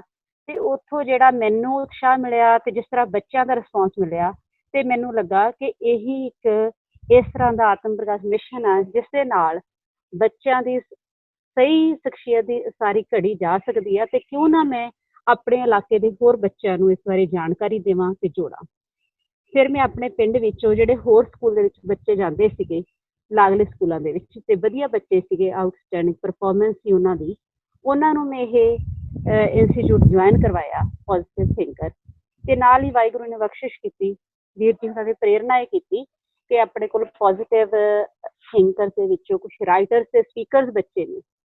ਉਹ ਬੱਚੇ ਇਹ ਆ, ਜਿਸ ਤਰ੍ਹਾਂ ਕਿ ਆਪਣੇ ਆਤਮ ਪ੍ਰਕਾਸ਼ ਮਿਸ਼ਨ ਦਾ ਇੱਕ ਮਦ ਇਹ ਵੀ ਹੈ ਕਿ ਆਪਾਂ ਆਉਣ ਵਾਲੇ ਭਵਿੱਖ ਲਈ ਚੰਗੇ ਬੁਲਾਰੇ ਤੇ ਲਿਖਾਰੀ ਤਿਆਰ ਕਰਨਾ। ਸਿਰਫ ਤਿਆਰ ਹੀ ਨਹੀਂ ਕਰਨਾ, ਪਹਿਲਾਂ ਉਹਨਾਂ ਦੇ ਜੀਵਨ ਨੂੰ ਉਸ ਅਨੁਸਾਰ ਘੜਨਾ ਤੇ ਉਸ ਤਰੀਕੇ ਨਾਲ ਉਹਨਾਂ ਦੀ ਆਪਦੀ ਸੁਚਾਰ ਮਨੁੱਖ ਦੀ ਸ਼ਖਸੀਅਤ ਬਣਾਉਣੀ, ਤਾਂ ਜੋ ਜਿਹੜੀਆਂ ਉਹਨਾਂ ਦੀਆਂ ਲਿਖਤਾਂ ਨੇ ਜਾਂ ਉਹਨਾਂ ਦਾ ਬੋਲਿਆ ਗਿਆ ਇੱਕ ਬਚਨ ਹੈਗਾ, ਉਹ ਆਉਣ ਵਾਲੇ ਸਮਾਜ ਨੂੰ ਸਹੀ ਸੇਧ ਦੇ ਸਕੇ। ਸੋ ਇਹ ਬੱਚਿਆਂ ਤੇ ਕੰਮ ਹੁਣ ਵੀ ਚੱਲ ਰਿਹਾ ਨਾਲ ਦੀ ਨਾਲ, ਪਰ ਨਾਲ ਹੀ ਇਹ ਸੋਚਿਆ ਗਿਆ ਕਿ ਇਹਨਾਂ ਸਾਰੇ ਬੱਚਿਆਂ ਦਾ ਗੁਰਬਾਣੀ ਅਨੁਸਾਰ ਇਹਨਾਂ ਨੂੰ ਜੀਵਨ ਜਿਉਣ ਦੀ ਜਾਂਚ ਸਿਖਾਈ ਜਾਵੇ ਤੇ ਇਹਨਾਂ ਦੇ ਜੀਵਨ ਦੇ ਵਿੱਚ ਪ੍ਰੈਕਟੀਕਲ ਗੁਰਬਾਣੀ ਨੂੰ ਲੈ ਕੇ ਆਂਦਾ ਜਾਵੇ। ਸੋ ਇਸ ਤਰੀਕੇ ਦੇ ਨਾਲ ਇਹ ਸਾਰੇ ਬੱਚੇ ਜਿਹੜੇ ਰਾਈਟਰਸ ਤੇ ਸਪੀਕਰਸ ਗਰੁੱਪ ਦੇ ਸੀਗੇ, ਤੇ ਮੇਰੇ ਆਪਣੇ ਸਕੂਲ ਦੇ 7 ਬੱਚੇ ਸੀਗੇ, ਇਹਨਾਂ ਸਾਰਿਆਂ ਨੂੰ ਮਰਜ ਕਰਕੇ ਇੱਕ ਇਕੱਠਾ ਗਰੁੱਪ ਬਣਾਇਆ ਗਿਆ, ਜਿਸ ਵਿੱਚ 33 ਬੱਚੇ ਸ਼ਾਮਲ ਹੋ ਗਏ ਤੇ ਮੈਂ ਐਜ਼ ਏ ਮੈਂਟਰ ਸ਼ਾਮਲ ਹਾਂ। ਤੇ ਉਹ ਬੱਚਿਆਂ ਨੂੰ ਕਿਸ ਤਰੀਕੇ ਨਾਲ ਜੀਵਨ ਜਾਂਚ ਸਿਖਾਈ ਜਾਂਦੀ ਆ, ਉਹ ਸਟ੍ਰੈਟਜੀ ਕੀ ਹੈਗੀ ਆ, ਸਭ ਨੂੰ ਪਹਿਲਾਂ ਮੈਂ ਤੁਹਾਡੇ ਨਾਲ ਉਹ ਸ਼ੇਅਰ ਕਰਦੀ ਹਾਂ। ਇਸ ਤਰੀਕੇ ਨਾਲ ਹੈ, ਜਿਵੇਂ ਬੀਬੀ ਨੇ ਦੱਸ ਚੁੱਕੇ ਆ ਕਿ ਇੰਨੇ ਵਧੀਆ ਤਰੀਕੇ ਨਾਲ ਵਿਦਵਾਨਾਂ ਦੀ ਰਾਏ ਨਾਲ ਇੱਕ ਟਾਈਮ ਟੇਬਲ ਬਣਾਇਆ ਆਪਾਂ ਨੂੰ ਆਤਮ ਪ੍ਰਕਾਸ਼ ਵੱਲੋਂ ਦਿੱਤਾ ਗਿਆ। ਸੋ ਉਹ ਸਾਰਿਆਂ ਨੂੰ ਮੋਸਟ ਇੰਪੋਰਟੈਂਟ ਗੱਲ ਬਸ ਇਹੀ ਹੈਗੀ ਆ ਕਿ ਉਸ ਟਾਈਮ ਟੇਬਲ ਨੂੰ ਬੱਚਿਆਂ ਦੇ ਜੀਵਨ ਦੇ ਵਿੱਚ ਲਾਗੂ ਕਰਵਾਉਣਾ, ਬੱਚਿਆਂ ਨੂੰ ਉਸ ਸਾਂਚੇ ਵਿੱਚ ਢਾਲ ਦੇਣਾ। ਬਾਕੀ ਸਾਰਾ ਕੁਝ ਆਟੋਮੈਟਿਕ ਹੋ ਹੀ ਜਾਣਾ, ਕਿਉਂਕਿ ਹਰ ਨਿੱਕੀ ਤੋਂ ਨਿੱਕੀ ਤੇ ਹਰ ਵੱਡੀ ਤੋਂ ਵੱਡੀ ਗੱਲ ਹੈਗੀ ਹੈ ਜਿਹੜੀ ਉਹ ਟਾਈਮ ਟੇਬਲ ਦੇ ਵਿੱਚ ਸ਼ਾਮਲ ਹੈਗੀ ਆ, ਕਿ ਉਹਨਾਂ ਦੀ ਸ਼ਖਸੀਅਤ ਦੀ ਉਸਾਰੀ ਘੜੀ ਜਾ ਸਕੇ ਤੇ ਉਹ ਇੱਕ ਸਚਿਆਰ ਮਨੁੱਖ ਦੇ ਰੂਪ ਵਿੱਚ ਸਾਹਮਣੇ ਆ ਸਕਣ। ਸੋ ਉਸ ਟਾਈਮ ਟੇਬਲ ਦਾ ਜਿਹੜਾ ਮੇਰਾ ਆਪਣੀ ਭਾਵਨਾ ਹੈਗੀ ਆ, ਮੈਂ ਇਹ ਵੀ ਸੋਚਦੀ ਹਾਂ ਕਿ ਸਿਰੇ ਦਾ ਜਿਹੜਾ ਗੋਲ ਆ ਉਹ ਇਹ ਆ ਕਿ ਜਦੋਂ ਅਸੀਂ ਇੱਕ ਟਾਈਮ ਟੇਬਲ ਨੂੰ ਫੋਲੋ ਕਰ ਰਹੇ ਹਾਂ ਤਾਂ ਅਸੀਂ ਆਪਣੇ ਆਪ ਹੀ ਉਸ ਵਾਹਿਗੁਰੂ ਦੇ ਕੁਦਰਤ ਦਾ, ਉਸ ਬ੍ਰਹਿਮੰਡ ਦਾ, ਜਿਸ ਦਾ ਇੱਕ ਨਿੱਕਾ ਜਿਹਾ ਕਿਣਕਾ ਅਸੀਂ ਹੈਗੇ ਹਾਂ, ਉਸ ਇੱਕ ਕੁਦਰਤ ਦਾ ਅਸੀਂ ਆਪਣੇ ਆਪ ਹਿੱਸਾ ਬਣ ਜਾਂਦੇ ਹਾਂ। ਕਿਉਂਕਿ ਜਦੋਂ ਸਾਰੀ ਕੁਦਰਤ ਇੱਕ ਟਾਈਮ ਟੇਬਲ ਦੇ ਵਿੱਚ, ਇੱਕ ਨੇਮ ਦੇ ਵਿੱਚ ਚੱਲ ਰਹੀ ਆ, ਤੇ ਕਿਸੇ ਇਨਸਾਨ ਕਿਉਂ ਨਾ ਚੱਲੀਏ। ਸੋ ਅਲਟੀਮੇਟਲੀ ਸਾਡੀ ਵਾਹਿਗੁਰੂ ਦੇ ਨਾਲ ਜਿਹੜੀ ਇਕਸਾਰਤਾ ਹੈਗੀ ਆ ਉਹ ਟਾਈਮ ਟੇਬਲ ਨੂੰ ਅਪਣਾਉਣ ਤੇ ਹੀ ਆਉਣੀ ਆ। ਸੋ ਸਾਰਾ ਦਾ ਸਾਰਾ ਜ਼ੋਰ ਆ ਜਿਹੜਾ ਉਹ ਟਾਈਮ ਟੇਬਲ ਨੂੰ ਲਾਗੂ ਕਰਵਾਉਣ ਤੇ ਹੀ ਆ। ਇਹ ਤੇ ਟਾਈਮ ਟੇਬਲ ਨੂੰ ਲਾਗੂ ਕਿਵੇਂ ਕਰਵਾਇਆ ਜਾਂਦਾ, ਇਹ ਸਿਰਫ ਜਿਵੇਂ ਆਪਾਂ ਨੂੰ ਭਾਸ਼ਣ ਦੇ ਵਿੱਚ ਦੱਸਿਆ ਗਿਆ ਜਾਂ ਆਪਾਂ ਉਹ, ਪਰ ਜਦੋਂ ਆਪਾਂ ਐਜ਼ ਏ ਮੈਂਟਰ ਕੰਮ ਕਰਨਾ, ਇਹ ਸਾਰੇ ਬੱਚੇ ਜਿਹੜੇ 33 ਬੱਚੇ, ਉਹਨਾਂ ਨੂੰ ਇਕੱਲੇ ਇਕੱਲੇ ਨਾਲ ਗੱਲਬਾਤ ਕਰਕੇ ਟਾਈਮ ਟੇਬਲ ਉਹਨਾਂ ਤੋਂ ਪਹਿਲਾਂ ਬਣਵਾਇਆ ਗਿਆ। ਕੁਛ ਬੱਚੇ ਤੇ ਇਹੋ ਜਿਹੇ ਸੀਗੇ ਜਿਨ੍ਹਾਂ ਨੂੰ ਪਹਿਲਾਂ ਹੀ ਜਿਹੜਾ ਆਤਮ ਪ੍ਰਕਾਸ਼ ਵੱਲੋਂ ਟਾਈਮ ਟੇਬਲ ਰੈਡੀਮੇਡ ਦਿੱਤਾ ਗਿਆ, ਉਹ ਬੱਚਿਆਂ ਨੇ ਜਲਦੀ ਹੀ ਬਣਾ ਲਿਆ ਤੇ ਲਾਗੂ ਕਰ ਲਿਆ। ਪਰ ਕੁਛ ਬੱਚੇ ਇਹੋ ਜਿਹੇ ਆ ਜਿਨ੍ਹਾਂ ਤੋਂ ਟਾਈਮ ਟੇਬਲ ਬਣ ਰਿਹਾ, ਜਾਂ ਕੋਈ ਐਕਟੀਵਿਟੀ ਮਿਸ ਹੋ ਜਾਂਦੀ ਆ, ਜਾਂ ਜੇ ਬਣ ਗਿਆ ਤਾਂ ਉਹਨੂੰ ਲਾਗੂ ਨਹੀਂ ਪ੍ਰੋਪਰ ਕਰ ਰਹੇ। ਸੋ ਸਾਰਿਆਂ ਨਾਲੋਂ ਜ਼ਰੂਰੀ ਗੱਲ ਇਹੀ ਆ ਕਿ ਇਕੱਲੇ ਇਕੱਲੇ ਬੱਚੇ ਦੇ ਨਾਲ ਉਹਦੇ ਨਾਲ ਗੱਲਬਾਤ ਕਰਕੇ ਕਿ ਉਹਨੂੰ ਕਿੱਥੇ ਮੁਸ਼ਕਿਲ ਆਉਂਦੀ ਆ, ਜਾਂ ਕਿਸ ਤਰ੍ਹਾਂ ਉਹਨੂੰ ਫੋਲੋ ਕਰਨ ਦੇ ਵਿੱਚ ਕਿੱਥੇ ਉਹ ਟਾਈਮ ਐਡਜਸਟ ਕਰ ਸਕਦਾ, ਇਹ ਟਾਈਮ ਟੇਬਲ ਨੂੰ ਐਡਜਸਟ ਕਰਾਉਣਾ ਹੀ ਸਭ ਤੋਂ ਵੱਡੀ ਗੱਲ ਆ। ਇਸ ਨੂੰ ਹੀ ਸ਼ੋਰ ਕਰਨ ਵਾਸਤੇ ਕਿ ਬੱਚੇ ਲਾਗੂ ਕਰ ਰਹੇ ਆ, ਕਿ ਬੱਚੇ ਜਿਹੜੇ ਜਿਹਨੇ ਦੱਸਿਆ ਉਹ ਫੋਟੋ ਖਿੱਚ ਕੇ ਸ਼ਾਮ ਨੂੰ ਗਰੁੱਪ ਦੇ ਵਿੱਚ ਆਪਣੇ ਟਾਈਮ ਟੇਬਲ ਦੀ ਕਿਹੜੀ ਐਕਟੀਵਿਟੀ ਉਹਨੇ ਐਗਜ਼ੈਕਟਲੀ ਫੋਲੋ ਕਰ ਲਈ ਆ, ਕਿਹੜੀ ਨਹੀਂ ਹੋਈ, ਉਹ ਗਰੁੱਪ ਦੇ ਵਿੱਚ ਪਾਉਂਦੇ ਨੇ, ਤਾਂ ਜੋ ਉਸ ਗਰੁੱਪ ਵਿੱਚ ਪਾਉਣ ਦਾ ਇਹ ਹੈਗਾ ਕਿ ਤਾਂ ਜੋ ਬਾਕੀ ਸਾਰੇ ਬੱਚੇ ਵੀ ਇਹ ਦੇਖ ਸਕਣ। ਕਿਉਂਕਿ ਕਈ ਵਾਰ ਬੱਚੇ ਦਾ ਛੋਟਾ ਟਾਈਮ ਟੇਬਲ ਹੈ, ਜਿਵੇਂ ਇੱਕ ਮਹਿਤਾਬ ਬੱਚਾ ਜਲੰਧਰ ਤੋਂ, ਉਸਨੇ ਜਦੋਂ ਬਾਕੀ ਬੱਚਿਆਂ ਦਾ ਟਾਈਮ ਟੇਬਲ ਦੇਖਿਆ ਤਾਂ ਮੇਰੇ ਨਾਲ ਗੱਲ ਕੀਤੀ ਕਿ ਮੈਡਮ ਮੇਰਾ ਟਾਈਮ ਟੇਬਲ ਛੋਟਾ। ਮੈਂ ਉਸਨੂੰ ਇਹ ਗਾਈਡ ਕੀਤਾ ਕਿ ਬਾਕੀ ਬੱਚਿਆਂ ਦਾ ਟਾਈਮ ਟੇਬਲ ਦੇਖ ਕੇ ਤੁਸੀਂ ਦੇਖੋ ਕਿਹੜੀ ਐਕਟੀਵਿਟੀ ਹੁਣ ਇਹਦੇ ਵਿੱਚ ਹੋਰ ਐਡ ਕਰਨੀ ਆ। ਸੋ ਮੇਰੇ ਕਹੇ ਦਾ ਉਹਨਾਂ ਅਸਰ ਨਹੀਂ ਹੁੰਦਾ, ਜਿੰਨਾ ਬੱਚੇ ਜਦੋਂ ਟਾਈਮ ਟੇਬਲ ਦੂਸਰੇ ਬੱਚਿਆਂ ਨੂੰ ਦੇਖਦੇ ਆ, ਉਹਨਾਂ ਨੂੰ ਇਹ ਲੱਗਦਾ ਕਿ ਉਹ ਇਸ ਤਰ੍ਹਾਂ ਫੋਲੋ ਕਰਦੇ ਆ, ਅਸੀਂ ਵੀ ਕਰਨਾ। ਠੀਕ ਹੈ, ਸੋ ਇਸ ਤਰੀਕੇ ਨਾਲ ਬੱਚੇ ਟਾਈਮ ਟੇਬਲ ਭੇਜਦੇ ਆ। ਤੇ ਟਾਈਮ ਟੇਬਲ ਦੇ ਨਾਲ ਹੀ, ਕਿਉਂਕਿ ਆਪਾਂ ਨੂੰ ਪਤਾ ਟਾਈਮ ਟੇਬਲ ਵਿੱਚ ਬਹੁਤ ਸਾਰੀਆਂ ਐਕਟੀਵਿਟੀਜ਼ ਨੇ ਜਿਹੜੀਆਂ ਸਾਰੀਆਂ ਹੀ ਬਹੁਤ ਇੰਪੋਰਟੈਂਟ ਆ, ਪਰ ਉਹ ਹਰ ਬੱਚੇ ਦਾ ਆਪਣਾ ਲੈਵਲ ਆ ਕਿ ਉਹ ਕਿਸ ਤਰੀਕੇ ਨਾਲ ਕਿੰਨਾਂ ਨੂੰ, ਕਈ ਤਾਂ ਬੱਚੇ ਸਾਰੀਆਂ ਦੀਆਂ ਸਾਰੀਆਂ ਐਟ ਏ ਟਾਈਮ ਲਾਗੂ ਕਰ ਲੈਂਦੇ ਆ, ਕਈ ਬੱਚੇ ਇਹ ਆ ਵੀ ਕੁਛ ਕੁ ਉਹ ਪਹਿਲਾਂ ਲਾਗੂ ਕਰਦੇ ਆ, ਫਿਰ ਹੌਲੀ ਹੌਲੀ ਬਾਕੀਆਂ ਨੂੰ ਕਰਦੇ ਆ। ਸੋ ਇਹਦੇ ਵਿੱਚ ਜਿਵੇਂ ਬਹੁਤ ਹੀ ਜ਼ਰੂਰੀ ਆਪਾਂ ਹੈਗਾ ਉਹਨਾਂ ਨੂੰ ਕੰਠ ਕਰਨਾ ਫਰਮਾਨ ਹੈਗਾ, ਜਾਂ ਜਿਹੜੇ ਆਪਣੇ ਆਤਮ ਪ੍ਰਕਾਸ਼ ਨੂੰ ਡੇਲੀ ਦੇ ਲੈਸਨ ਆ ਕਿ ਉਹ ਉਹਨਾਂ ਦੇ ਲਾਗੂ ਹੋ ਰਿਹਾ, ਬੱਚੇ ਨਾਲ ਵੌਇਸ ਨੋਟ ਭੇਜਦੇ ਆ, ਜਿਸ ਤਰ੍ਹਾਂ ਤੁਹਾਨੂੰ ਲੈਕਚਰ ਦੇ ਵਿੱਚ ਬੇਟੀ ਨੇ ਦੱਸਿਆ ਸੀਗਾ। ਸੋ ਹਰ ਬੱਚੇ ਦਾ ਫਿਰ ਮੈਂ ਪਰਸਨਲੀ ਗਰੁੱਪ ਦੇ ਵਿੱਚ, ਪਰ ਬੱਚੇ ਦੇ ਪਰਸਨਲੀ ਕੰਠ ਕੀਤੇ ਫਰਮਾਨ ਨੂੰ ਵੌਇਸ ਮੈਸੇਜ ਨੂੰ ਸੁਣਦੀ ਹਾਂ ਤੇ ਉਹਨਾਂ ਨੂੰ ਬੈਕ ਜਵਾਬ ਭੇਜਦੀ ਹਾਂ ਕਿ ਜੇ ਉਹਨਾਂ ਦੇ ਕਿਤੇ ਉਸ ਵਿੱਚ ਕੋਈ ਕਮੀ ਹੈਗੀ ਹੈ ਜਾਂ ਜਿੱਥੇ ਸੁਧਾਰ ਦੀ ਗੁੰਜਾਇਸ਼ ਹੈਗੀ ਆ। ਇਹ ਤੇ ਜ਼ਰੂਰੀ ਹੈਗਾ ਸਿਰਫ ਉਹਨਾਂ ਦੇ ਇਸ ਗੱਲਾਂ ਨੂੰ ਕਿ ਜਿਹੜੀਆਂ ਜ਼ਰੂਰੀ ਟਾਈਮ ਟੇਬਲ ਦੀਆਂ 2-3 ਗੱਲਾਂ ਉਹ ਰੋਜ਼ ਲਾਗੂ ਕਰ ਰਹੇ ਆ। ਫਿਰ ਉਸ ਤੋਂ ਬਾਅਦ ਜਿਹੜਾ ਬਾਕੀ ਦਾ ਸਾਰਾ ਟਾਈਮ ਟੇਬਲ ਆ ਉਸ ਨੂੰ ਲਾਗੂ ਕਰਵਾਉਣ ਲਈ ਮੈਂ ਕੋਸ਼ਿਸ਼ ਕਰਦੀ ਹਾਂ ਕਿ ਹਰ ਬੱਚੇ ਨਾਲ ਹਫ਼ਤੇ ਵਿੱਚ ਇੱਕ ਵਾਰ ਗੱਲ ਜ਼ਰੂਰ ਕਰ ਲਈ ਜਾਵੇ, ਜਿਹਦੇ ਤੋਂ ਕਈ ਵਾਰ ਉਹਨਾਂ ਦੇ ਪੇਰੈਂਟਸ ਨਾਲ ਗੱਲ ਕਰ ਲਈ ਜਾਂਦੀ ਆ ਕਿ ਕੀ ਬੱਚੇ ਦਾ ਬਾਕੀ ਦਾ ਟਾਈਮ ਟੇਬਲ ਆ ਉਹਨੂੰ ਫੋਲੋ ਕਰ ਰਹੇ ਨੇ, ਕਿ ਉਹ ਘਰ ਦੇ ਕੰਮ ਵਿੱਚ ਮਦਦ ਕਰਦੇ ਨੇ, ਆਪਣੀ ਐਕਸਰਸਾਈਜ਼ ਪ੍ਰੋਪਰ ਕਰਦੇ ਨੇ, ਹੋਰ ਬੁੱਕਸ ਰੀਡ ਕਰਦੇ ਨੇ, ਜਾਣੀ ਕਿ ਉਹ ਸਾਰੇ ਜਿਹੜੇ ਕੰਮ ਹੈਗੇ ਉਹ ਹਫ਼ਤੇ ਦੇ ਵਿੱਚ ਇੱਕ ਵਾਰ ਜ਼ਰੂਰ ਬੱਚੇ ਨਾਲ ਗੱਲ ਕਰਕੇ ਉਹਨੂੰ ਟਾਈਮ ਟੇਬਲ ਲਾਗੂ ਕਰਵਾਉਣ ਦੀ ਕੋਸ਼ਿਸ਼ ਕੀਤੀ ਜਾਂਦੀ ਆ। ਸੋ ਸਟ੍ਰੈਟਜੀ ਇਹ ਹੈਗੀ ਆ। ਪਰ ਇਸ ਕਿਉਂਕਿ 3 ਕੁ ਮਹੀਨੇ ਦੇ ਵਿੱਚ ਜਦੋਂ ਦਾ ਇਹ 33 ਬੱਚਿਆਂ ਦਾ ਗਰੁੱਪ ਸ਼ੁਰੂ ਕੀਤਾ, ਇਹਦਾ ਕੀ ਫਰਕ ਪਿਆ, ਮੇਰਾ ਅਨੁਭਵ ਕੀ ਆ, ਬੱਚਿਆਂ ਦਾ ਕੀ ਹੋਇਆ, ਜਾਂ ਉਹਨਾਂ ਦੇ ਪੇਰੈਂਟਸ ਨੇ ਬੱਚਿਆਂ ਦੇ ਵਿੱਚ ਕੀ ਚੇਂਜਿਸ ਦੇਖੀਆਂ, ਉਹ ਮੈਨੂੰ ਲੱਗਦਾ ਜ਼ਿਆਦਾ ਇੰਟਰਸਟਿਡ ਹੋਣਗੀਆਂ ਤੁਹਾਡੇ ਸਾਰਿਆਂ ਦੇ ਵਾਸਤੇ ਹੀ। ਕਿਉਂਕਿ ਚਾਹੁੰਦੇ ਤਾਂ ਆਪਾਂ ਇਹੀ ਹੈ ਨਾ ਕਿ ਉਹ ਜੋ ਅਸੀਂ ਸਿਖਾ ਰਹੇ ਹਾਂ ਉਹ ਬੱਚਿਆਂ ਦੇ ਜੀਵਨ ਦੇ ਵਿੱਚ ਲਾਗੂ ਹੋ ਜਾਵੇ। ਸੋ ਉਹਦੇ 'ਚ ਮੈਂ ਆਪਣੇ ਅਨੁਭਵ ਤੁਹਾਡੇ ਨਾਲ ਸਾਂਝੇ ਕਰਨੇ ਚਾਹੁੰਦੀ ਹਾਂ। ਸੋ ਸਾਰੇ ਨਾਲੋਂ ਪਹਿਲਾਂ ਗੱਲਾਂ ਤੇ ਬਹੁਤ ਨੇ, ਪਰ ਸਮਾਂ ਥੋੜ੍ਹਾ ਆਪਣੇ ਕੋਲ ਘੱਟ ਇਜਾਜ਼ਤ ਦਿੰਦਾ। ਸਭ ਤੋਂ ਪਹਿਲਾਂ ਇਹ ਕਰਨਜੋਤ ਬੱਚਾ ਹੈਗਾ, ਲੁਧਿਆਣੇ ਜ਼ਿਲ੍ਹੇ ਤੋਂ ਜਾਂ ਗੋਰਾਹੂਰ ਪਿੰਡ ਹੈਗਾ, ਉਹ ਸਾਰਿਆਂ ਨਾਲੋਂ ਛੋਟਾ, ਉਹਨੂੰ ਹੁਣੇ ਉਹਨੇ ਜੁਆਇਨ ਕੀਤਾ, ਉਹਨੂੰ 3 ਕੁ ਮਹੀਨੇ ਹੋਏ ਨੇ ਇਸ ਗਰੁੱਪ ਦੇ ਵਿੱਚ ਜੁਆਇਨ ਕੀਤਿਆਂ। ਗੋਰਾਹੂਰ ਪਿੰਡ ਤੋਂ ਹੈਗਾ, Guru Nanak public school 12ਵੀਂ school ਵਿੱਚ ਪੜ੍ਹਦਾ। ਤੇ ਉਸਦੇ ਪਾਪਾ ਕੰਪਿਊਟਰ ਸ਼ਾਪ ਤੇ ਜਾਂਦੇ, ਜਿਸ ਤਰ੍ਹਾਂ ਰਾਤ ਨੂੰ ਲੇਟ ਆਉਣਾ, ਸ਼ਾਪ ਵਾਲੇ ਆਉਂਦੇ ਆ, ਸਵੇਰੇ ਥੋੜਾ ਲੇਟ ਜਾਣਾ, ਸਵੇਰੇ ਲੇਟ ਉੱਠਦੇ। ਪਰ ਹੁਣ ਉਹ ਲੋਕਡਾਊਨ ਦੇ ਦੌਰਾਨ ਘਰ ਵਿੱਚ ਸੀਗੇ, ਤਾਂ ਜਿਸ ਤਰ੍ਹਾਂ ਬੱਚੇ ਨੇ ਆਪਣਾ ਕੰਠ ਕੀਤਾ ਫਰਮਾਨ, ਜਦੋਂ ਮੇਰੇ ਪਾਪਾ ਦਾ ਮੈਨੂੰ ਫੋਨ ਆਇਆ ਕਿ ਮੈਂ ਲੇਟ ਸੀ ਉੱਠਣ ਦੇ ਵਿੱਚ, ਦਿਨ ਵਿੱਚ ਮੈਨੂੰ 3-4 ਵਾਰ ਕਰਨਜੋਤ ਨੇ ਯਾਦ ਕਰਵਾਇਆ, ਪਾਪਾ ਨੈਣੋ ਨੀਰ ਬਹੇ ਤਨ ਸੀਨਾ, ਭਏ ਕੇਸ ਜਵਾਨੀ, ਰੂਦਾ ਕੰਠ ਸ਼ਬਦ ਨਹੀਂ ਉਤਰੇ, ਆਗਿਆ ਕਰੇ ਪੁਰਾਣੀ। ਕਿ ਪਾਪਾ ਫਿਰ ਤਾਂ ਬੁੱਢੇ ਹੋ ਜਾਣਾ, ਉਦੋਂ ਨਾਮ ਕਦ ਕਿਵੇਂ ਜਪੋਗੇ। ਕਹਿਣ ਦੀ ਗੱਲ ਕੀ ਆ, ਬੱਚੇ ਦੀ ਆਪਦੀ ਸ਼ਖਸੀਅਤ ਕਲੇ ਦੀ ਨਹੀਂ ਘੜੀ ਜਾ ਰਹੀ, ਉਹ ਪਰਿਵਾਰ ਨੂੰ ਵੀ ਪ੍ਰੇਰਨਾ ਕਰ ਰਿਹਾ ਹੈ ਨਾ। ਆਪਾਂ ਨੂੰ ਲੱਗਦਾ ਕਿ ਪੇਰੈਂਟਸ ਸਿਖਾਉਣ, ਪਰ ਜਦੋਂ ਬੱਚਿਆਂ ਨੂੰ ਆਪਾਂ ਇੱਕ ਇਸ ਮੈਂਟਿੰਗ ਦੇ ਤਹਿਤ ਇੱਕ ਇਸ ਤਰ੍ਹਾਂ ਸਿਖਾ ਰਹੇ ਹਾਂ, ਤੇ ਬੱਚੇ ਆਪਣੇ ਪੇਰੈਂਟਸ ਨੂੰ ਵੀ ਪ੍ਰੇਰਨਾ ਕਰਦੇ ਨੇ। ਅੱਛਾ, ਹੁਣ ਜਿਵੇਂ ਟਾਈਮ ਦੀ ਗੱਲ ਆਪਾਂ ਕੀਤੀ ਆ, ਪਿਛਲੇ ਹਫ਼ਤੇ ਸਾਨੂੰ ਪਤਾ ਕਿ ਬੱਚਿਆਂ ਦਾ ਉਹਦਾ ਪ੍ਰਸ਼ਨੋਤਰੀ ਮੁਕਾਬਲਾ ਵੀ 10 ਆਇਆ ਕਿ ਹੁੰਦਾ 26 ਤਰੀਕ ਨੂੰ ਬੱਚਿਆਂ ਨੇ 3 ਵਜੇ ਤੱਕ ਆਪਣਾ ਕਰਕੇ ਉਹ ਭੇਜਣਾ ਸੀਗਾ, ਫੋਟੋ ਖਿੱਚ ਕੇ ਉਹ ਮੈਂਟਰ ਨੂੰ ਪਾਉਂਦੇ ਨੇ। ਉਸ ਬੱਚੇ ਨੇ ਮੈਨੂੰ 2:59 ਤੇ ਆਪਣਾ ਪੂਰਾ ਫੋਟੋ ਖਿੱਚ ਕੇ ਪੇਪਰ ਦੀ ਪਾਈ, ਤੇ ਉਹਦੇ ਮੰਮਾ ਨੇ ਪੁੱਛਿਆ ਕਿ ਤੇਰਾ ਪੇਪਰ ਹੋ ਗਿਆ, ਤੂੰ ਭੇਜ ਦਿੱਤਾ। ਉਹਦੇ ਮੰਮਾ ਨੇ ਮੇਰੇ ਨਾਲ ਫੋਨ ਤੇ ਗੱਲ ਕੀਤੀ, ਕਹਿੰਦੇ ਵੀ ਉਹ ਕਹਿੰਦਾ ਮੇਰਾ ਇੱਕ ਕੁਐਸਚਨ ਰਹਿ ਗਿਆ ਸੀ 10ਵਾਂ, ਮੈਂ ਲਿਖ ਰਿਹਾ ਸੀਗਾ। ਤਾਂ ਜਦੋਂ ਫਿਰ ਉਹਦੇ ਮੰਮਾ ਨੇ ਪੁੱਛਿਆ ਵੀ ਤੈਨੂੰ 10ਵਾਂ ਤਾਂ ਆਉਂਦਾ ਹੀ ਹੁੰਦਾ ਕਿ ਤੂੰ ਰੋਜ਼ ਕੰਠ ਕਰਦਾ ਫਰਮਾਨ, ਉਹਦਾ ਜਵਾਬ ਪਤਾ ਬੱਚੇ ਦਾ ਕੀ ਸੀਗਾ ਕਿ ਮੰਮਾ ਨਾ ਤਾਂ ਇਹ ਸਕੂਲ ਦਾ ਕੰਮ ਆ, ਠੀਕ ਹੈ, ਨਾ ਇਹ ਤੁਹਾਡਾ ਕੰਮ ਆ, ਇਹ ਆਤਮ ਪ੍ਰਕਾਸ਼ ਦਾ ਕੰਮ ਆ, ਜਿਹਦੇ ਵਿੱਚ ਪਹਿਲਾਂ ਟਾਈਮ ਜ਼ਰੂਰੀ ਆ।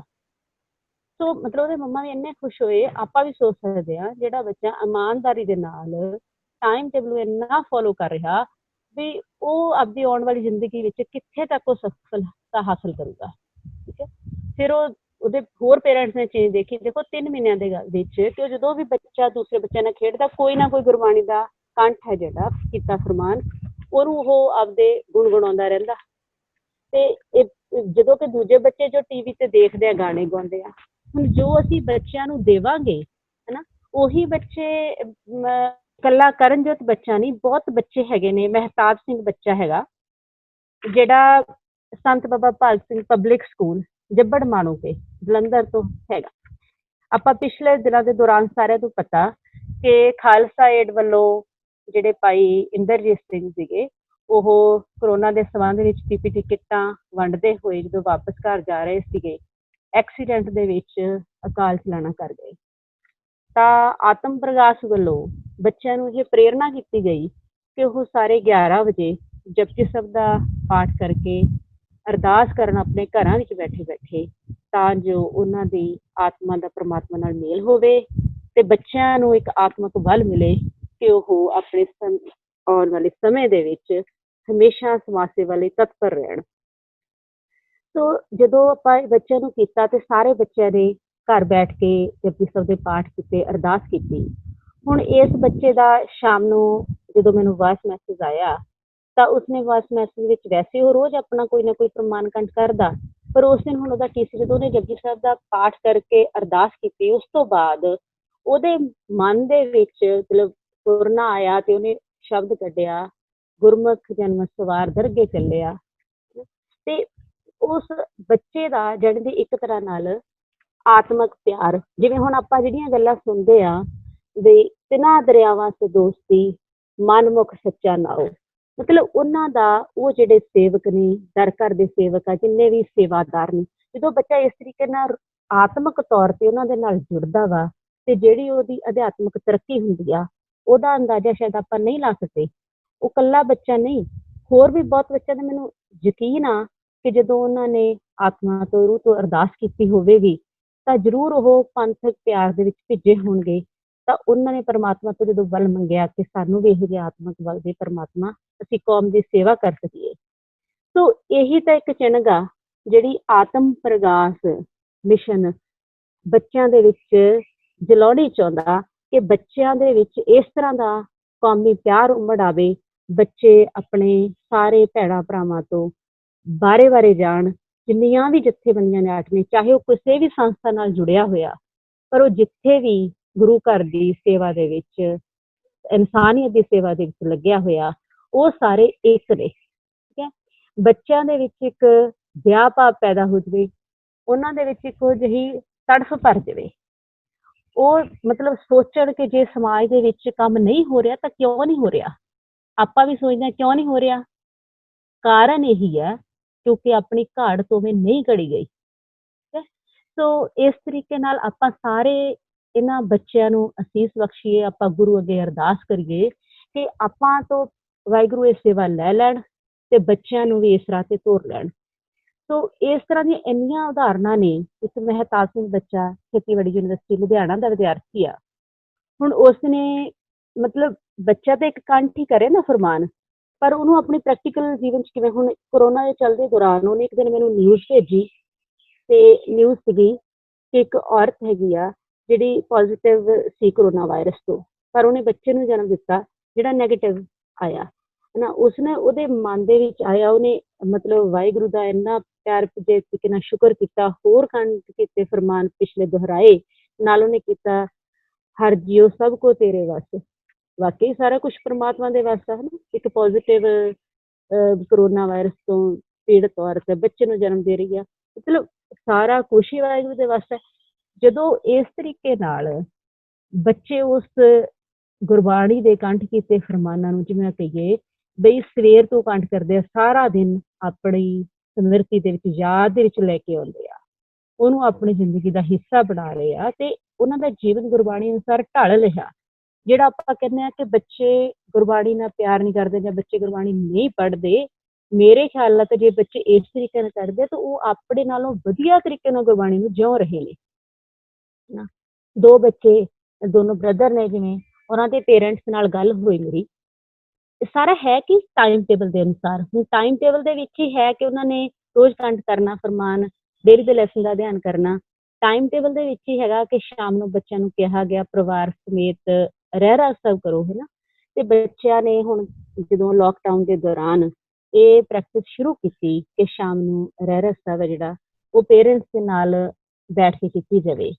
ਤਾਂ ਉਸ ਤੋਂ ਬਾਅਦ ਉਹਨਾਂ ਨੇ ਕੀ ਕੀਤਾ ਕਿ ਕੀਰਤਨ ਕਰਨਾ ਸ਼ੁਰੂ ਕੀਤਾ, ਕੋਈ ਨਾ ਕੋਈ ਸ਼ਬਦ ਦਾ ਉਹ ਅਭਿਆਸ ਕਰਦੇ। ਤੇ ਜਿਹੜਾ ਆਪਾਂ ਡੇਲੀ ਬੱਚਿਆਂ ਨੂੰ ਲੈਸਨ ਭੇਜਦੇ ਹਾਂ ਉਹਦੇ ਵਿੱਚੋਂ ਉਹ ਹੁਕਮਨਾਮਾ ਸਾਹਿਬ ਦੀ ਵਿਆਖਿਆ ਪਰਿਵਾਰ ਸਮੇਤ ਪੇਰੈਂਟਸ ਉਹਨਾਂ ਨੂੰ ਗਾਈਡ ਕਰਦੇ ਬਈ ਇਸ ਦਾ ਕੀ ਅਰਥ ਹੈ, ਸ਼ਬਦ ਅਰਥ ਤੋਂ ਮਤਲਬ ਦੇਖ ਕੇ। ਸੋ ਜਦੋਂ ਇਸ ਤਰੀਕੇ ਦਾ ਬੱਚੇ ਬੈਠ ਕੇ ਪੁੱਛ ਰਹੇ ਆ, ਪੇਰੈਂਟਸ ਉਹਨਾਂ ਨੂੰ ਜਵਾਬ ਦੇ ਰਹੇ ਆ ਨਾ, ਫਿਰ ਬੱਚਿਆਂ ਨੂੰ ਹੁਣ ਆਪਾਂ ਟਾਈਮ ਟੇਬਲ ਵਿੱਚ ਇਹ ਕਿਹਾ ਹੋਇਆ ਵੀ ਤੁਸੀਂ ਕੋਈ ਨਾ ਕੋਈ ਪੁਸਤਕ ਪੜ੍ਹਨੀ ਆ ਤੇ ਉਹਦਾ ਅਧਿਐਨ ਕਰਨਾ ਤੇ ਵਿਚਾਰਨਾ। ਹੁਣ ਉਹਨਾਂ ਦੋਨਾਂ ਬ੍ਰਦਰਸ ਨੇ, ਭਾਈ ਵੀਰ ਸਿੰਘ ਦੀ, ਵਿਜੇ ਸਿੰਘ ਤੇ ਸੁੰਦਰੀ, ਪੜ੍ਹਨਾ ਸ਼ੁਰੂ ਕੀਤੀਆਂ ਪੁਸਤਕਾਂ। ਤਾਂ ਉਹਦੇ ਵਿੱਚੋਂ ਕੀ ਹੋ ਰਿਹਾ, ਉਹ ਸ਼ਾਮ ਨੂੰ ਉਹ ਪੂਰਾ ਇਤਿਹਾਸ ਜੋ ਉਹਨਾਂ ਨੇ ਪੜ੍ਹਿਆ ਆਪਦੇ ਪੇਰੈਂਟਸ ਦੇ ਨਾਲ ਸਾਂਝਾ ਕਰ ਰਹੇ, ਉਹਨਾਂ ਤੋਂ ਸਵਾਲ ਪੁੱਛ ਰਹੇ ਆ। ਮਤਲਬ ਕਹਿਣ ਨੂੰ ਤੇ ਇਹ ਬਹੁਤ ਮਤਲਬ ਕਿ ਆਪਾਂ ਟਾਈਮ ਟੇਬਲ ਨੂੰ ਫੋਲੋ ਕੀਤਾ, ਪਰ ਇਹਦੇ ਨਾਲ ਤੁਸੀਂ ਆਪਣੇ ਆਪ ਸੋਚ ਕੇ ਦੇਖੋ ਕਿ ਇਹ ਹੋ ਕੀ ਰਿਹਾ। ਜਿਹੜਾ ਆਤਮ ਪ੍ਰਕਾਸ਼ ਦਾ ਮਿਸ਼ਨ ਆ ਕਿ ਆਪਾਂ ਬੱਚਿਆਂ ਨੂੰ ਘਾੜ ਤੇ ਘੜਨੀ, ਉਹ ਘੜੀ ਕਿਵੇਂ ਜਾ ਰਹੀ ਆ।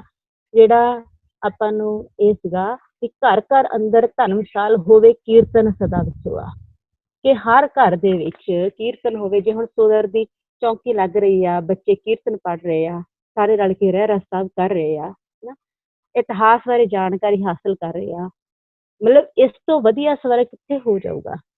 ਔਰ ਜੇ ਆਪਾਂ ਸੋਚੀਏ ਵੀ ਕਿਤੇ ਹੋਰ ਦੀਆਂ ਗੱਲਾਂ ਨੇ, ਬਿਲਕੁਲ ਇਹ ਤੁਹਾਡੇ ਮਨ ਦਾ ਭੁਲੇਖਾ, ਇਹ ਸ਼ੁਰੂ ਹੋ ਚੁੱਕਿਆ। ਠੀਕ ਹੈ, ਇਹ ਬੱਚੇ ਜਿਨ੍ਹਾਂ ਨੇ ਮਹਿਸੂਸ ਕਰ ਲਿਆ ਕਿ ਟਾਈਮ ਟੇਬਲ ਦੇ ਵਿੱਚ ਜ਼ਿੰਦਗੀ ਨੂੰ ਨਾ ਢਾਲਣਾ ਜ਼ਰੂਰੀ ਆ, ਕਿਉਂਕਿ ਸਾਰਾ ਕੁਛ ਆਟੋਮੈਟਿਕਲੀ ਟਾਈਮ ਟੇਬਲ ਦੇ ਨਾਲ ਉਹਨਾਂ ਦੇ ਦਿਮਾਗ 'ਤੇ ਕੋਈ ਸਟ੍ਰੈਸ ਨਹੀਂ ਹੈਗੀ, ਕੋਈ ਟਾਈਮ ਟੇਬਲ ਨੂੰ ਫੋਲੋ ਕਰ ਰਹੇ ਨੇ ਔਰ ਸਾਰਾ ਕੁਛ ਉਹਨਾਂ ਦੀ ਜ਼ਿੰਦਗੀ ਵਿੱਚ ਆਪਣੇ ਆਪ ਆਈ ਜਾ ਰਿਹਾ ਵਾ।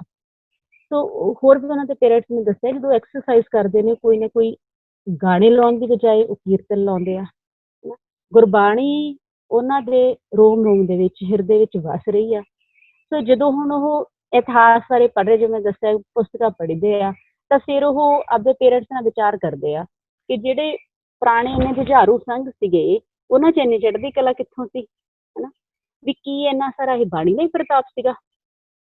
ਜਦੋਂ ਉਹ ਇਸ ਤਰ੍ਹਾਂ ਦਾ, ਫਿਰ ਉਹਨੂੰ ਆਪਣੇ ਮਹਿਸੂਸ ਹੁੰਦਾ ਵੀ ਜਿਹੜੇ ਪੁਰਾਣੇ ਜੁਝਾਰੂ ਸਿੰਘ ਸੀ ਉਹਨਾਂ ਕੋਲ ਕਿੰਨੀ ਪ੍ਰਤਿਭਾ ਸੀ, ਕਲਾ ਸੀ, ਕਿ ਉਹਨਾਂ ਕੋਲ ਸ਼ਾਸਤਰ ਵਿੱਦਿਆ ਸੀ, ਕਿਉਂ ਨਾ ਇਹ ਸਾਡੇ ਕੋਲ ਵੀ ਹੋਵੇ। ਜਾਣੀ ਦੀ ਇੱਕ ਉਹਨਾਂ ਦੀ ਸੋਚ ਵਿੱਚ ਬਦਲੀ ਹੋ ਰਹੀ ਆ। ਉਹ ਸੋਚ ਵਿੱਚ ਬਦਲੀ ਹੀ ਲਿਆਉਣ ਦੇ ਲਈ ਆਤਮ ਪ੍ਰਕਾਸ਼ ਜਿਹੜਾ ਮਿਸ਼ਨ ਹੈਗਾ ਉਹ ਸਾਰਾ ਯਤਨਸ਼ੀਲ ਆ। ਅੱਛਾ, ਇਹ ਇਵੇਂ ਨਹੀਂ ਹੈਗਾ ਇੱਕ ਹੋਰ ਬੱਚਾ ਜਿਵੇਂ ਇਕੱਲਾ, ਇਹ ਤਾਂ ਆਪਾਂ ਕਹਿੰਦੇ ਹਾਂ ਸਵਰਗ ਦੀ ਗੱਲ। ਫਿਰ ਬੱਚੇ ਦੀ ਦੂਰ ਦ੍ਰਿਸ਼ਟੀ ਬਦਲਣ ਦੀ ਗੱਲ ਮੈਂ ਸਾਂਝੀ ਕਰ ਦਿੰਦੀ। ਅਜੇਪਾਲ ਬੱਚਾ IFC ਕਾਲਜ ਮੋਗਾ ਤੋਂ, ਦੇਖੋ ਕਿੰਨੇ ਦੂਰ ਦੂਰ ਤੋਂ ਬੱਚੇ ਇਲਾਕਿਆਂ ਤੇ ਜੁੜੇ ਹੋਏ ਨੇ। ਉਹ ਕਿੱਥੇ ਕਿੱਥੇ ਆ, ਸਾਰਿਆਂ ਦਾ ਆਪਸ ਵਿੱਚ ਇੱਕ ਪਿਆਰ ਬਣ ਰਿਹਾ, ਇੱਕ ਇਸ ਤਰ੍ਹਾਂ ਦੀ ਭਾਵਨਾ ਪੈਦਾ ਹੋ ਰਹੀ ਆ। ਹੁਣ ਅਜੇਪਾਲ ਨੇ ਇੱਕ ਦਿਨ ਕੰਠ ਕੀਤਾ ਫਰਮਾਨ, ਪਾਤੀ ਤੋਰੇ ਮਾਲਮੀ ਪਾਤੀ ਪਾਤੀ ਜੀਓ, ਜਿਸ ਪਾਹਨ ਕੋ ਪਾਤੀ ਤੋਰੇ ਸੋ ਪਾਹਨ ਨਰ ਜੀਓ। ਵੀ ਮਾਲਣ ਦੀ ਪੱਤੀ ਪੱਤੀ ਤੋੜਦੀ ਆ ਉਸ ਪੱਥਰ ਦੀ ਮੂਰਤੀ ਅੱਗੇ ਟੇਕਣ ਲਈ ਜਿਹੜੀ ਨਿਰਦਿੰਦਾ, ਹਨਾ। ਮਤਲਬ ਉਹ ਬੱਚਿਆਂ ਨੇ ਦੇਖੋ ਮੈਨੂੰ ਸ਼ਾਮ ਨੂੰ ਸਵਾਲ ਕੀਤਾ, ਮੈਨੂੰ ਘੰਟੇ ਬਾਅਦ ਫੋਨ ਕੀਤਾ, ਕਹਿੰਦਾ ਮੈਡਮ ਵੀ ਜਿਹੜਾ ਆਪਾਂ ਗੁਰਦੁਆਰੇ ਸਾਹਿਬ ਦੇ ਵਿੱਚ ਵੀ ਇੰਨੇ ਫੁੱਲਾਂ ਦੀ ਡੈਕੋਰੇਸ਼ਨ ਕਰਦੇ ਆ, ਵੀ ਉਹ ਕਿੱਥੋਂ ਤੱਕ ਜਾਇਜ਼ ਵਾ, ਹਨਾ। ਹੁਣ ਉਹ ਬੱਚਾ ਦੀ ਜ਼ਿੰਦਗੀ ਵਿੱਚ ਕੀ ਆ ਰਿਹਾ, ਬੱਚਾ ਐਨਾਲਾਈਜ਼ ਕਰ ਲਿਆ, ਵਿਸ਼ਲੇਸ਼ਣ ਕਰ ਰਿਹਾ ਕਿ ਜੋ ਸਾਨੂੰ ਗੁਰਬਾਣੀ ਸੇਧ ਦੇ ਰਹੀ ਆ, ਕੀ ਸਾਡਾ ਜੀਵਨ ਅਸੀਂ ਉਸ ਤਰ੍ਹਾਂ ਜਿਉ ਰਹੇ ਹਾਂ, ਹਨਾ। ਕੀ ਜਿਹੜੀ ਮੇਰੀ ਮੱਤ ਵਾ ਉਹ ਗੁਰੂ ਦੇ ਹੁਕਮ ਅਨੁਸਾਰ ਹੈ। ਉਹ ਆਪਣੇ ਲਾਈਫ ਸਟਾਈਲ ਨੂੰ ਗੁਰੂ ਦੇ ਹੁਕਮ ਦੇ ਨਾਲ ਕੰਪੇਅਰ ਕਰ ਰਿਹਾ ਵਾ। ਆਪਾਂ ਨੂੰ ਕੀ ਚਾਹੀਦਾ, ਗੁਰਬਾਣੀ ਜੇ ਅਸੀਂ ਜ਼ਿੰਦਗੀ 'ਚ ਜਿਉਣੀ ਆ, ਆਪਾਂ ਨੂੰ ਕੀ ਸਿੱਖਿਆ ਤੇ ਗੁਰੂ ਸ਼ਬਦ ਨਾਲ ਜੁੜਨਾ, ਅਸੀਂ ਸੰਗਤ ਕਰਨੀ ਆ, ਗੁਰੂ ਦੇ ਹੁਕਮ ਵਿੱਚ ਤੁਰਨਾ। ਸੰਗਤ ਆ, ਜਦੋਂ ਇੰਨੇ ਬੱਚੇ ਆ ਰੋਜ਼ ਕੰਠ ਕੀਤਾ ਫਰਮਾਨ ਭੇਜਦੇ ਆ, ਮੈਂ ਸੁਣਦੀ ਆ, ਬੱਚੇ ਇੱਕ ਦੂਸਰੇ ਸੁਣਦੇ ਆ, ਸੰਗਤ ਹੋ ਰਹੀ ਆ। ਹੁਣ ਆਪਾਂ ਸਾਰੇ ਜੁੜ ਬੈਠੇ ਆ, ਸੰਗਤ ਹੋ ਰਹੀ ਆ। ਮਤਲਬ ਉਹ ਬੱਚੇ ਆਪਣੇ ਆਪ ਹੀ ਉਹਨਾਂ ਦੀ, ਮੈਂ ਬਾਰ-ਬਾਰ ਕਹਿੰਦੀ ਹਾਂ, ਉਹ ਸਚਿਆਰ ਮਨੁੱਖ ਵਜੋਂ ਘੜੇ ਜਾ ਰਹੇ ਆ। ਉਹ ਕੋਈ ਹੋਰ ਘਾੜਤ ਨਹੀਂ ਹੈਗੀ ਉਹਨਾਂ ਦੀ। ਜੋ ਅਸੀਂ ਡੇਲੀ ਦੇ ਉਹਨਾਂ ਦੇ ਲੈਸਨ ਦੇ ਵਿੱਚ ਪਾ ਦਿੱਤਾ, ਉਹਦੇ ਵਿੱਚ ਉਹਨਾਂ ਨੂੰ ਰੋਜ਼ ਕੋਈ ਨਾ ਕੋਈ ਨਵੀਂ ਗੱਲ ਮਿਲ ਰਹੀ ਆ।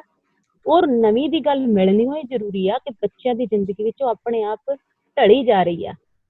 ਸੋ ਇਹ ਸਾਰੀਆਂ ਗੱਲਾਂ ਜਿਹੜੀਆਂ ਬੱਚਿਆਂ ਦੇ ਅਨੁਭਵ ਸੀ। ਫਿਰ ਹੁਣ ਮੈਂ ਉਹ ਵੀ ਸਾਂਝਾ ਕਰਨ, ਮੇਰਾ ਆਪਣਾ ਨਿੱਜੀ ਅਨੁਭਵ ਕੀ ਹੋਇਆ, ਕਿਉਂਕਿ ਪਹਿਲਾਂ ਛੇਤੀ ਕਿਤੇ ਇਹ ਗੱਲਾਂ ਜੋ ਆਤਮ ਪ੍ਰਕਾਸ਼ ਦੀਆਂ ਨੇ ਏਡੀਆਂ ਉੱਚੀਆਂ ਉੱਚੀਆਂ ਨੇ, ਆਪਾਂ ਨੂੰ ਇਹ ਲੱਗਦਾ ਵੀ ਹੋ ਵੀ ਸਕਦੀਆਂ ਨੇ, ਪਰ ਜਦੋਂ ਹੀ ਇਹ ਪਕੜ ਵਿੱਚ ਆ ਜਾਂਦੀਆਂ ਨੇ ਨਾ, ਬਹੁਤ ਹੀ ਆਨੰਦ ਮਿਲਦਾ ਤੇ ਬਹੁਤ ਹੀ ਉਤਸ਼ਾਹ। ਇਹਦੇ ਨਾਲ ਮੇਰਾ ਨਿੱਜੀ ਅਨੁਭਵ ਕੀ ਹੋਇਆ, ਪਹਿਲਾਂ ਤਾਂ ਚਲੋ ਮੇਰਾ ਆਪਣਾ ਹੀ ਟਾਈਮ ਟੇਬਲ ਸੈੱਟ ਹੋ ਗਿਆ। ਫਿਰ ਦੂਸਰੀ ਗੱਲ, ਜਿਵੇਂ ਮੈਨੂੰ ਪਹਿਲੀ ਵਾਰ ਆਤਮ ਪ੍ਰਕਾਸ਼ ਮਿਸ਼ਨ ਬਾਰੇ ਜਾਣਕਾਰੀ ਮਿਲੀ ਸੀ, ਤਾਂ ਮੈਨੂੰ ਲੱਗਾ ਸੀ ਜਿਵੇਂ ਹੁਣ ਆਪਾਂ ਵੀ ਸਾਰੇ ਭਾਸ਼ਣ ਸੁਣਦੇ ਆ, ਕਿਉਂ ਨਾ ਮੈਂ ਹੀ ਸ਼ੁਰੂ ਕਰਾਂ, ਹਨਾ। ਆਪਾਂ ਕਿਉਂ ਇੱਕ ਦੂਜੇ ਦੇ ਮੂੰਹ ਵੱਲ ਵੇਖੇ ਜਾਂਦੇ ਆ, ਫਿਰ ਆਪਾਂ ਸੋਚਦੇ ਆ ਕਿ ਕੌਣ ਬਦਲੀ ਲੈ ਕੇ ਆਊਗਾ। ਜਦੋਂ ਬੱਚੇ ਆਪਣੇ ਨੇ, ਹਨਾ, ਆਪਾਂ ਉਹਨਾਂ ਵਿੱਚ ਬਦਲੀ ਚਾਹੁੰਦੇ ਆ, ਤੇ ਫਿਰ ਆਪਾਂ ਹੀ ਲੈ ਕੇ ਆਵਾਂਗੇ, ਸਮਾਜ ਆਪਣਾ, ਕੌਮ ਆਪਣੀ। ਸੋ ਇਸ ਤਰੀਕੇ ਨਾਲ ਮਤਲਬ ਮੇਰੀ ਆਪਣੀ ਸੋਚ ਵਿੱਚ ਬਦਲੀ ਆ ਗਈ ਕਿ ਕਿਉਂ ਨਾ ਇਹ ਕੰਮ ਮੇਥੋਂ ਹੀ ਸ਼ੁਰੂ ਕੀਤਾ ਜਾਵੇ। ਪਰ ਫਿਰ ਹੁਣ ਆਪਾਂ ਸਵਾਲ ਇਹ ਆਉਂਦਾ, ਸ਼ੁਰੂ ਕਰਨਾ ਕਿਹਨਾਂ ਤੋਂ ਆ, ਨਾ ਕਿਹੜੇ ਬੱਚੇ ਤੇ ਆਪਾਂ ਮਿਹਨਤ ਕਰਨੀ ਆ। ਬੱਚੇ ਕੁਛ ਜਿਵੇਂ ਮੇਰੇ ਆਪਣੇ ਸੀ, ਮੈਂ ਪਹਿਲਾਂ ਦੱਸਿਆ ਵੀ ਆਊਟਸਟੈਂਡਿੰਗ ਬੱਚੇ ਸੀ, ਕੁਛ ਮੈਨੂੰ ਆਤਮ ਪ੍ਰਕਾਸ਼ ਵੱਲੋਂ ਵਾਹਿਗੁਰੂ ਦੀ ਕਿਰਪਾ ਨਾਲ ਸੇਵਾ ਮਿਲ ਗਈ। ਸੋ ਉਹ ਬੱਚੇ ਆਪਾਂ ਲੈਣੇ ਨੇ ਜਿਹੜੇ ਬੱਚਿਆਂ ਵਿੱਚ ਆਪਣੇ ਵਿੱਚ ਸਮਰੱਥਾ ਹੈਗੀ ਆ ਕਿ ਉਹ ਅੱਗੇ ਸੋਚ ਬਦਲ ਸਕਣ ਦੂਸਰੇ ਬੱਚਿਆਂ ਦੀ। ਕਿਉਂਕਿ ਜਿਨ੍ਹਾਂ ਵਿੱਚ ਆਪਣੇ ਵਿੱਚ, ਹੁਣ ਆਪਾਂ ਗੁਰੂ ਨਾਨਕ ਦੇਵ ਜੀ ਦੇ ਸਮੇਂ ਤੋਂ ਦੇਖਦੇ ਆਉਂਦੇ ਆ ਕਿ ਉਹਨਾਂ ਨੇ ਉਦਾਸੀਆਂ ਦੇ ਦੌਰਾਨ ਕਿੰਨੇ ਲੋਕਾਂ ਦੀ ਸੋਚ ਬਦਲੀ, ਹਨਾ। ਜਿਹੜੇ ਬੁਰੇ ਸਨ, ਬੁਰਾ ਕੋਈ ਨਹੀਂ ਹੁੰਦਾ, ਉਹਨਾਂ ਦੀ ਸੋਚ ਦੇ ਵਿੱਚ ਉਹ ਬੁਰਾਈ ਸੀ, ਪਰ ਉਹਨਾਂ ਵਿੱਚ ਇਹ ਸਮਰੱਥਾ ਸੀਗੀ ਕਿ ਉਹ ਬਾਕੀ ਸਾਰਿਆਂ ਨੂੰ ਬਦਲ ਸਕਦੇ ਸੀਗੇ। ਤਾਂ ਗੁਰੂ ਨਾਨਕ ਸਾਹਿਬ ਨੇ ਉਹਨਾਂ ਲੋਕਾਂ ਨੂੰ ਉਪਦੇਸ਼ ਦੇ ਕੇ ਸੋਚ ਬਦਲੀ, ਤਾਂ ਜੋ ਸਮੂਹ ਜਿਹੜੇ ਸਮਾਜ ਆ, ਭਾਈਚਾਰਾ, ਉਹਨਾਂ ਵਿੱਚ ਬਦਲੀ ਆ ਸਕੇ।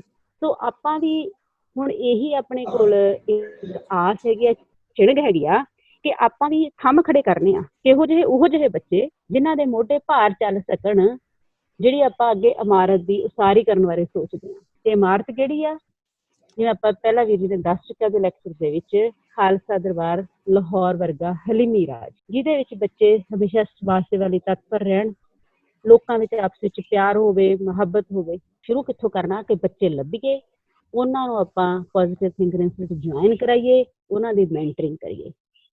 ਇਹ ਟਕਸਾਲ ਹੈਗੀ ਆ ਜਿੱਥੇ ਬੱਚੇ ਘੜੇ ਜਾ ਰਹੇ ਆ। ਇਹ ਉਹ ਪ੍ਰੈਕਟੀਕਲ ਇੰਸਟੀਚਿਊਟ ਹੈਗੀ ਆ ਜਿੱਥੇ ਬੱਚਿਆਂ ਨੂੰ ਆਪਾਂ ਉਂਗਲੀ ਫੜ ਕੇ ਤੋਰਨਾ, ਠੀਕ ਆ। ਇਹੀ ਆਪਣੀ ਸੰਗਤ ਆ, ਇੱਥੋਂ ਹੀ ਆਪਾਂ ਗੁਰੂ ਦਾ ਹੁਕਮ ਮੰਨਣਾ ਸਿੱਖਣਾ। ਸੋ ਇਹ ਸਾਰੀਆਂ ਗੱਲਾਂ ਹੈਗੀਆਂ ਨੇ ਆਪਣੀਆਂ ਮੈਂਟਰਿੰਗ ਦੀਆਂ। ਜਿਵੇਂ ਜਦੋਂ ਡਾਕਟਰ ਸਾਹਿਬ ਨੇ ਸ਼ੁਰੂ ਵਿੱਚ ਲੈਕਚਰ ਸ਼ੁਰੂ ਕੀਤਾ ਸੀ ਕਿ ਦੋ ਪੱਖ ਹੁੰਦੇ ਆ, ਇੱਕ ਹੈਗਾ ਸਟੱਡੀ ਮਟੀਰੀਅਲ, ਦੂਸਰਾ ਮੈਂਟਰਿੰਗ। ਮੈਂ ਸਾਰੀ ਗੱਲ ਇਹ ਮੈਂਟਰਿੰਗ ਦੀ ਕੀਤੀ ਆ। ਹੁਣ ਆਪਣੇ ਕੋਲ ਗੱਲ ਜ਼ਿਆਦਾ ਨਹੀਂ ਕਰੂੰਗੀ, ਸਟੱਡੀ ਮਟੀਰੀਅਲ ਆ। ਸਟੱਡੀ ਮਟੀਰੀਅਲ ਦੀ ਇਸ ਕਰਕੇ ਕਰਨੀ ਜ਼ਰੂਰੀ ਹੈ ਵੜਦੀ ਹੈ ਇੱਥੇ ਕਿ ਜੇ ਆਪਣੇ ਕੋਲ ਸਟੱਡੀ ਮਟੀਰੀਅਲ ਹੈ ਹੀ ਨਹੀਂ ਹੈਗਾ ਤਾਂ ਮੈਂਟਰ ਵਿਚਾਰਾ ਕੀ ਕਰੂਗਾ। ਮੈਂਟਰਿੰਗ ਸੌਖੀ ਹੋ ਜਾਂਦੀ ਆ ਜਦੋਂ ਆਪਣੇ ਹੱਥਾਂ ਦੇ ਵਿੱਚ ਬਣਿਆ ਬਟਾਇਆ ਮਟੀਰੀਅਲ ਹੈਗਾ। ਦੂਸਰੀ ਗੱਲ, ਉਹ ਇੰਨੇ ਸਾਲਾਂ ਦੀ ਘਾਲਣਾ ਘਾਲ ਕੇ ਹਨਾ, ਇੰਨੇ ਵਿਦਵਾਨਾਂ ਦੀ ਰਾਏ ਦੇ ਨਾਲ ਬਣਿਆ ਹੋਇਆ ਕਿ ਆਪਾਂ ਨੂੰ ਤਾਂ ਕੁਛ ਕਰਨ ਦੀ ਲੋੜ ਨਹੀਂ, ਆਪਾਂ ਤਾਂ ਸਿਰਫ ਉਹਨੂੰ ਅਪਲਾਈ ਕਰਨਾ ਨਾ। ਸੋ ਜਿਹੜੀਆਂ ਸਮੱਗਰੀ ਆਪਾਂ ਨੂੰ ਆਤਮ ਪ੍ਰਗਾਸ ਵੱਲੋਂ ਦਿੱਤੀ ਗਈ ਆ, ਜਿਸ ਤਰ੍ਹਾਂ ਉਹਦੇ ਵਿੱਚ ਸ਼ੁਰੂ ਵਿੱਚ ਹੀ ਪਹਿਲਾਂ ਗੁਰਮੁਖੀ ਅੱਖਰ ਗਿਆਨ ਆ ਜਾਂਦਾ, ਬੱਚਿਆਂ ਨੂੰ ਅੱਖਰਾਂ ਦਾ ਗਿਆਨ, ਫਿਰ ਉਹਨਾਂ ਦਾ ਅਭਿਆਸ ਹੈਗਾ। ਫਿਰ ਆਪਣੇ ਕੋਲ ਸਲੇਖਮਾਲਾ ਪੁਸਤਕਾਂ, ਸਲੇਖਮਾਲਾ ਪੁਸਤਕਾਂ ਵਿੱਚ ਵੀ ਇਹ ਫਰਮਾਨ ਹੀ ਹੈਗੇ ਆ ਜਿਹਦੇ ਵਿੱਚ ਪੂਰੀ ਸੇਧ ਦਿੱਤੀ ਗਈ ਆ ਕਿ ਬੱਚੇ ਨੇ ਟਾਈਮ ਟੇਬਲ ਦੇ ਅਨੁਸਾਰ ਸਵੇਰੇ ਉੱਠਣ ਵੇਲੇ ਕਿਹੜਾ ਫਰਮਾਨ ਜਿਵੇਂ ਕੰਠ ਕਰਕੇ ਉਹਨੂੰ ਰੋਜ਼ ਆਪਣੀ ਯਾਦ 'ਚ ਲੈ ਕੇ ਆਉਣਾ। ਫਿਰ ਉਹਨਾਂ ਨੇ ਆਪਣਾ ਘਰੋਂ ਬਾਹਰ ਨਿਕਲਦੇ ਸਮੇਂ, ਜਾਣੀ ਕਿ ਇਸ਼ਨਾਨ ਕਰਨ ਸਮੇਂ, ਖਾਣਾ ਖਾਣ ਸਮੇਂ, ਇਸ ਤਰੀਕੇ ਨਾਲ ਕੁਛ ਫਰਮਾਨ ਜਿਹੜੇ ਡੇਲੀ ਜ਼ਿੰਦਗੀ ਦਾ ਹਿੱਸਾ ਬਣ ਜਾਣ। ਫਿਰ ਕੁਛ ਹੈਗੇ ਜਿਹੜੇ ਉਹਨਾਂ ਨੂੰ ਸਮੇਂ-ਸਮੇਂ ਤੇ ਜਦੋਂ ਚਿੰਤਾ ਵਿੱਚ ਆ, ਕੋਈ ਫੈਸਲਾ ਲੈਣਾ, ਕਿਹੋ ਜਿਹੀ ਸੰਗਤ ਹੋਵੇ, ਮਤਲਬ ਉਸ ਸਮੇਂ ਤੇ ਸੇਧ ਲੈਣ ਵਾਲੇ। ਅੱਛਾ, ਫਿਰ ਇਹਨਾਂ ਨਾਲ ਸੰਬੰਧਿਤ ਹੈਗੇ ਜਿਵੇਂ ਚਿੱਤਰਮਾਲਾ ਵਾ ਜਾਂ ਰੰਗਮਾਲਾ ਪੁਸਤਕਾਂ। ਦੇਖੋ ਜਦੋਂ ਬੱਚਾ, ਉਹ ਗੁਰਬਾਣੀ ਦਾ ਫਰਮਾਨ ਹੈ, ਜਦੋਂ ਉਹਨੂੰ ਬਾਰ-ਬਾਰ ਇੱਕ ਚਿੱਤਰ ਬਣਿਆ ਹੋਇਆ, ਉਹ ਚਿੱਤਰ ਨੂੰ ਉਹ ਉਲੀਕ ਰਿਹਾ, ਨਾਲ ਆਪਣੀ ਕਲਪਨਾ ਦੇ ਵਿੱਚ, ਆਪਣੇ ਹਿਰਦੇ ਦੇ ਵਿੱਚ ਉਹ ਉਸ ਗੁਰਬਾਣੀ ਦੇ ਫਰਮਾਨ ਨੂੰ ਲੈ ਕੇ ਆ ਰਿਹਾ ਵਾ ਕਿ ਮਤਲਬ ਉਹ ਇੱਕ ਰੱਬੀ ਪਿਆਰ ਦੇ ਨਾਲ ਜੁੜ ਰਿਹਾ, ਤੇ ਉਹਦਾ ਅਸਰ ਉਹਦੀ ਪੂਰੀ ਸੰਪੂਰਨ ਸ਼ਖਸੀਅਤ ਤੇ ਕਿਸ ਤਰ੍ਹਾਂ ਦਾ ਹੋਊਗਾ। ਫਿਰ ਇਸ ਤਰ੍ਹਾਂ ਸਿੱਖ ਹਿਸਟਰੀ ਕਾਰਡ ਆ, ਜਿਵੇਂ ਬਹੁਤ ਸ਼ਾਰਟ ਦੇ ਵਿੱਚੋਂ ਤਿਆਰ ਕੀਤੇ ਗਏ ਨੇ, ਮਤਲਬ ਪੂਰੀ ਖੋਜ ਨਾਲ, ਪਰ ਬਹੁਤ ਸ਼ਾਰਟ ਨੋਟ, ਤਾਂ ਜੋ ਬੱਚੇ ਮਤਲਬ ਜਿਵੇਂ ਬੀਜੀ ਨੇ ਦੱਸਿਆ ਕਿ ਹਰ ਦਿਹਾੜਾ ਇਤਿਹਾਸਿਕ ਆ, ਜੇ ਇੱਕ ਦਿਨ ਪੜ੍ਹਦੇ ਜਾਣ ਕਿੰਨਾ ਖਜ਼ਾਨਾ ਉਹਨਾਂ ਕੋਲ ਆਪਾਂ ਨੂੰ ਸਾਰੇ ਇਤਿਹਾਸ ਦੀ ਜਾਣਕਾਰੀ ਮਿਲ ਜਾਊ। ਸੋ ਪਹਿਲੀ ਤਾਂ ਗੱਲ ਇਹੀ ਹੈਗੀ ਆ ਕਿ ਜਿਹੜਾ ਸਾਰਾ ਸਟੱਡੀ ਮਟੀਰੀਅਲ ਆਪਾਂ ਨੂੰ ਬਣਿਆ ਬਣਾਇਆ ਆਤਮ ਪ੍ਰਗਾਸ ਵੱਲੋਂ ਦਿੱਤਾ, ਉਹਨੂੰ ਆਪਾਂ ਆਪਣੇ ਸਿਲੇਬਸ ਦੇ ਵਿੱਚ, ਸਕੂਲਾਂ ਦੇ ਸਿਲੇਬਸ ਵਿੱਚ ਸ਼ਾਮਲ ਕਰੀਏ, ਤਾਂ ਜੋ ਮਤਲਬ ਬੱਚਿਆਂ ਨੂੰ ਇਹ ਨਾ ਲੱਗੇ ਕਿ ਅਸੀਂ ਕੁਛ ਪੜ੍ਹੀ ਹੋਰ ਜਾ ਰਹੇ ਹਾਂ, ਮੈਂਟਰ ਸਾਨੂੰ ਕੁਛ ਹੋਰ ਦੱਸੀ ਜਾ ਰਹੇ ਨੇ। ਸੋ ਉਹੀ ਚੀਜ਼ਾਂ ਉਹ ਪੜ੍ਹਨ, ਸਕੂਲਾਂ ਦੇ ਵਿੱਚ ਪੜ੍ਹਨ, ਹੈ ਨਾ। ਮਾਰਨਿੰਗ ਅਸੈਂਬਲੀ ਟਾਈਮ ਬੱਚੇ ਨਾਲ ਸ਼ੇਅਰ ਕਰਨ, ਤੇ ਸ਼ਾਮ ਟਾਈਮ ਚਲੋ ਉਹ ਉਸੇ ਵਿੱਚੋਂ ਹੀ ਉਹਨਾਂ ਨੂੰ ਆਪਾਂ ਜਿਹੜਾ ਡੇਲੀ ਲੈਸਨ ਆ ਉਹਨਾਂ ਦੀ ਸੇਧ ਮਿਲੇ, ਆਪਣੇ ਉਹ ਮੈਂਟਰ ਨੂੰ ਗੁਰਬਾਣੀ ਦੇ ਫਰਮਾਨ ਕੰਠ ਕਰਕੇ ਭੇਜਣ। ਤੇ ਇਕੱਲਾ ਇਹਨਾਂ ਨਹੀਂ ਕਿ ਸਕੂਲਾਂ ਵਾਲੇ ਹੁਣ ਬਹੁਤ ਹੋਣਗੇ ਜਿਹੜੇ ਸਕੂਲ ਦੇ ਇਸ ਵਿੱਚ ਪ੍ਰਬੰਧਕੀ ਢਾਂਚੇ 'ਚ ਨਹੀਂ, ਬਾਕੀ ਜਾਣੇ ਦੇ ਵਲੰਟੀਅਰ ਆ, ਉਹ ਆਪਣੇ ਨੇੜੇ ਤੇੜੇ ਦੇ ਸਕੂਲਾਂ ਨਾਲ ਸੰਪਰਕ ਕਰਕੇ ਉਹਨਾਂ ਨੂੰ ਇਹ ਪ੍ਰੇਰਨਾ ਕਰਨ, ਉਹਨਾਂ ਨੂੰ ਇਹ ਅਸਲੀ ਸਮਝਾਉਣ ਕਿ ਇਹਦੇ ਪਿੱਛੇ ਮਕਸਦ ਕੀ ਆ, ਤੇ ਉਹ ਉਹਨਾਂ ਨੂੰ ਪ੍ਰੇਰਨਾ ਕਰਨ ਕਿ ਸਕੂਲ ਦੇ ਵਿੱਚ, ਕਿਉਂਕਿ ਹਰ ਲੈਵਲ ਤੋਂ ਪਹਿਲੀ ਤੋਂ ਲੈ ਕੇ 9th ਕਲਾਸ ਤੱਕ ਇਹ ਬੁੱਕਸ ਹੈਗੀਆਂ ਨੇ, ਹਰ ਗ੍ਰੇਡ ਵਾਈਜ਼ ਬੜੀਆਂ ਸੋਹਣੀਆਂ ਨੇ, ਤੇ ਬੱਚਾ ਨਾਲ ਦੀ ਨਾਲ ਹੀ ਗੁਰਬਾਣੀ ਦੇ ਜੁੜਦਾ ਜਾਂਦਾ। ਉਹ ਇਹਨਾਂ ਨੂੰ ਜ਼ਰੂਰ ਆਪਣੇ ਆਲੇ ਦੁਆਲੇ ਦੇ ਸਕੂਲਾਂ ਦੇ ਵਿੱਚ ਲਾਗੂ ਕਰਵਾਉਣ, ਉਹਨਾਂ ਦੇ ਸਿਲੇਬਸ ਦਾ ਸ਼ਿੰਗਾਰ ਬਣਾਉਣ। ਤੇ ਇੰਨੀ ਸਾਰੀ ਗੱਲ ਦੇ ਨਾਲ ਹੁਣ ਮੈਂ ਲਾਸਟ ਦੇ ਵਿੱਚ ਇੱਕ ਆਪਣਾ ਸਮਾਪਤੀ ਵੱਲ ਜ਼ਰੂਰ ਕਹਿਣਾ ਚਾਹਾਂਗੀ, ਤੇ ਇਹ ਜਿਹੜਾ ਸਾਰਾ ਮੈਂਟਰਿੰਗ ਦਾ ਕੰਮ ਆ ਮੈਂ ਕਰ ਰਹੀ ਹਾਂ, ਜਿਸ ਤਰ੍ਹਾਂ ਵੀ ਇਹਨੂੰ ਆਪਾਂ ਪੂਰਾ ਲਾਗੂ ਕਿਵੇਂ ਕਰਨਾ, ਇਹ ਇਕੱਲੇ ਦੁਕੱਲੇ ਦਾ ਕੰਮ ਨਹੀਂ ਹੈਗਾ, ਇਹ ਚੇਨ ਬਣਾ ਕੇ ਲਾਗੂ ਹੋਣਾ। ਤੇ ਉਹ ਚੇਨ ਬਣਨੀ ਕਿਸ ਤਰ੍ਹਾਂ ਵਾ, ਜਿਵੇਂ ਹੁਣ ਮੇਰੇ ਕੋਲੇ 33 ਬੱਚੇ ਨੇ, 33 ਬੱਚਿਆਂ ਦੇ ਵਿੱਚੋਂ 5 ਬੱਚੇ ਇਸ ਤਰ੍ਹਾਂ ਦੇ ਨੇ ਜਿਹੜੇ ਲਗਭਗ ਮਹੀਨੇ 2 ਮਹੀਨੇ ਦੇ ਵਿੱਚ ਮੈਂਟਲੀ ਤਿਆਰ ਹੋ ਜਾਣਗੇ, ਅੱਗੇ ਹੋਰ ਬੱਚੇ ਮੈਂਟਰ ਕਰਨਗੇ, ਹੋ ਜਾਣਗੇ ਅੱਗੇ ਹੋਰ ਬੱਚੇ ਮੈਂਟਰ ਕਰਨਗੇ। ਤੇ 2 ਬੱਚੇ ਜਿਨ੍ਹਾਂ ਵਿੱਚ ਇੱਕ ਤਾਂ ਅਮਤੋਜ ਬੇਟਾ ਜਿਹਦੇ ਤੁਸੀਂ ਵਿਚਾਰ ਸੁਣੇ ਆ, ਇਹ ਆਲਰੇਡੀ 12 ਬੱਚਿਆਂ ਨੂੰ ਮੈਂਟਰ ਕਰ ਰਿਹਾ ਦਾ ਆਪਣਾ ਗਰੁੱਪ ਹੈਗਾ। ਇਸ ਤੋਂ ਇਲਾਵਾ ਇੱਕ ਬੱਸੀਆਂ ਤੋਂ ਬੇਟੀ ਹੈਗੀ ਆ ਅਮਨਦੀਪ ਕੌਰ, ਤੇ ਉਹ 25 ਬੱਚਿਆਂ ਨੂੰ ਮੈਂਟਰ ਕਰ ਰਹੀ ਆ। ਦੇਖੋ ਬਾਕੀ ਬੱਚੇ ਵੀ ਜਿਹੜੇ ਸਾਲ ਨਹੀਂ ਬਸ ਚਲੋ 1.5 ਸਾਲ ਲੱਗ ਜਾਊਗਾ, ਉਹ 1.5 ਸਾਲ ਦੇ ਵਿੱਚ ਹੁਣ ਜੇ ਮੇਰੇ ਕੋਲ 33 ਬੱਚੇ ਆ, ਅੱਗੇ ਉਹ 30 ਬੱਚਿਆਂ ਨੂੰ ਮੈਂਟਰ ਕਰਦੇ ਨੇ, ਤਾਂ ਕਿੰਨੇ ਬੱਚੇ ਹੋ ਗਏ? 990 ਹੋ ਗਏ ਨਾ। ਲਗਭਗ ਜਿਹੜੀ ਉਹ 1000 ਬੱਚਾ ਜਿਹੜਾ ਉਹ ਸਮਾਜ ਦੇ ਵਿੱਚ ਇਸ ਸੋਚ ਨਾਲ ਆ ਗਿਆ ਕਿ ਇਹ ਸਾਰਾ ਸਚਿਆਰ ਮਨੁੱਖਾਂ ਦਾ ਕਾਫਲਾ ਤਿਆਰ ਹੋ ਰਿਹਾ ਵਾ। ਔਰ ਇਸੇ ਤਰੀਕੇ ਨਾਲ ਇਹ ਤਾਂ ਮੇਰੇ ਇੱਕ ਇਕੱਲੀ ਦੀ ਆਊਟਪੁੱਟ ਸਮਝੋ ਤੁਸੀਂ, ਤੇ ਹੁਣ ਤੁਸੀਂ ਸਾਰੇ ਜਿੰਨੇ ਮੀਟਿੰਗ ਦੇ ਵਿੱਚ ਸ਼ਾਮਲ ਹੋਏ ਹੋ, ਹਨਾ, ਤੁਸੀਂ ਅੱਗੇ ਬੱਚੇ ਤਿਆਰ ਕਰਦੇ ਹੋ। ਤੁਸੀਂ ਜੇ 10-10 ਵੀ ਕਰਦੇ ਹੋ ਤਾਂ ਉਹ 10-10 ਅੱਗੇ 10-10 ਵੀ ਕਰਦੇ ਆ, ਹਨਾ, ਤਾਂ ਆਪਣੀ ਗੱਲ ਕਿੰਨੀ ਦੂਰ ਤੱਕ ਚਲੀ ਜਾਊਗੀ। ਤਾਂ ਉਹ ਫਿਰ ਦਿਨ ਦੂਰ ਨਹੀਂ ਹੋਣਗੇ। ਇਹ ਫਿਰ ਕਲਪਨਾ ਦੀਆਂ ਗੱਲਾਂ ਨਹੀਂ ਲੱਗਣਗੀਆਂ ਕਿ ਜਿਹੜਾ ਆਪਾਂ ਸੋਚਿਆ ਵੀ ਖਾਲਸਾ ਦਰਬਾਰ ਲਾਹੌਰ ਵਰਗਾ ਇੱਕ ਹਲੀਮੀ ਰਾਜ ਹੋ ਜਾਵੇ।